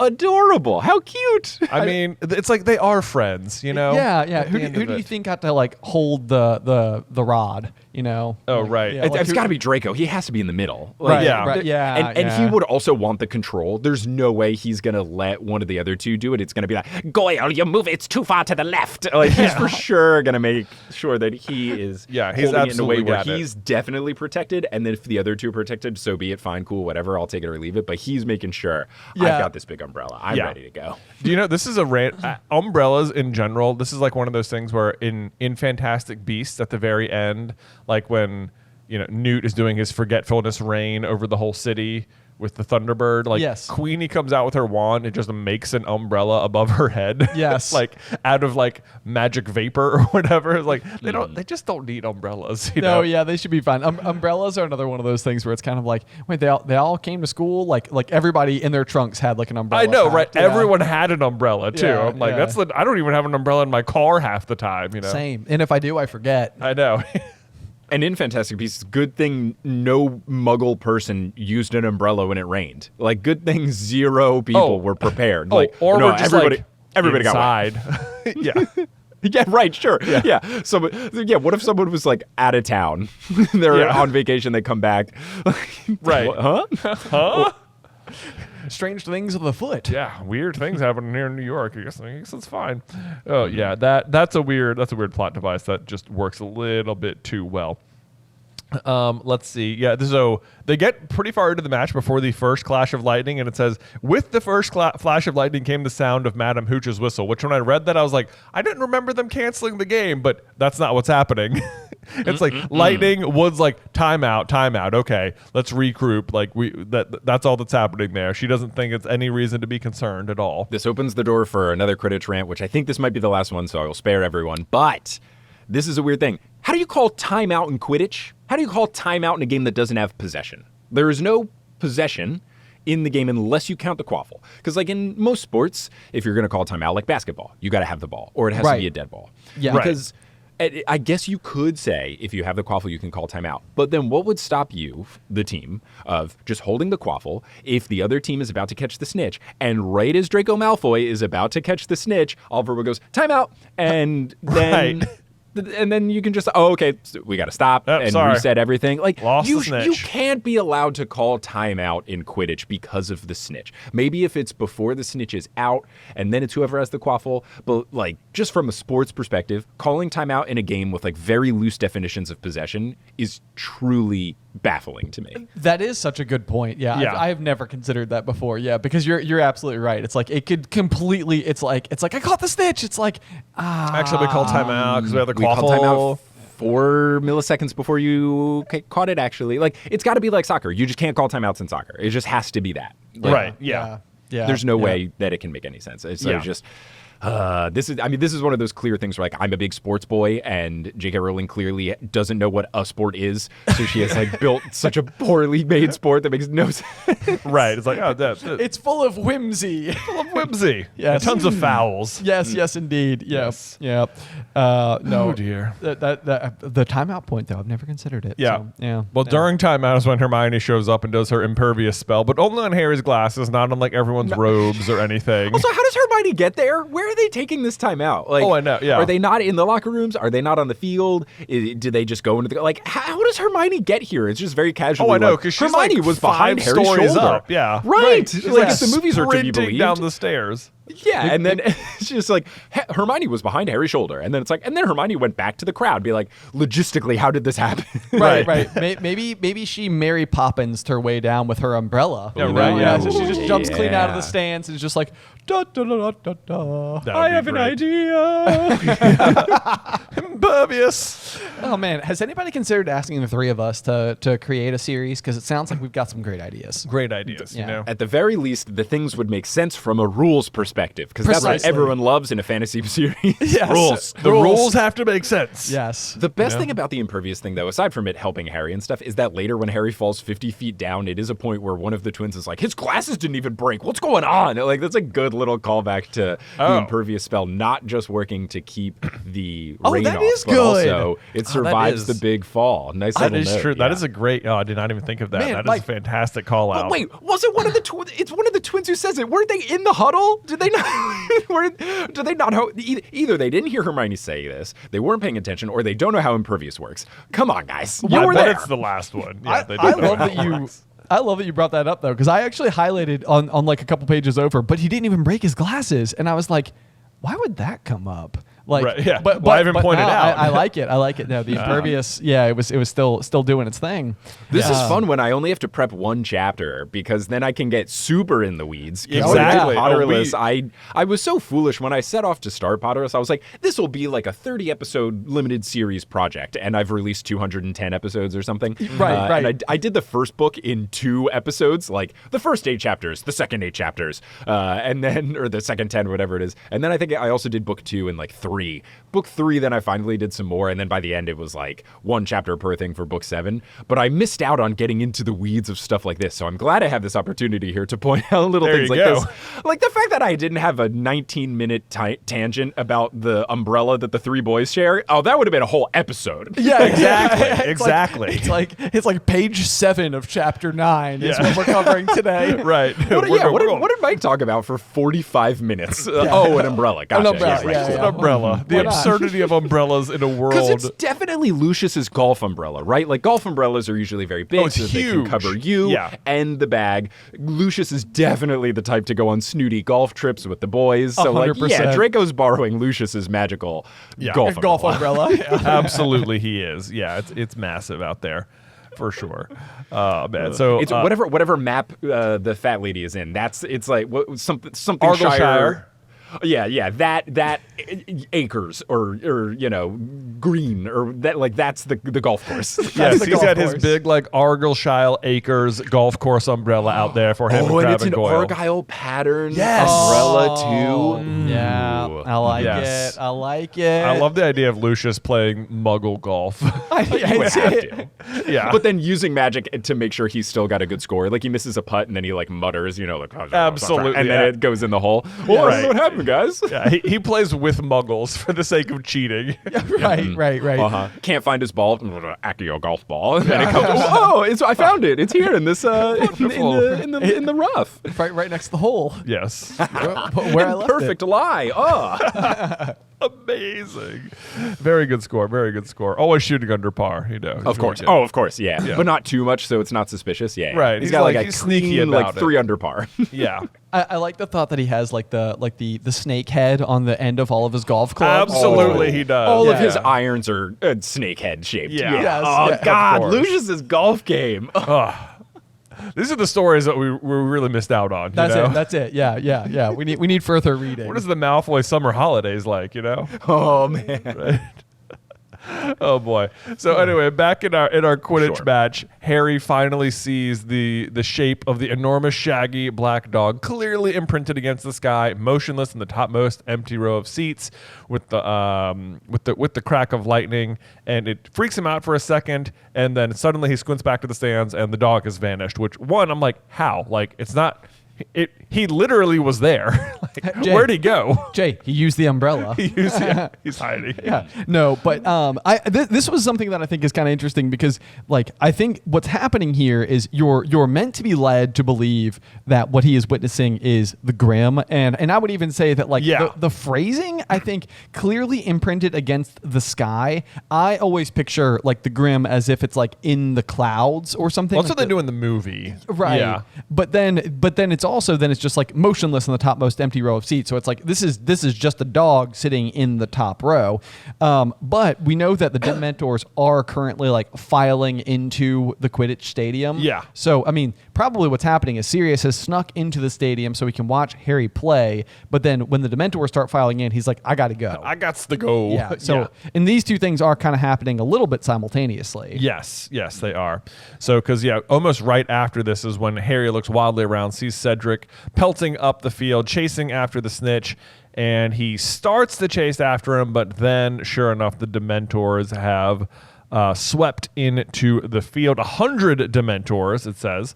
That's wild to me. I know. 100? 100? Yeah, that feels would like it lead would like you to believe blanket. that's not the maximum amount, right? Like there's more than 100 guarding the school? I That's know. Like, how many are absurd. left at Azkaban, yeah. Yeah, these are all apparently otherwise usually guarding Azkaban. So, Right, yes, right, yeah, so what a it's- miserable place.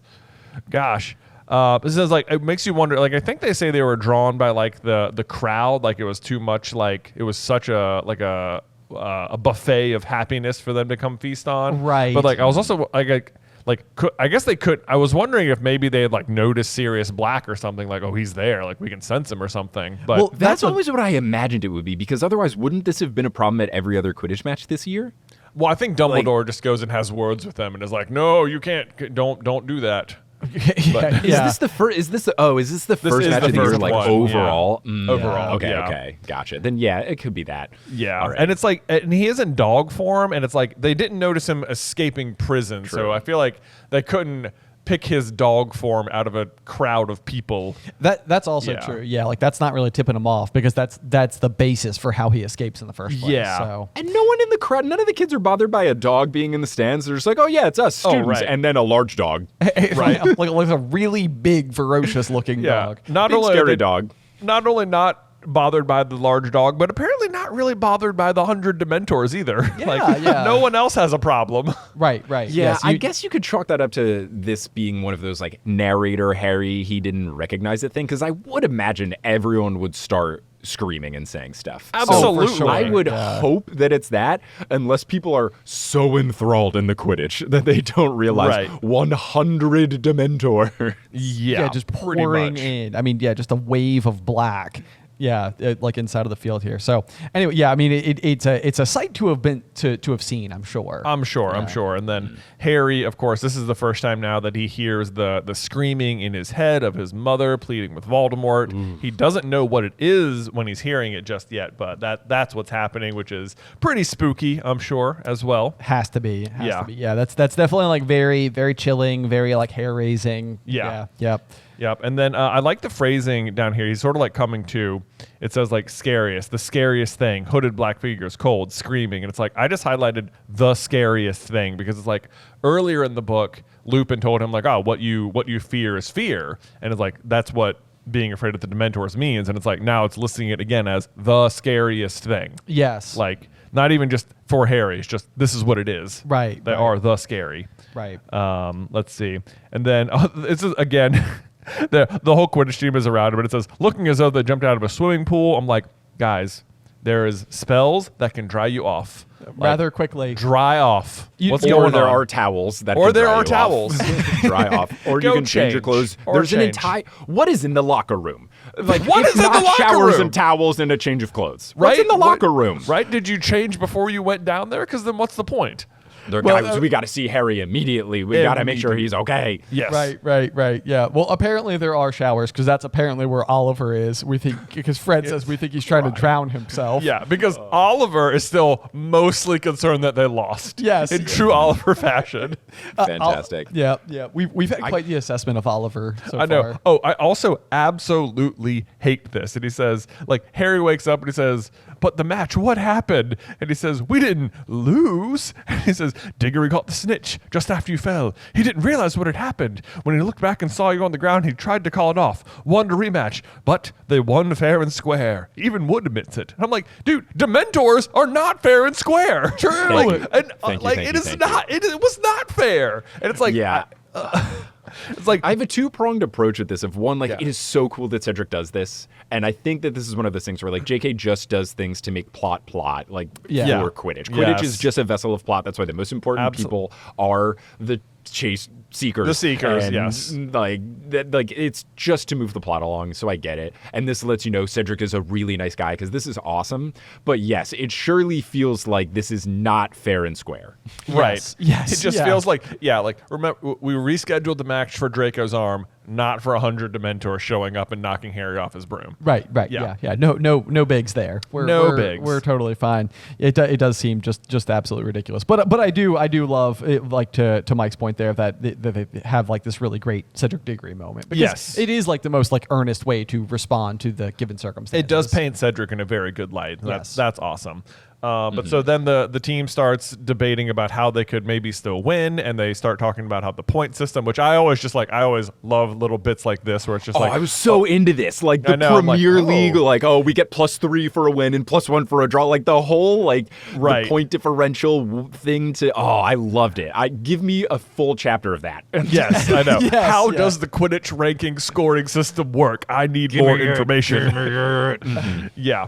And then they're talking about like how much they win by. So it's like that makes it feel like, oh, maybe it's not good to catch the snitch right away, because then you only get 150 points, where it's like, wait until your team's like, if the other team's never going to catch the snitch, just let your chaser score like 1,000 points and then This catch is a it. thing that happens in some sports leagues, which is very interesting. There's an international basketball league. I don't know if it's one of the Euro leagues or something like that, but there's one where you do kind of like in like Olympic soccer and stuff. You have like round robin style things. Yeah. So if people have the same amount of wins and losses, you go to like the point differential. Ah. So there's certain times where it's like, okay, well, this team needs to win in order to advance, but they also need to win by 11 points in order to do so. Yeah. So there are instances, you can find this on YouTube, where like sometimes teams will try to score on their own basket in order to send the game into overtime so that they can then win by 11 instead of by like 2 or 3 points. Wow. But you can't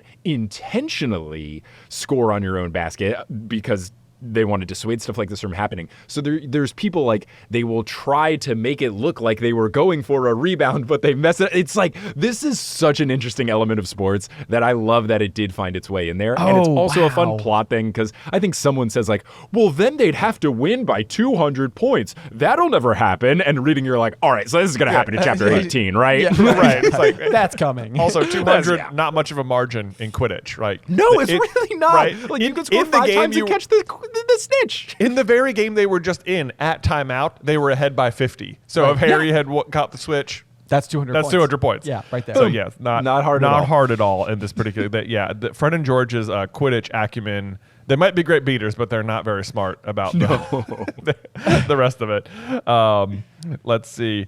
I love that they also said, "Don't beat yourself up, Harry. You're still the best seeker we've ever had." Which I love that coming from Fred, who's like, he's only had one other seeker he's ever dealt with. That's a great point. I read that too. Like, how much older are you than Harry? What like 1 or 2 other seasons of experience with this? Come on. Yeah. There was that one 7th year who graduated. And that was basically. If they got on the team in their 2nd year, and then Harry got on the team in their 3rd year, then he's been on the team since. So that 1 year. Yes. Yeah. Yes. Or if they only made it their 3rd year, then this is a really shallow platitude. You're the only one. And then this I found super interesting, though, is they talk about Dumbledore running down to the field. He says, he ran on as you fell, waved his wand, slowed you down, and then shot silver stuff at them, talking about the Dementors. So it sounds like they witnessed him shooting... A Patronus. Not a Patronus. A non-corporeal Patronus. Okay. The like semi-half The semi, Patronus. which is interesting because it's like you'd think Dumbledore, because later on he does a full Phoenix Patronus, right? Like and uses it to send a message. But like this to me reads that like 100 Dementors is too much for even Dumbledore to summon a corporeal Patronus, which then makes you realize just how powerful Harry is later on. Because not a problem for him. Yeah, I like that. Yeah. The only other thing I could think of is maybe he, instead of doing one big Phoenix Patronus, he did a bunch of little half Patronuses to like clear the whole area. Kind of thing. Like a bunch of little Phoenix chicks. Yeah. How adorable. Little baby foxes. All over the place. The only other thing maybe is like the stress of the situation, not even just the Dementors, but maybe just like he had to act so quickly that he couldn't like conjure up happy image, and maybe that's also the Dementors like contributing to it. But like he's just got to act quickly. But I'm so glad they added this because I was wondering, because they mentioned a couple times like Harry fell 50 feet and they said the ground was soft, and I was like, that's not reason enough for Harry to not be dead. And then I'm glad that a couple of sentences later it's like Dumbledore did some stuff, and you're like, okay, cool, great. It feels like, especially at school level Quidditch, there should just be like an in place cushioning charm. Thank you. I don't understand. Yeah. Right? Like, you shouldn't be allowed to hit the ground like this. What makes no sense to me, like, this should probably be in just any Quidditch match at all, but specifically children's Quidditch. Like, this is children's school Quidditch. There are certain rules in sports leagues when you're playing in school and you're young where they do things to keep kids safe. And it's not like the strict rules of the NBA or the MLS or the MLB or whatever. And it's just so funny that Hogwarts just being the way it is, it's like, well, this is how the pros play. So we can't block the weather, and if you fall and you die, so be it. Someone dies every year here at Hogwarts. It's part of the quota. It's part of the quota. Part of the quota. Safest place in the world. Safest place. Yeah, Love it. We do sleeping slumber parties if there's murderers inside. Hogwarts, we do some stuff. We do some stuff. It's so fun. We make decisions. The ground's soft. That'll save it. Yeah. Yeah. Yeah. Gosh. Yeah, that's weird.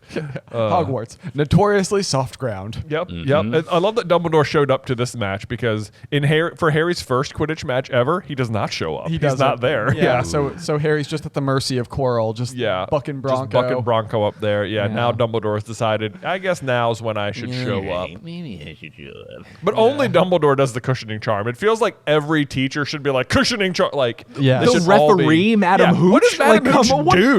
Yeah. This should be half of her job. The sanctity of Quidditch. Like, let him fall. He's got to know. He has to know. If he dies, he dies. If he dies, he dies. If he dies, he dies. That's Quidditch, That's Quidditch. That's what we're signing up for. But that is pretty much mostly what happens, other than Harry learning that his Nimbus floats over to the Whomping Willow and gets smashed. Super sad, except it's really just a setup for him to get the Firebolt. It is indeed. Right. Yeah. But this is another one of those, like, oh, because I've read the end of the book, this was not emotional. But like when you read this the first time, you're like, no, like, what's he gonna do? He's gonna have to write a clean sweep 5? Are you kidding me? Like, no. Dude, this was this is the one like where I like wrote some notes too, because I was just like, when I was a kid and this happened, like, in like you're growing up and like getting these books like in release order, like as they're available, you don't know the whole story, you don't know what's coming next. Like the destruction of the Nimbus like hurt me. Yes, it was like, because it was the coolest thing. Yes, it's like the coolest thing. I had like little trinkets of them in my I had a snitch nightlight, despite the fact that I was like 11 at this point. That's totally fine. What's wrong with that? I don't know. Yeah, I was worried if I outed myself as a nightlight haver at age 11, somebody might write in and be like, "Wow, nah." I mean, nightlights are just useful objects. real macho of you." So Hey, macho. you probably had very very stub toes at age 11. exactly. You're doing Exactly. Thank you. Exactly. Thank you. Yeah, coming. See anybody who was going to leave a mean comment. Yes, someone who's already come in and listened to an hour and 40 minutes, and this is like, wait a minute. I was gonna say, Wow. the Venn diagram of Harry Potter nerds that will watch an hour and 40-minute video to people that would make fun of you for having a nightlight at age 11. Yeah, I don't we're know. okay. We're okay. I think we're in polite company. We're in polite company at this point. Yeah, Yes. yeah, safe place. Yeah, But that does bring us to the end of chapter 9. Yes, it does. The end of chapter 9. And the next chapter, chapter 10, is the Marauders map, one of the most fun objects in the entire. It's a big one. It's a story. big one indeed. Well, this has been so much fun. I have seriously, Mike, thank you for taking time out of your busy schedule to come on and do a little Harry Potter talk with us. Yeah. Of course, it's been fun to dip back into the world. It's been a while since I've done a bunch of Harry Potter like dedicated kind of podcast sort of things, since I switched over to doing Percy Jackson for the Newest Olympian a couple years ago. But yeah, it was fun. It was fun to go in. So thank you for having me and for having me as the first guest. It's very cool that I could, break through the Griffin Door and potentially open it up to other people coming in. To the Griffin closet. To the Griffin closet. That's yes, right. the Griffin closet. Hello. Do you want to let everybody know where they can find you in the future, the best places to find you? Sure. If you want to find the Harry Potter podcast that I did, and I still post episodes from time to time from like old live shows and stuff, but it's not like posting weekly. That is Potterless. There's over 200 episodes, so you can still listen to it. That was me, as we mentioned. I never read the Harry Potter books as a kid, so it was me reading them for the first time as an adult, and I just went through the books a couple chapters at a time with Harry Potter fanatics. These two fine Super Carlin brothers were on at least once. Yeah, I think we were on the very like last episode before you started doing the live shows and stuff. Okay, yeah. We did Yeah. like a big fan theory thing. That was fun. Yes. So you can check out all those episodes wherever you get your podcast. You can go to potterlesspodcast.com as well. And then I also alluded to the podcast that I'm doing now on a more regular basis, The Newest Olympian. Aha, my coaster here. The Newest Olympian is a Percy Jackson podcast. Similar kind of concept. I never read those books as a kid as well. So it was me making my way through them for the first time. I'm currently on the sequel series, Heroes of Olympus, which is very fun. But I did the Percy Jackson book so far, and the movies, and the musical, and the TV show, and I've done interviews with people in the TV show, so that's been really fun. And I'll be doing that's so cool. that podcast until I retire, because there's so many Percy Jackson books. Oh my So gosh. there's so many. The job security is great, because I ran out of Harry Potter stuff, but I think that problem won't happen with the Percy Jackson books. So that's called The Newest Olympian. You can also get that wherever you get your podcast, or by going to our website, thenewestolympian.com. That is awesome, and you're right. People ask us to cover Percy Jackson all the time, and I'm like, it's not that I wouldn't love to. It's that I'd have to read 30 books like twice. Yeah, at least, to slowly develop the acumen. So I am so glad that you're doing it, because it is one of the top requests that we get here on like our show is to cover Percy Jackson, and so now we have a great place to send people. We're like, yes, it's like we know someone, we know a guy who does exactly what you're looking for. Right. So be sure to go and check out out all of Mike's shows. He's a fantastic podcast host in all regards. Absolutely. So yeah, the newest Olympian. Check it out. But I think that is going to do it for us this week. But make sure to join us again next week for Chapter 10, The Marauders Map on Through the Griffin Door. Today's episode was edited by Ethan Edgehill. Vaishon Brandon does our art. Catherine Stein is our production manager, and the show is hosted by me and Jonathan Carlin.